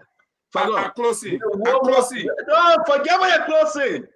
The woman She won there 4 times. She tried her best. She cast her vote. She went there again. The woman was contributing to the. Oh no, let me forget it. Go ahead, Rich. Let me finish my closing. They said Dr. Francine you fire support, or you actually defending Dr. Richardson? Gibson, stop. Don't disturb. Let me leave my Dr. Richardson. I love her to death because this character of no commercial political value they call Gibson Jeru. You set it on a platform and blowing another man legally married with 2 cases from your twisted mouth. That was very offensive. I wish that guy would deal with you expeditiously, and I will tell AB about it. I'm going to call him tonight to tell him to watch the show. You will see yourself in season 2. But Fanga, that woman is not AB's wife anymore. Huh? Who woman? Who have the male case? Wait, that breaking news. I'm talking about that already. See, you can't be able to come out. Let me close now. You're just telling me. No, you said AB. AB, they see as AB, my man. They make let me do express. We try to understand who AB you're talking about. Our reporter man the Richardson. Well, Fatima on way to Labro. Fatima just left. The security people waiting for her to the airport. Baba to pick her up for the airport. Well, go ahead. Dr. Richardson, no, I love her to death. Anyway, let me start, man. Closing. Let me say to you, Gibson, you probably do not understand that there may be similarity between removal and deportation. But one is legally done, and the other one can be fished around. Now, let me say this to you. In 2017, when the Russians came to help Mr. Weah, he never asked them for permit. Let me say this to you. When Ishmael told and Usman Bamba worked along with Sheikh to set up the whole nonsense. He never asked them. John Weah never asked them. John Weah own brother-in-law don't have work permit. No, how do you know the main action? Wait a minute, man. You do closing yet. Just because your fair rumper does not mean you owe. I keep telling you that thing. Okay. Just we are own brother and other things. We don't go digging whatsoever. Now, you came here, you say that the man was caught after interrogation without a work permit. And you started to spew out. And I said in my heart, what is Gibson trying to achieve? To destroy himself, to praise President Weah? If you look in the chat room on the last paragraph, that you said this man was caught without work permit. On the last paragraph there, your government said, while, I'm quoting now, while it is believed that Mr. Essien arrived in Liberia to do a contracted work, he should have exhausted the provision of both labor and immigration laws. While it is believed, it didn't say he came in to do a contracted work. That he was consulting. Hey, brother, let me do my closing, man. I'm not that's for you. I'm teaching you, and you forced to learn. Essien himself admitted that he was a. I said there is nothing in this document. Don't interrupt him, please. But there is nothing in this document. I guess it's up, man. I need to hold you to a point because I need no, to. But let him finish. We'll come back to you. Let him finish. We'll come back to you. Some more guys will eat. I'm using document here. You talking tabata from your mouth. I reading. You don't go school. Your government say, while it is believed, your government did not say he admitted. There's a difference between believing something and somebody admitting something. Just because you believe that people will steal from around George Weah, let me say to you, your president admitted that he violated the Decent Work Act. There is a difference between the two. You will not pay your school fees. So let me teach you further in my closing. I want to close using your government own statement. And I would like for Stanton to pay attention as I rubbish the Liberian National Police statement in less than 2 minutes. Joint security removed illegal Ghanaian immigrant from Liberia. Josh Weah, I told you before, your people are selling. Joint security removes illegal Ghanaian immigrant. He is not an immigrant. He did not immigrate to Liberia. And he was not illegal because he is an ECOWAS citizen. So he cannot be illegal. He has an ECOWAS passport. I told you your people were mumu. Saturday, November 11, the Joint Security has confirmed the removal from the country of a Ghanaian. You cannot confirm the removal because you know what? It is you who carry it out. You don't need confirmation. When Eugene Nangbe used to he know, I just used to have to defend his nonsense. Now, it further states that back in his home, Ghana, after a joint security investigation established, Dr. Francine, take note of the word, after a joint security investigation established, that means they found out that he entered Liberia borders and engaged in employment without resident and work permits. They established that fact. So you will see what will happen in the last paragraph, according to them. In violation of Liberia's Alien and Nationality Law and the Decent Work Act. So you see, they say they established that fact, that this man broke the law. Gibson, I'm teaching you. They have established, ESTABLISHED, that this man broke the law. Then they went on the second paragraph. Stanton, I beg you be patient with me, my 2 minutes.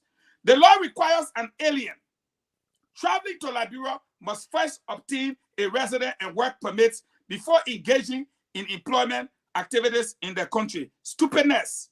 The law does not require an alien traveling to Liberia must first obtain resident or work permit. No, the law does not require that. It only requires that if you are coming to work. But the law does not require you to obtain that if you are only coming to visit. Stupidness, they wrote. Now, let's proceed.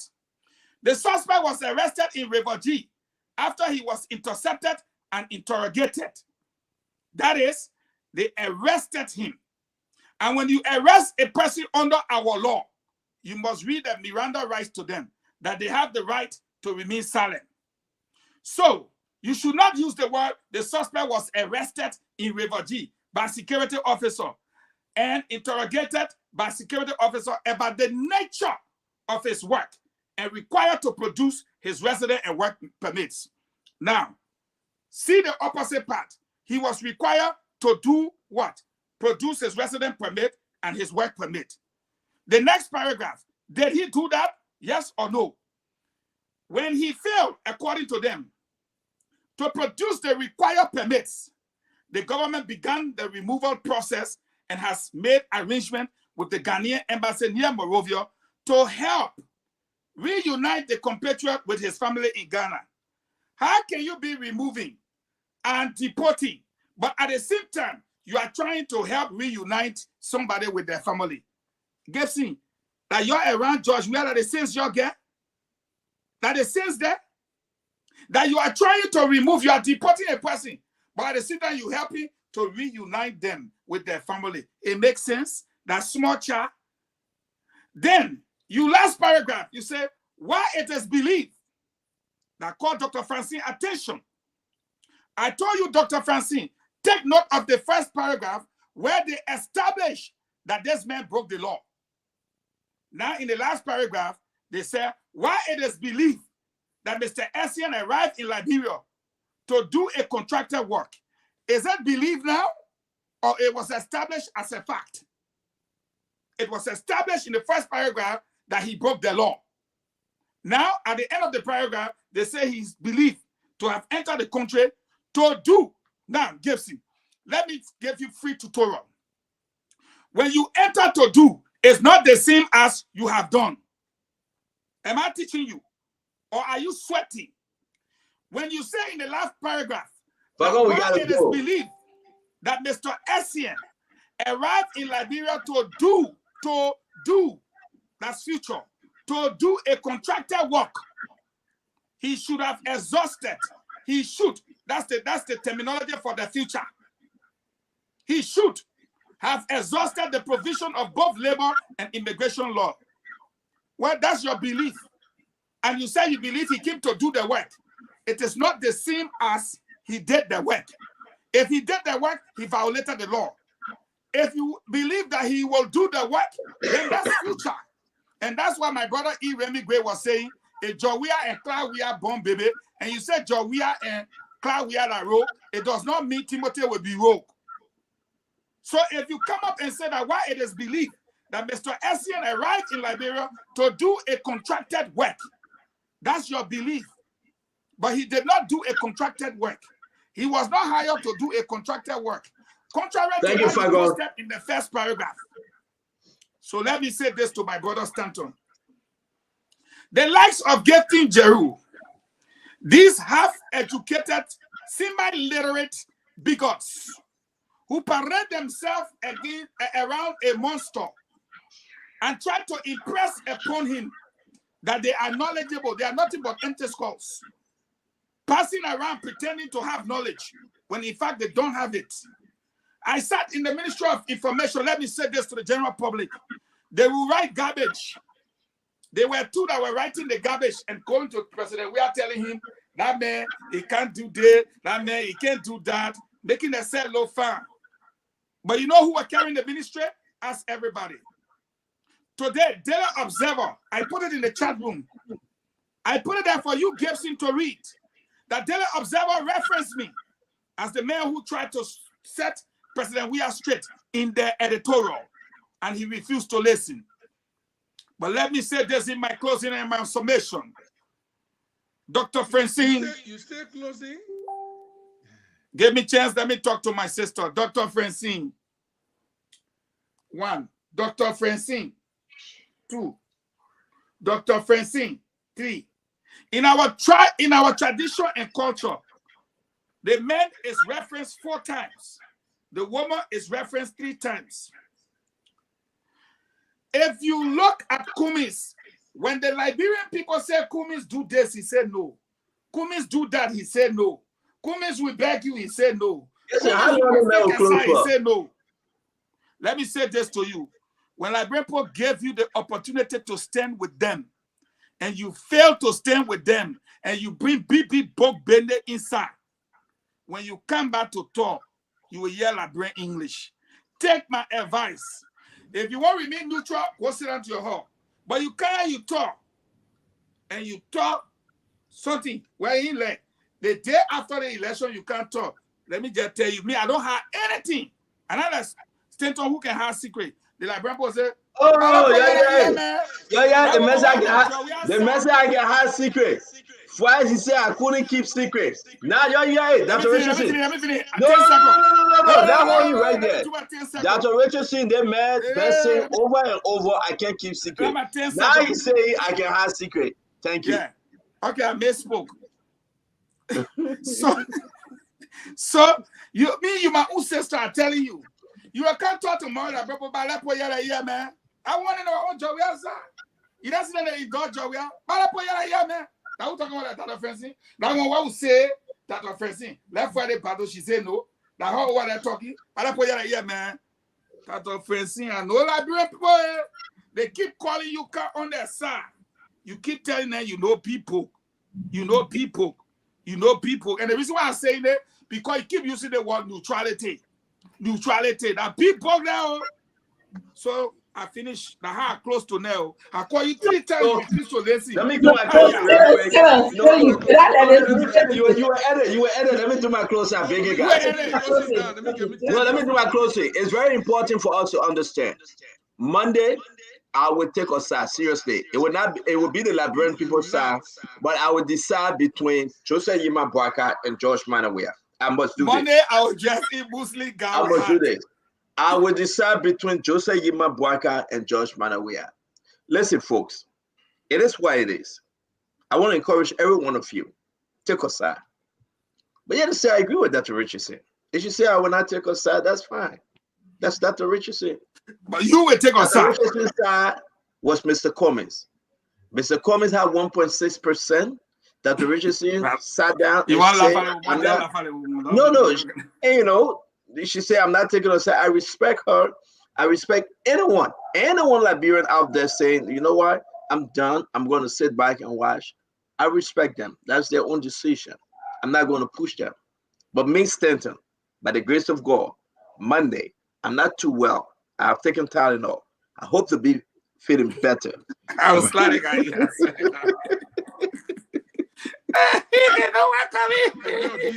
No, but yeah, the way I'm sounding, right? I'm still taking Tylenol. I'm still drinking ginger tea. If I feel better and my voice is better, I will take a side. If I feel better, then if I can talk, you don't expect me to take a side. So pray along with me, okay? Point of correction, you just feel you smart. On Monday, no campaigning, no endorsement. Campaign ends on Sunday night. Now you're smart. Now you're trying to play. Look at all that Gibson, man. You jealous. But wait, the campaign thing got nothing to do with our spoon talk. Don't even believe this, man. Because no, but campaign thing got nothing to do with our spoon talk. What are you talking about? Campaign thing got nothing to do with our spoon talk. We are not. I will take a side. I don't know why Glenn Jane is laughing for. I must take a side. Glenn Jane, I will. Let me tell you guys, it is important for me to take a side. A lot of people been following me. A lot of people respect me. Hey, Colin Gray, but don't leave by speaking about it. Because I want to take a side, you're going to leave again. But let me say this to everybody. If I think I not arrived in the country when I see the June footages. Exactly. Let me say this to everybody. I am disappointed in Mr. Gonglo, in Councilor Gonglo. You know what? I beat on Gibson, and I will end on that. For Mr. Gonglo, people say, "Stand up, but leave that one." The program was great. I agree, the program was great. But Mr. Gonglo, it speaks to the fact that Mr. Gonglo, Councilor Gonglo, he still got issues. He still got problems, Dr. Richardson. He got something in his heart. I know Dr. Yagbaglo and the rest of the team, the committee, everybody agreed, and they were on the train. Let me say this, I can joke with Dr. Yagbaglo. I older than him. He's 41 years old. I'm 48 years old. You don't mind me talking about him? I can joke with him. But he was there. Lucini Camara was there. Sheikh, they all were on that train. They were moving. Look in Nimba. Stanton, I told you, Councilor Gonglo not feeling well. But let me say this. But where was Councilor Gonglo? I'm not saying that UP didn't have a great program, but where was Councilor Gonglo? Gibson not like him, man. Just contacted me. He was never deported. He was turned because his work permit expired. But let me finish back. You always interrupt people. Where was Councilor Gonglo? It's not right that Councilor Gonglo stay away. But man, let me do let you stop the team, man. Why y'all do this thing to me so bad? It's just not right. Yeah, I will leave the show. Toya. Yeah, but Dr. Richardson. Look at seriously speaking. Toya. Yeah, because you know where I'm coming from. It's not right, Dr. Richardson? Councilor Gonglo never show up. His party show up, but that was wrong. It means that Councilor Gonglo called Chemle for JMB. Councilor Gonglo either gets something in his head. Councilor Gonglo called Chemle for JMB. For you not to be over there, the Liberian people want to know why you never show face, Councilor Gonglo. No double standard. Your party, you acting as Mr. Cummings. Though you went for the endorsement, but now you're not showing face. Are you going to Mr. Bwaka tomorrow and say, Ambassador Bwaka, yeah, I am? Will you be there on Monday? Will you sit there and drink tea with Ambassador Bwaka? What kind of fake endorsement is that? They agreed, they accepted the party endorsement. But you the former standard bearer. What kind of fakeness is that? Councilor Gonglo will respect you. You poor man lawyer. That's not how you operate. Something is not right. Something smelling bad in this form of endorsement.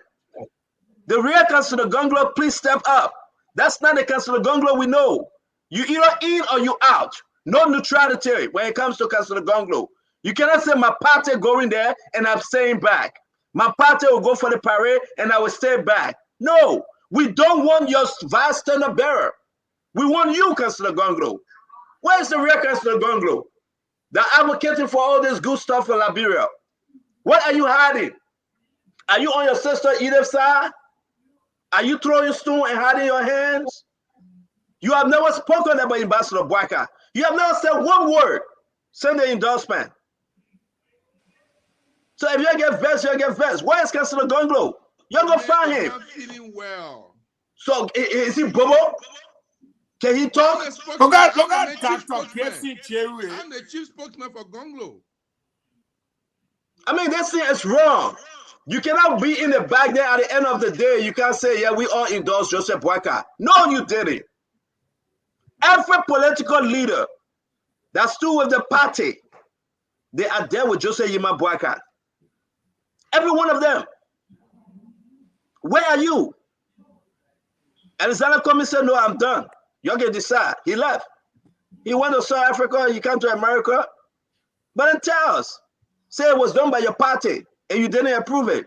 Let us know, Councilor Gonglo. We respect you. We admire your work in the country. You are the people's councillor. You are the poor man lawyer. Speak or forever hold your peace. Yes, sir. You cannot have it both ways. Come on now. Come on. You cannot have it both ways. A lot of Liberians depending on you. You cannot be for CDC and be for United Party the same time. In the day you for United Party, in the night you for CDC. Speak, Councilor Gonglo. We are asking you as Liberians, take a side. Everything Gibson said about you is true there. Because Gibson said you will not talk, and you're not talking. My man Gibson gave me a chair. I get 2 more seconds. Gibson said, yeah, man, that guy can make me fair. Gibson said, you will not talk, and you're not talking. Gibson said, you're sick. You will not be on the campaign trail. It's true, you are. You are not on the campaign trail. Gibson said, your family have agreed to endorse Joseph Yima Bwaka. The Gonglo Ware family, you will be on the side. Is it true? That's why we are not seeing you. You supporting your sister Edith. You have secretly endorsed Joseph Bwaka. Then you open it with the party endorsed Joseph Bwaka, but now secretly you endorse George Manawia. Where are you, Councilor Gonglo? That's why I come in. I am mad at you, Councilor Gonglo. You my counselor, you my pap. But where are you in this fight? You will wait for after the election. If Bwaka win, then you say, yeah, we did it. If Joel win, then you go and say, but I didn't endorse anybody. My party did. We got to educate our people. Counselor, we will hold you in contempt. We will hold you in contempt. We will go to the national bar and remove and revoke your lesson to practice law in the country. There is no neutral ground. There is no neutral ground, Councillor Gonglo. Are you on your sister either side? Are you on Kelegbetu side? Whose side are you on? I mean, whose side? Are you on your brother John's side? Whose side are you on? John from Iowa. You were having a conversation with him the other day. What did you tell him? Whose side are you on? I mean, don't let us put this thing outside, man. We are privileged to the conversation you have with your brother John. If you want to support George Banner, we have said, don't be afraid. Don't be afraid. If you want to support Bwaka, say it. You cannot push your party in front and you hide your head. I attacked Mr. Pajibo, my own crew, Pape. I attacked Dr. Yagbaudo. But where are you, Councillor? You'll be calling me, Stanton, my son. This is Councillor Tewanse Gonglo. This is what I would do. You're not calling no more. You're not appearing on any network no more.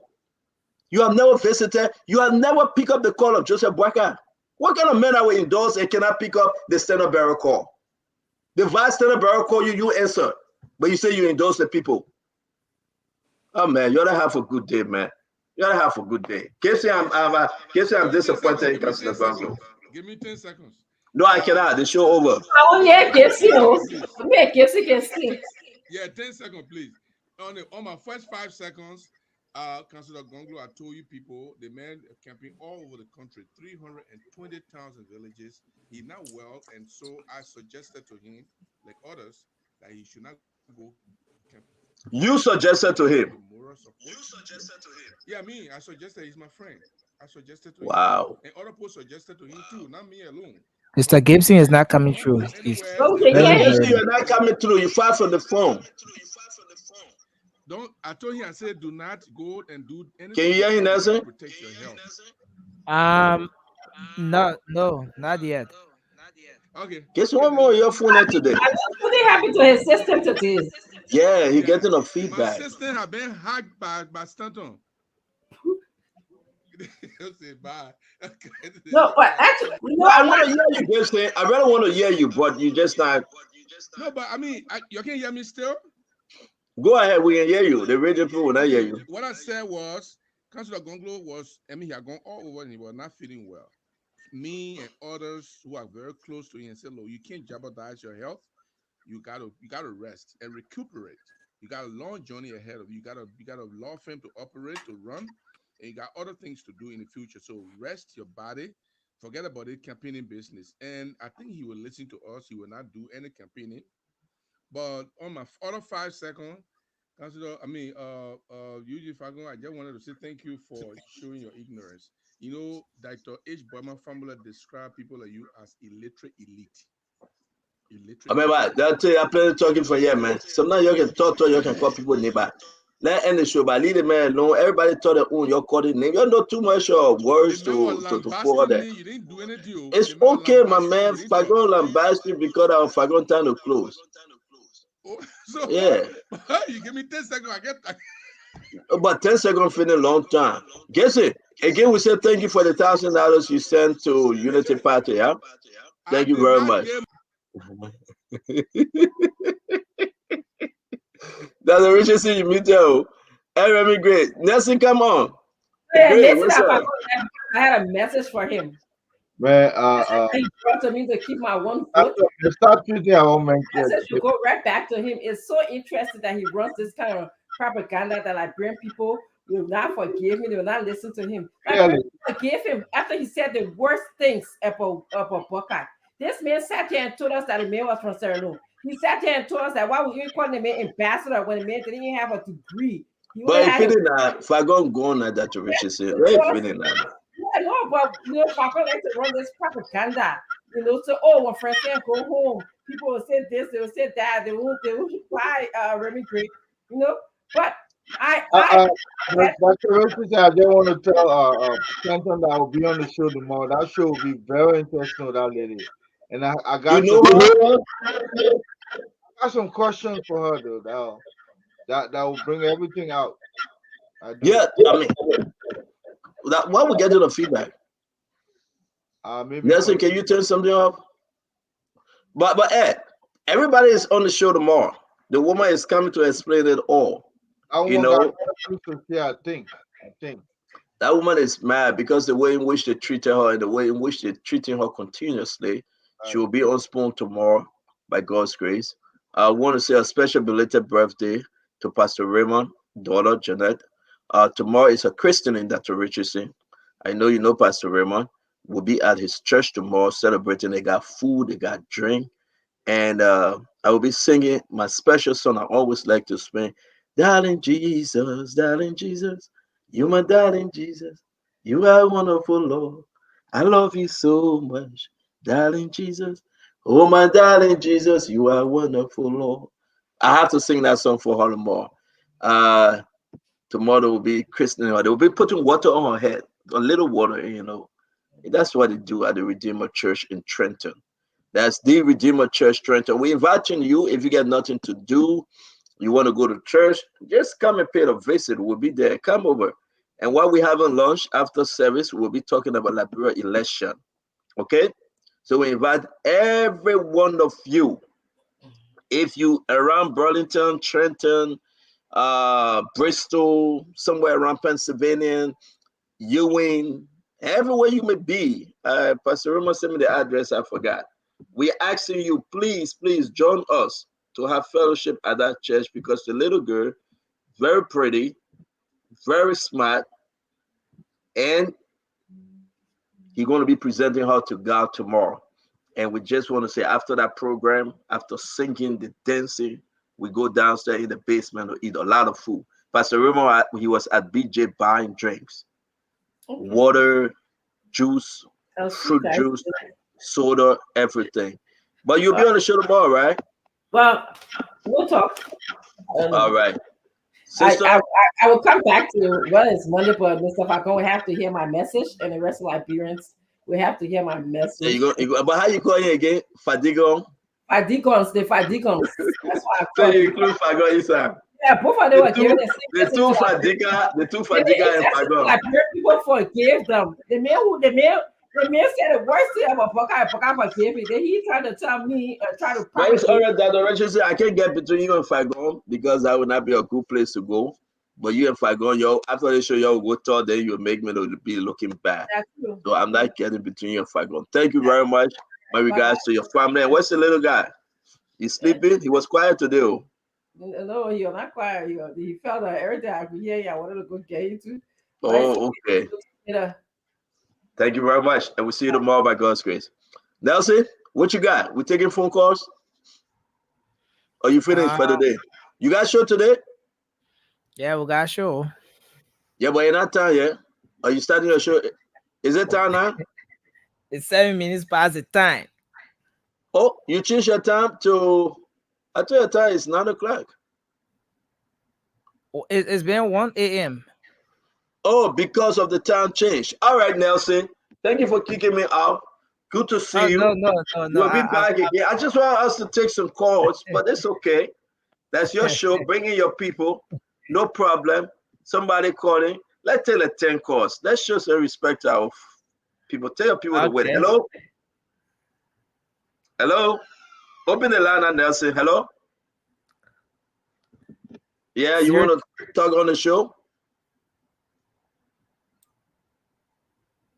Walker, I just want to appeal to our Liberian people that we really need this vote. We need a presidency at all costs. We need it. Thank you. Please, Liberian, please go out and vote. We need to change that government. Some of us are living with pains in our hearts that we cannot explain it right now. By and by, we're going to explain it. Amen. We need a vote. Thank you very much. Please, thank you, Mama. Listen to us. Yes. Please, we need our vote. Please. Thank you very much. I pray every night. Every night I pray for God to change the Liberian people's hearts, that they will see reason to redeem our country. We are begging. Please. Thank you very much for calling. Let's take another call. Thank you. But Nelson, why the people putting up that I'm a black bag holder? Yeah, the black belt you're talking about the other day. I mean, people shouldn't people chase me with black belt holder way. Hello? Yeah, my name is John Way. I'm calling from Houston, Texas. John Way. Yeah, thank you so much for the program. Look, I mean, I'm part of the program every step of the way.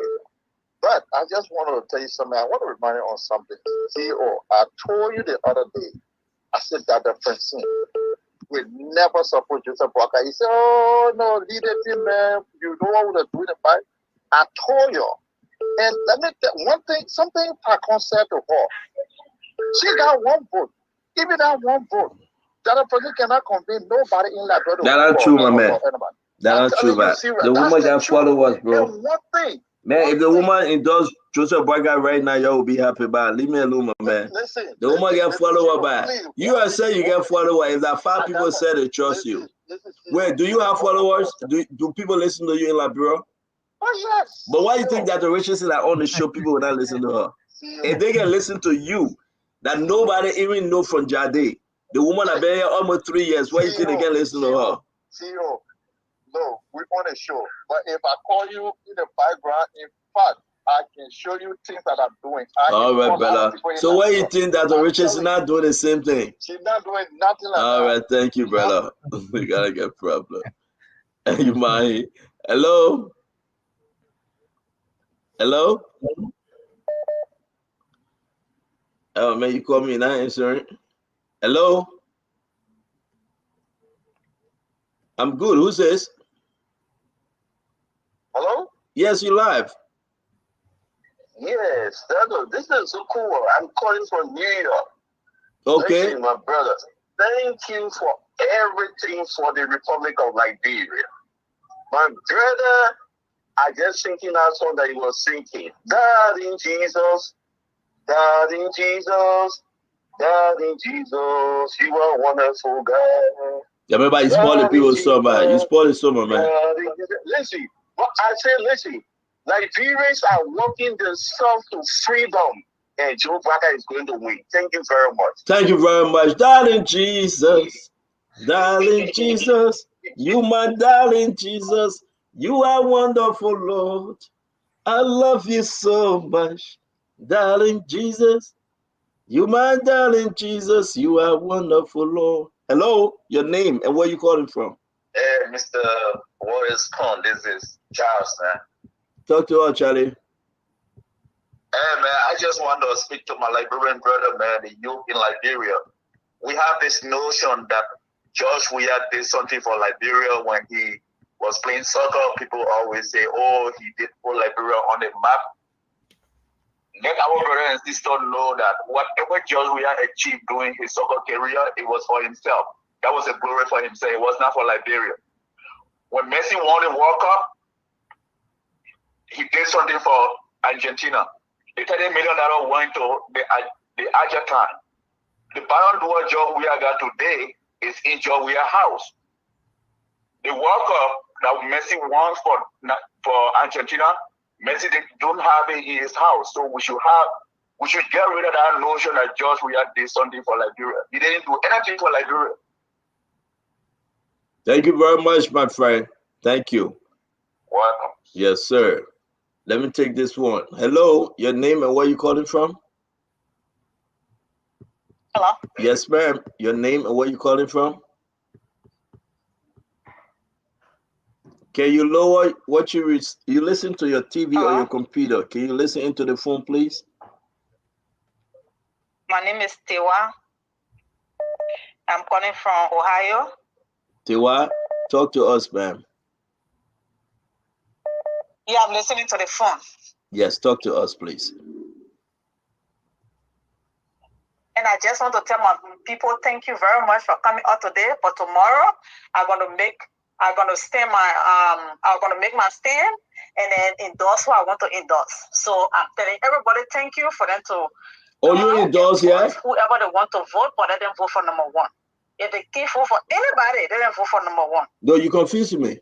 Have you endorsed yet? Hello? Okay. She says she's gonna. Yeah. Hello, your name and where you calling from? My name is Rufus Pada, calling from Columbus, Ohio. Mr. Pada, talk to us. Well, Stanton, I want to say thank you to you and your family. Whatever God has given you the wisdom to help the Liberian people, I know He will multiply your blessing along with your family. And I know in the future you'll be a president in Liberia. One day, mark this word today, and say a friend of mine said this: you are a future leader, and it will come to pass.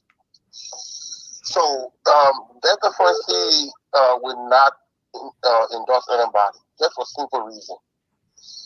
You know, when they ordered it down, came with our own cliques. And those were coming cliques, and all they want people are going through. And then coming for a second, she was said that in Celine Dion. So you're not even my sister. She will work on it. As long as she says she will support Liberian people, whatever way she work with us, it will be fun. You can't force anybody to do what they don't want to do. I don't want people to be going after her that way. Thank you. Thank you, brother. Thank you so much, brother. Thank you so much. Thank you. Hello, your name and where you calling from? Thank you. Hello? Yes, can you lower your television or your monitor, please?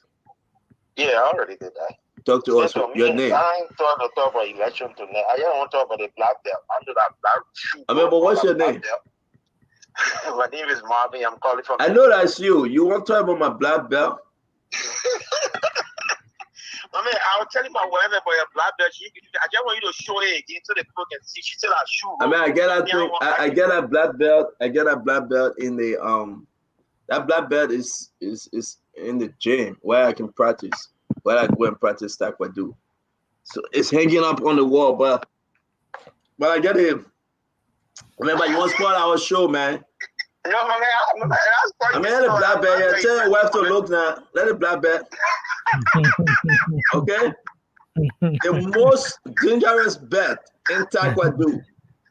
The most dangerous bet. All right? You can never have anything. You can never have anything more than this bet. Because you got to understand, it's the most dangerous bet. You know, that's why they used to call me boom breaker. But I'm not going there today, my man. I don't want to get into my boom breaking attitude. Thank you very much. Hello? Hello? There you go. Hello? My man, they put in their code and they can't answer. But why everybody interested in my black belt, Nelson? Somebody say they build show general phone charger. But that's, you know what? People don't understand when we talk about this belt issue. You know how I got this belt? I mean, it's very important that people need to understand. This belt is one of the most dangerous belts. When you pass all the other levels, this is the belt that Joe we're looking for, the black belt. The most dangerous belt. Hello? Hello? Yeah, hello? Yeah, can you lower your monitor, please? My man, you gotta lower that thing and talk into the phone, please.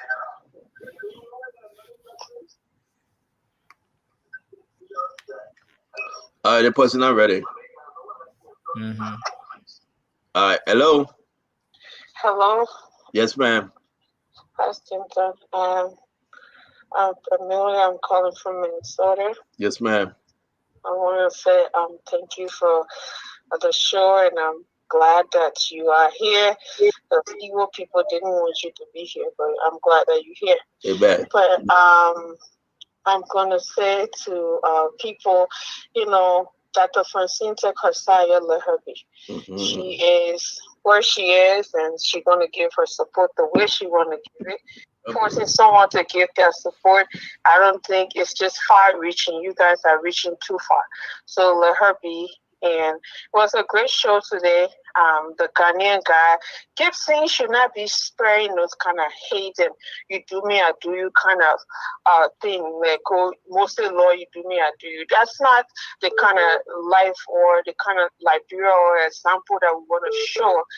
Just because you were in Ghana, whatever you did there, you want to pay back. That kind of stuff. I don't know how you give Gibson a platform to be spewing out those things. But again, I Stanton, you give everybody voice, including myself. So keep it up. Good job. Thank you. Thank you very much. Nelson, that's one of your panelists, right? I don't know. No. But again, yeah. So Nelson, you take a call from Liberia. You want me to go? Let me go. Listen, folks, if you want to be trained for this black belt, please, we're going to open a special class, the most dangerous black belt. When you reach to that level, then you're a boom breaker. So just go ahead. Let me know. Pastor Roman, folks are asking for the address. They want to come to the church tomorrow. That church service, so you can say no. Let me let Pastor Roman give me the church address. Or else I'm going to Google it. Can I squeeze one call from here? Someone on the, on the line. Oh, yeah. This person has been holding on for some time. Hello? Hello, Nelson. Yeah, hello. Go ahead. You're live. How are you, Nelson? How are you, Stanton? I'm all right, man. I just want to take this time to tell you guys thank you. My name is Manu, calling from Pennsylvania. Manu Ducle, Masale Ducle, calling from Pennsylvania. I want to tell you guys thank you for the hard work, for everything you guys are doing for the Liberian people. And then I just want to tell the Liberian people thank you. I saw how the people turned out yesterday in Nimba, and today it was a small crowd that came out in Nimba County today. I saw it live. So I just want to tell them thank you. And I know that all the people I saw that came out, they're going to vote. So all the Liberians, we are telling you people, we don't want our efforts to go in vain. So please come out on Tuesday and vote for your right. Okay. Vote for justice. Vote for everything you think about. Thank you. Vote JMB #1. Thank you. you. Go to that pool and vote. Thank you very much. Thanks a lot. Have a good night. Thank you very much, ma'am. Again, want to say to every one of you, thank you very much. We'll be on the show tomorrow. Election is on Tuesday. Vote, vote, vote. Tell your family member, place a call to them. If you vote for George Manawia, they will close down the radio station. That's what they are discussing. I must tell you, before they did it, before they would do it again, we encouraging every one of you to rise up and vote for a better Liberia. Liberia deserves better. Today, I'm saying this to you. It is only because of God that we are still on, that we are telling you the truth. Nobody will bring you the kind of story that the network, Spoon Network, will bring you. You have enjoyed. We fight, we laugh, we make jokes, but we tell you the truth of Liberia. So we want to encourage you. If you're going to vote on Tuesday, vote wisely. Vote because you want to keep the network going. Vote because of your children. Vote because of your husband. Vote because of yourself. Vote because of your grandparents, that they have no hospital to go to. The only thing they're living on is paracetamol. They got sugar problem, they get them paracetamol.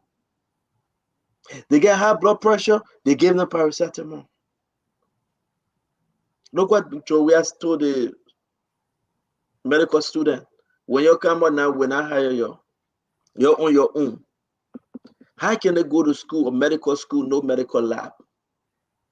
We that went to nursing school in this place, guess what happened? We went to the hospital where they get state-of-the-art, sophisticated equipment, material, up-to-date books, medical books. No try and error. Your mom's sick today. She go to the hospital, she can come home. No medicine. With the middle Jara say, go to my pharmacy and go buy medicine. All the medicine in the hospital, she took it to her pharmacy. You got to think if you're going to vote. You got to think. That's not what you want. You go ask for one paracetamol, $5, $10, US. So you got to face your own country medicine to drink it. You say go, you just grab drip. Whether the drip will increase your sugar or the drip will decrease your blood pressure, they will just grab it and put it on you. No evidence base, nothing. You got to think wisely. Why are you going to vote? Why? Why your vote is so important? You listen to me. Some of you are not sleeping. Look at your children sleeping with cracker on their skin, no food, they can't eat. Look at them. Look at them. They go to bed hungry. You not beg for farino, beg for cassava, beg for of 1 cup of rice. The people that gave you, they tired. You got to go wash somebody's children's clothes before you eat. You got to go comb somebody's children's hair before you eat. You got to cook for the people there that get a children all in America, take all the food, wash the toilet, take the chimo outside, then you come home, the small food they give you, bring it for your children. That's not your life. You should be able to go to work, and at the end of the month, you earn your own money. $500, $300 US. Earn your own money. Send your children to school. Buy your leg keke. Do your own business. And stop begging people. God didn't put you on earth to beg, my fellow Liberian. Come on, Liberia is too juicy. If Joel were going to do the right thing, I can tell you today, during our days, we'll be happy when our parents coming from work. We sit down, we look on the main road, Papa coming, then you running. Then they take lollipop, candy, and give it to you, biscuit, and give it to you. Then you happy. Your man I cook the pan butter. You see a boiling potter. It's splashing all over. The rest on the fire, the pan butter on the fire, the dish everybody eat. In the evening, you take bath, you go to study class. You watch your TV. Sunday church, you get dressed, you go to church, you get shoe, you happy. Where is that Liberia? Where is it, my fellow Liberian? Joe, we are sending here people to give you 5 cup of red here, 5 cup of red there. That is you will eat. That 5 cup of red, you go vote for Joe on Tuesday, he forget what you give for another 6 years. Then every day you beg him. I get it, oh. You please help me, oh. I'm begging you, oh. And every day you begging. We just started going and bless somebody. Nelson did it. Nelson was you, right? Damo get that money. Yeah, that was the one. Damo also pay the God can bless somebody. If we put our phone down just now, we say they do God can bless somebody again. Let's take 20 calls. See how many Liberians will come on. But if you tell them go vote, then they will say, I'm gonna vote for George Weah. No question, don't vote for George Weah. Don't. He have turned our country to be a beggar nation, poverty-stricken country. No security. So everybody turn to rogues. Everybody can boss in the house. Everybody. This is my serious advice to you.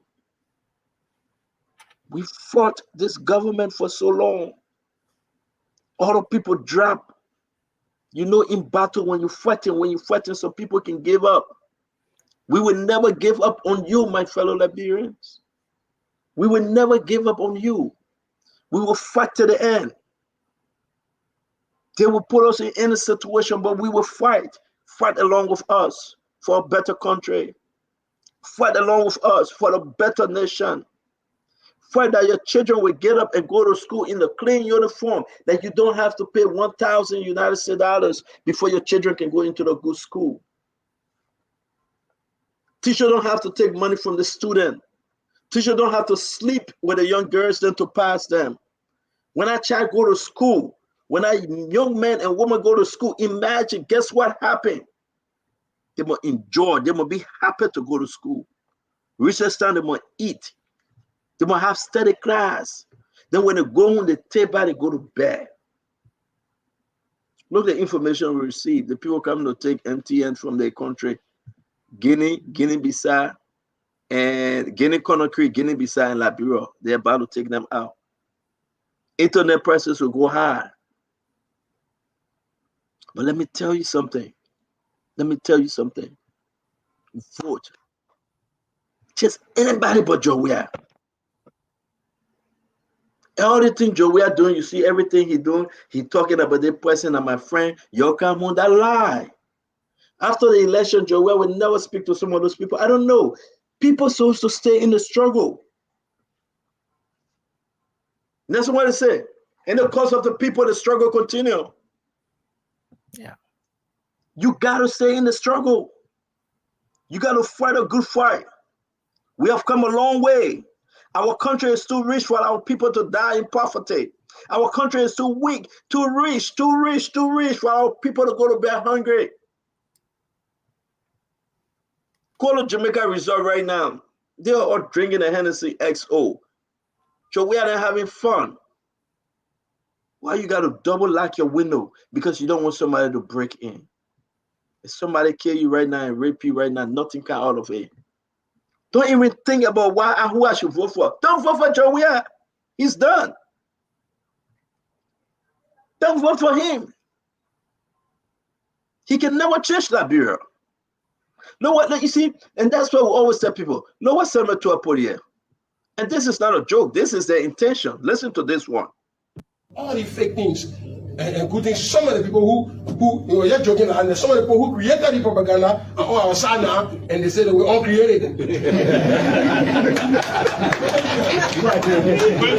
Make it all. You see how Samuel 12 position Costa? He said they were talking last night. Some of them that created the propaganda, Costa telling them that we're all created. When people were standing behind Costa, it's not about Joseph Boakai. They were standing behind Costa because of the country called Liberia. It wasn't about Joseph Boakai. It was because they need that transformation. But now they're making Costa to be a laughing stock. Now they're laughing at him. Now they're saying the worst about him. So it's not about who you are, where you are, how you would do it. It's about they are laughing at this brother. That's where they wanted him.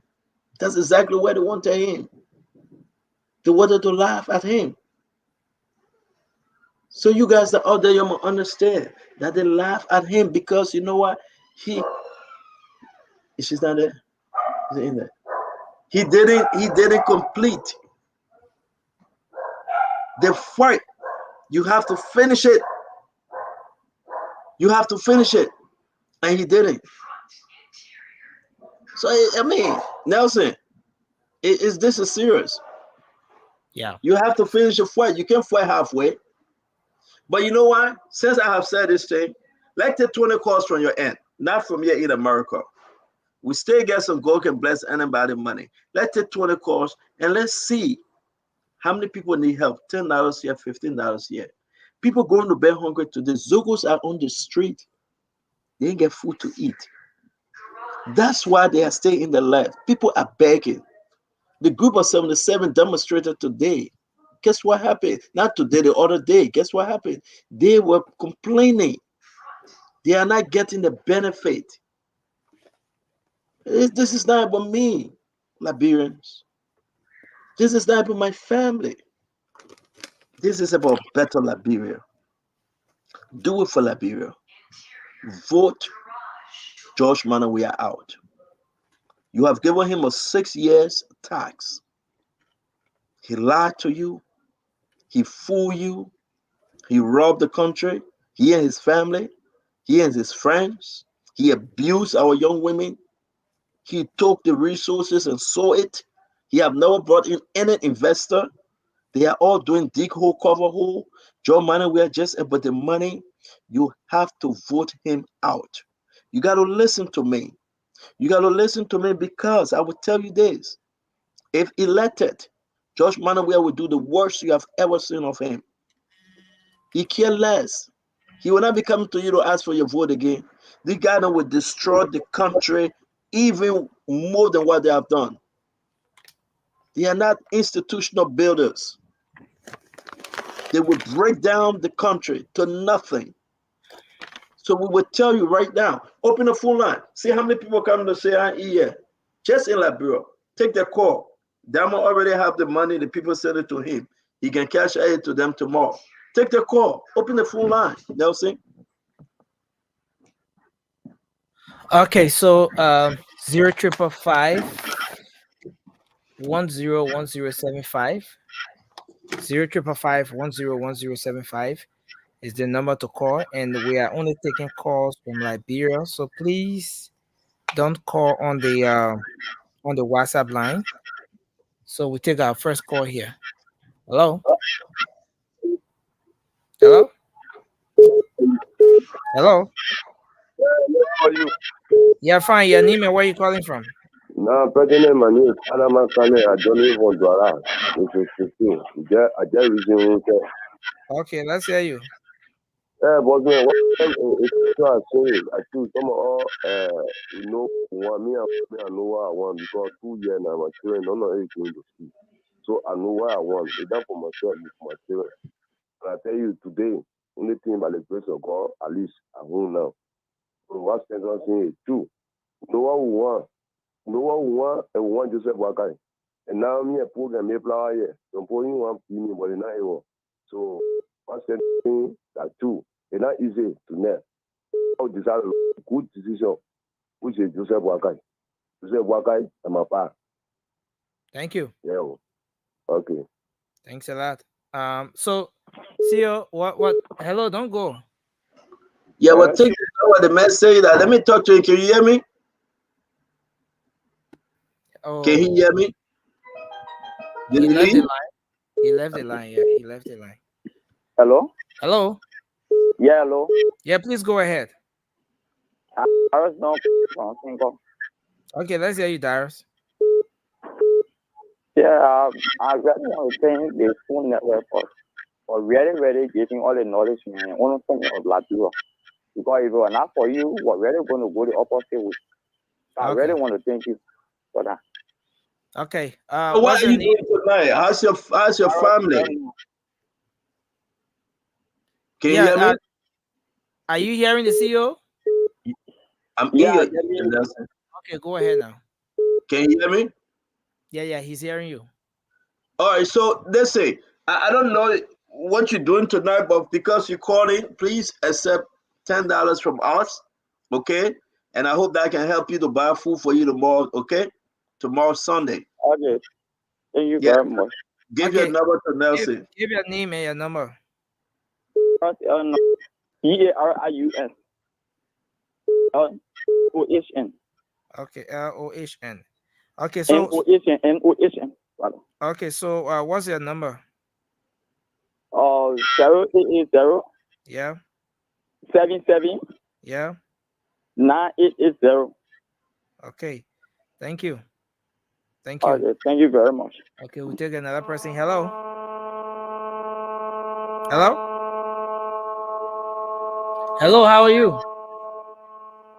Move on, Nelson. You still got to come on. Let's be fast. Let's see if we take this person. No, we lost that call. 0555 101075. Hello. Hello. Yes, your name and where you calling from? And Samuka Jimmy calling from Brownsville, Liberia. Okay, Samuka. How's Brownsville? Yeah, I called to actually give thanks to the Spoon family for informing the foreign people as to how we should go about doing things, because many of us in this country, we are not informed. And the Spoon Network have made us to understand that this is how things should go. Because sometimes we talk to our brothers and sisters, this means what we are facing in this country, they will understand. Because few individuals try to enrich themselves out of the detriment of the Liberian people. Okay. Thinking that people saying that those guys too, but they're doing development in the country. Those development they are doing, they are not for us. Thank you. For them and their family. Thank you. So we are disappointed in the government. We brought the government on board, but we are actually disappointed. Thank you. That's What's your number, your mobile money number? okay. Sir, Your mobile money number quickly, sir. 086 Yeah. 238 Yeah. 660. Okay. Thank you. Thanks a lot. Okay. Thank Okay. you. So we take another person. Again, the number is 0555-101075. 0555-101075. So hello. Yeah, Okay, your name and where you calling from? Sylvia calling from VC. You say your name? Sylvia. Cynthia? Sylvia. Sylvia. Hello? Yes. Okay, Sylvia, you are live on the line. Let's hear you. Hello? Yeah. Sylvia, talk now. We got other calls to take. Go from I was in MU, but I dropped because of Sylvia, you can talk. national issue. Also, I'm gonna go vote for no transportation. But where you going to vote at? I think so. Vote right by your house. Georgia. Where you living? Where you living? I live in Racing. Refi, where? So take her phone number now and give her $10 too. Because we call it 20 people, $10 each. Sylvia, that they need on your mobile money, right? No. What they need on your mobile money? Torres Kaba. Okay. Okay, so call the number. 0775. No, we say your Lone Star mobile money number. 0886. Okay, 0886 96 96 92 92 32.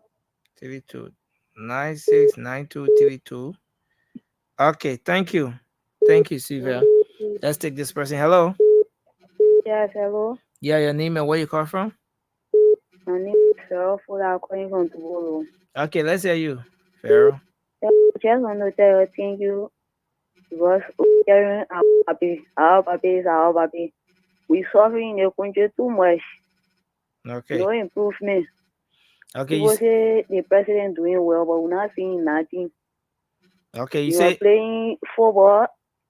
He won't call that he winning, pretending to la bureau. They want a development. We are suffering too much. okay. See, So you first say your we have name is to- Vera Foley, right? Yes. Okay, Vera Foley. What's your mobile money number? Vera, you can sing. You sound Vera, listen. See, you're asking. Vera, can you sing? God in Jesus. I can sing. Yeah, what you can sing? I can try. Sing Okay, it try. again. You can sing Darling Jesus. Try it. I hear you. Which song? Darling Jesus, darling Jesus. Oh, the song the CEO been singing. You don't know it? Darling I Jesus. know it. All right, sing any song. Sing any song. I can sing any song. Yeah, go ahead. Yeah. Quick, do it quick. Let's hear you. What the Lord has done for me, I I cannot cannot tell it all. What has has done for me. I I cannot tell cannot you tell it all. all. What the Lord has done for me. I I cannot cannot tell it all. me and And wash my sin away. Oh, I Now will I can sing sing. Oh, I Oh, will I can sing. Oh, I Oh, will I can sing. sing. Praise Praise the Lord. Now I can sing. Oh, I can sing. Now I can sing. So get for singing a beautiful song, give her $20. Okay, so you got $20 there. Call your Lone Star mobile money number. 077. No, not 077. But I don't know how call you here. No, I know it all here. Like you see, No, I say your Lone Star mobile money number. That the money will be sent on. Oh, the call. The Lone Star mobile money number that they will send in the money to. I say now, I you think I just buy me just for the paper. Oh. Also, take her phone number. Then you Okay, call call her. the phone number. Call the phone Yeah. number. 077 Yeah. 20 Okay, 20. 49. You sure 0772 07720? Yes, 077 Uh-huh. 20 Yeah. 49 Yeah. 4 Yeah. 70. Okay, 0772 Yeah. 04 494 Yes. 70. Okay. Thank Yes, you. 70. $20. Yeah, Mama. Thank you very much. Say hi to You the got family. Thank you. Okay. You're welcome. Hello. Hello. Yeah, your name and where you calling from? I'm calling from the Baptist City end. Where Okay, let's hear you. want to hear me? Yeah, go ahead. I want to be grateful for Shield. The Bible tells us that they that put their trust in the Lord should not be removed. I've been following the Spoon Talk for the past month, and I'm grateful to God for him and the entire thing they're doing for the people of Liberia. Okay. I'm so grateful. So, man, the message about the Baptist seminary mean that he's a pastor or something like that. Let's ask us a Bible question. Stanton? Yes, sir. Yes, sir. Stanton, you are so smart.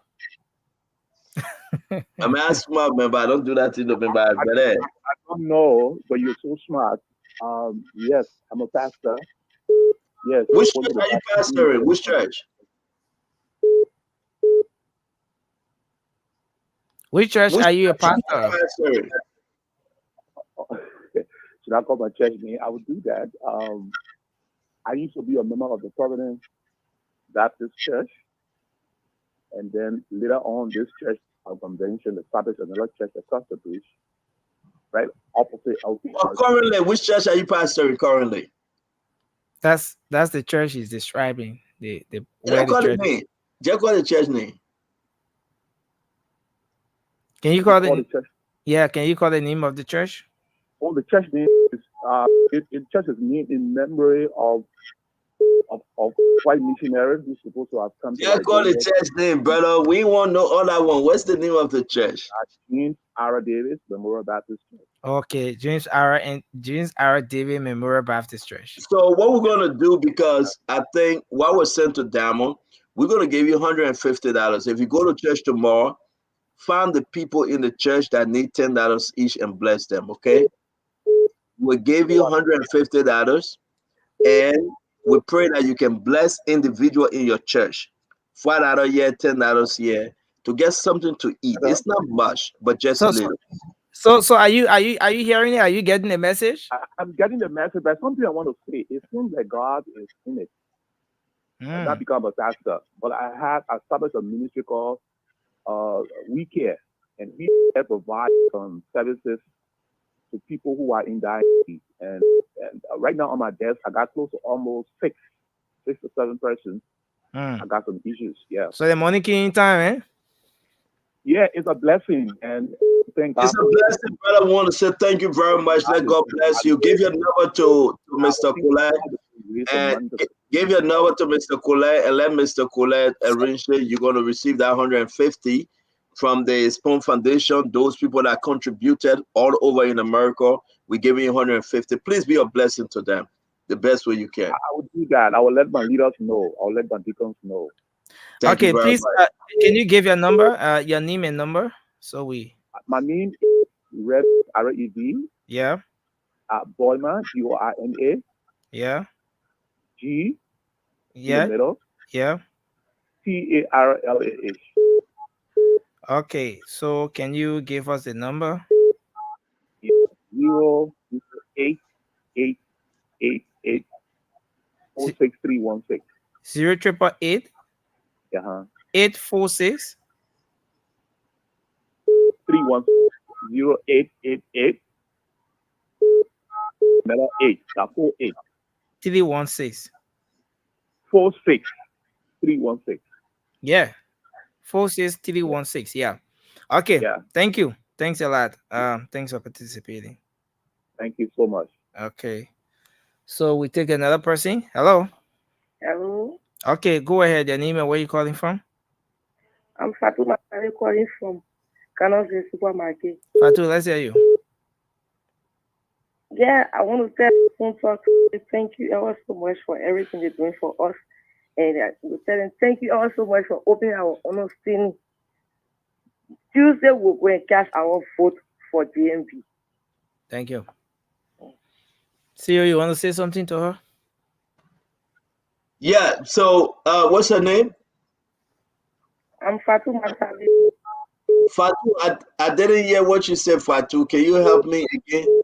Repeat what you said, please, because I was muted, please.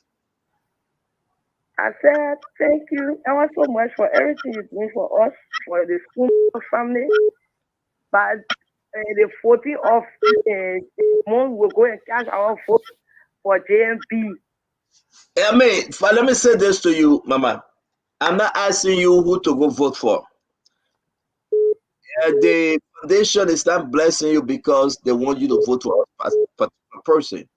But we are telling you, look at your condition today and make the right decision. If you think that you are okay. Today, since 2005, now my first time voting, all I know I've been with United Party and I will continue to be with United Party. But listen, the message is not for you alone. 6 years. If you're happy that you like to beg, then beg. 6 years. If you're okay that there is no electricity, no clean drinking water, you gotta think about it. But we're gonna take your number. You want to sing for us? You want to sing for us? Yeah. Okay, go ahead. What are you singing? Oh, Sayo, Yombo, Mayo. She's singing crew. Hey, The woman has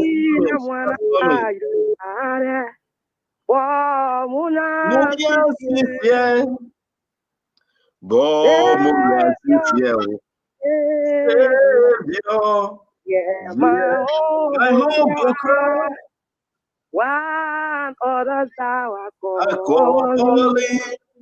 Do not pass me by. My man. That woman has spoiled my brain. Sing it one more time. I know. That one case looking different. She know me very well. She not spoiled my brain. Pull it one more time in crew. Pull it in crew one more time. Pull it in crew one more time, yeah. Yombo, mayo.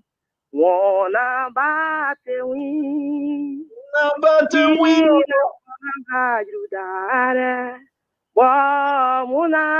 She said, do not pass me by, Lord. Do not pass our country by. I mean, bless the woman with $25, man. I'm begging you. That song is powerful. Do not pass our country by. Thank you so much. See our problem, oh Lord. See our problem. That's over $25, man. Fatu, please call your number, Fatu. Lama ora pera number I don't start call. Yeah. Call it. 0886. Yeah. 73. 0673. 71. 71. 40. 737140, right? Yeah. Okay, $25. A special place $25. Lord, look at Liberia problem. Don't pass us by, oh God. Oh God, on Tuesday, don't pass us by. We have suffered too long.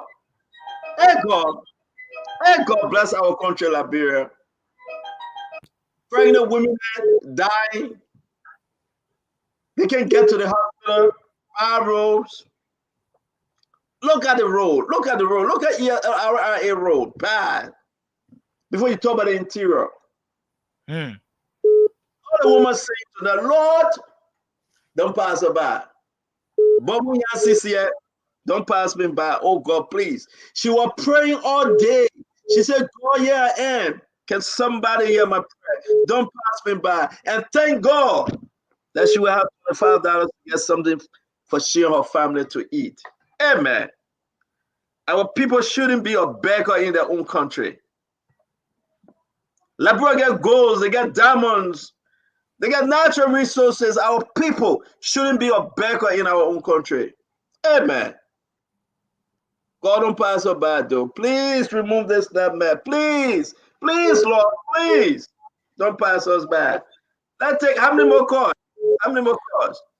Fatu was a 6 caller, so. Oh, so we'll take 4 more. Then tomorrow we'll do it again. Because I'm okay. Said to God without passing by 100 again. So I take 4 more calls. Okay, so we'll take let's take this. Hello. Yeah. Okay, go ahead. Your name and where you calling from? Yes, calling from Pico. You say your name is? Augusta. Okay, Augustus. Yeah. Okay, go ahead, Augustus. Yo, we're also today we just want to go for the paper. So what you want to say? Why you also for the paper? You also for the paper, my man. How's the struggle in Nigeria? My man, how they struggle in Liberia? Now for the paper business, the money going up. How's the struggle in Liberia? How's your life? Yeah, go ahead. Let's hear you now. Quickly. You know the country is very hard. We are suffering on, and then the people are uploading jobs every day. So we decide not to vote for them. We are for our party. Okay, so CEO, you want to say something to him? Yeah, but man, just get the man $10. The man, then you know how it is. It's not easy to get the man number. Augustus, you okay? So that they need on your mobile money, right? Yes, please, Tuesday. Call what? Augustus Tuesday? Yeah, Augustus Tuesday. Okay, so call the number. What's the number? The mobile money number? 088. 088 what? 08812. Where you can call the number? 08812. Yeah. 72. 72. 30. 30.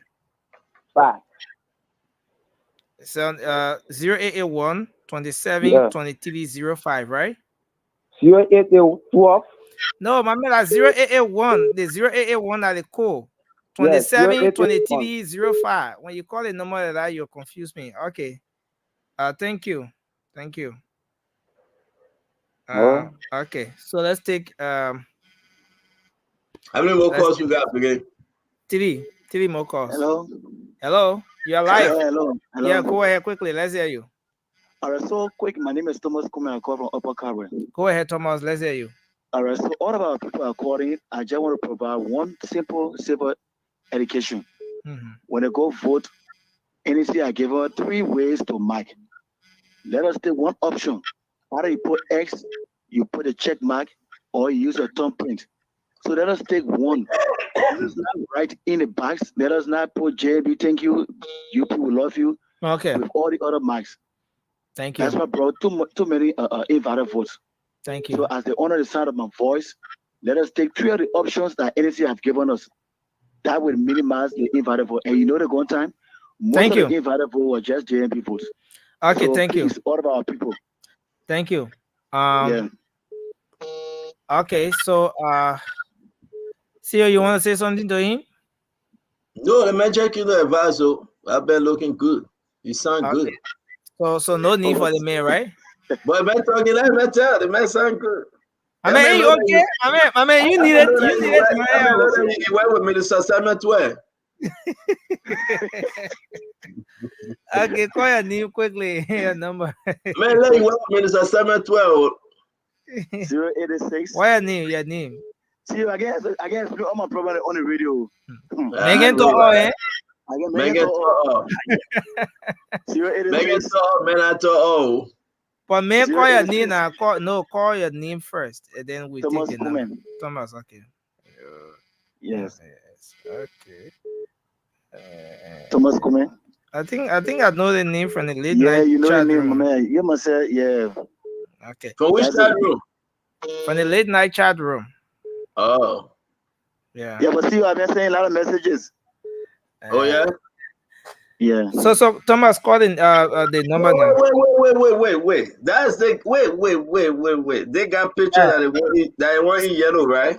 Yeah, he's very active in the late night chat I room. didn't make it give me a hard time. You can give me a hard time. Very good. Yeah. You always give me a hard time. But I thought you were in America, Thomas. No, in abroad. Oh yeah? But Yeah. I'm gonna send him $50 now. I already thought he was in America. He always give me a hard time. I'm blacking. I'm blacking. He give me a hard time. Yeah. Come Megan to all like $50. Megan to over. Please just call your number. Give me your number. 086 086, yeah. 78 78 50 50 60. 60, right? Yeah, 60. You missed it. Number. Man, somebody want to sing in crew, my man. Somebody want to sing in crew. Let's take the last person. Yeah, who want to sing in crew, man? I gotta go. The water running down my eyes, and it's 9 o'clock. I gotta go. Hello. Yeah, hello. Go ahead. I'm Judah Opa calling from Congatan. Judah Opa calling from Congatan? Yeah. Okay. Judah Opa, go ahead quickly. Yeah, I call to bless God for this network because it is really educating us as to what is happening in the country and how we should go about doing things. So I'm very blessed. Okay. We don't really sleep. For me, I don't sleep. I listen to the station through. Okay. Yeah. All right. CEO, you want to say something to the man? Oh yeah, my man, take care of it, man. Where that last caller, my man over there. My man, but you reached me at the time. Really hungry, brother. I gotta go. Nelson gonna take care of you. Again, folks, join us tomorrow. It will be a wonderful program. We said thank you. Vote wisely. Be safe. Be strong. Paul said to Timothy, the battle is not to the end. Okay? We got to all reach to the finish line. We have to. We got to fight a good fight and finish the race. And at the end, we will be rewarded a crown of victory. And I said to you, come Tuesday, think about your children. Think about your neighborhood. Think about your community. Think about the water you got to go draw from the well. It's not safe. Think when you get sick, no hospital to go to. Even if you go to the hospital, no medication. If you're doing business, if you're selling something, nobody there to buy it because the government cannot pay her own civil servant. Think about your children. They go to school hungry, they come back hungry. No study class, no electricity that they can do their homework. They got to be on a channel and have a bad eyesight. Think about your country, Liberia, that owner Joel and his people enjoy. That they can leave the country for 48 days and go watch Man U game. Think about all the houses they are buying overseas. All the homes, the properties in Ghana, in South Africa, in Ivory Coast, in America, in Saudi Arabia. Think about those things. They are not good leaders. We beg you. We beg you. We're on our knee praying for Liberia. Don't do it because they gave you five cup of rice today. Don't do it because they gave you $100 and promised to pay your children wire fee. Your life is not about paying wire fee.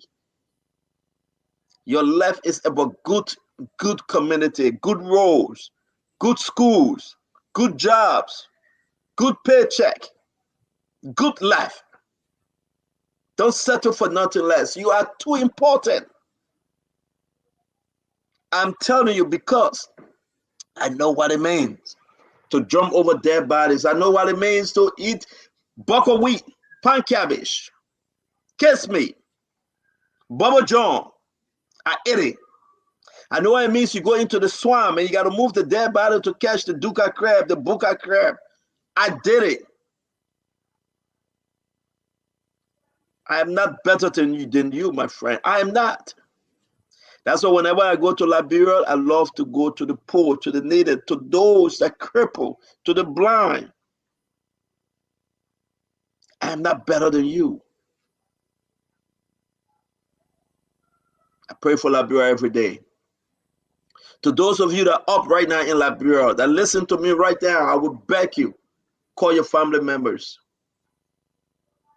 Our country needs a change of leadership. That when somebody break the law, the justice system must remain justice system.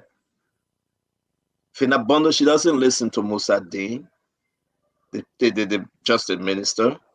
She cares less about them. George Weah run the country all of his bad rum. If Fina speak, they all shaking. If Samuel speak because he bring up the money, they scare. That's not the kind of government we need. So I would beg you, my fellow Liberians, wake up to the new day. Vote. Vote for a better Liberia. They will not cheat. They cannot cheat. They cannot change the vote. We have things in place. Don't be begging for $10 to get a good Burger King for my son that will come with fries and drink and ketchup, or to get a good Chick-fil-A or chicken sandwich that almost $20. But some family don't have the $10 to eat. While people in America, in Europe, wasting $20, $30, but some family do not have. Trust me, my fellow Liberians. Be wise. Be strong. Let's vote for a better country. I will say this to you. You that listen to me, do not be deceived. They lied to you for 6 years. They didn't do it 6 years. They will not do it again. Trust me. We've been fighting for you and we'll fight for you. They will not do it again. Don't be a beggar. Earn your own money in your business. Earn your own money with what you do, what you know. And when you receive it, be a giver. Don't be a beggar. Let God bless you, man. I hope you can make the right decision. Don't let those people fool you. They are not in your interest. They don't care about you. If you think Thomas Farah care about you, why he can turn his university into a Liberia University and give it to the community? If you think Sir Joseph care about you, then you voted for him. Why he can give all his school, high school, his university, everything, and say, let's give it for the Liberian people? Why are you paying school fee? If I build a school tomorrow, I will say for the Liberian people, the community dwellers, people in the community must benefit. It should be free. If you receive any money, it should go back to the community. Hospital, they got a lot of people here that want to bless us in Liberia. But these guys now will take it. They will put their name on it. They will own it. But when you die, you carry them nowhere. Go ask Samuel Kanyado. Go ask Tober. Go ask Tuckman. They left everything behind. The children fighting for it, while the poor people suffering. Greed, greed, greed. You want it all. You want it all. You want it all. And you die. You leave everything back. Fight for the better Liberia. Fight for the better education. Don't be deceived by Samuel Twain. How can you go to GW Gifts and say you feed the people 3 days? 6 years you feed them. That 3 days you won't feed them. Let God bless you, man. You'll take heart. Good night. Nelson, I'm picking Let's Talk later. Good night. Okay, sir. Well, folks, that's how I would like to draw down the curtains on this edition of the late night show. The late night, the Spoon Talk. That's how I would like to wrap up on the Spoon Talk today. Thanks to all of you out there for being a part of it. Thanks for calling in. Thanks for participating, making your contributions in the comment section. We appreciate all of you for listening. Those of you following via the radio, and thanks to you watching us on your television across the world. We'll be back tomorrow with another edition of the Spoon Talk. As you know, this is Liberia's premier talk show on radio and online. My name is Nelson Collier. We've been live on Spoon 107.5 FM, Fabric 101.1 FM, Super 95.5 FM as well. We've also been live on Spoon TV, Fabric TV, Super TV, and on YouTube, Spoon Talk Live. Till we'll come your way again, have for yourselves a good night. Liberia is all we have. Let's remember to keep the peace. We are drawing down the curtains on the Spoon Talk now, but we're coming up very shortly with the late night show. The late night politics is coming up next, so you can stay with us. It's going to be very fascinating. A great conversation coming up tonight, very shortly, in just 2 minutes from now. So if you're following the Spoon TV page or Fabric TV or YouTube or whatever, just as soon as this video ends, just go back there. You're going to see the late night show coming on just in less than a minute from now. Until then, have for yourselves a good night. Bye-bye for now. And thank you.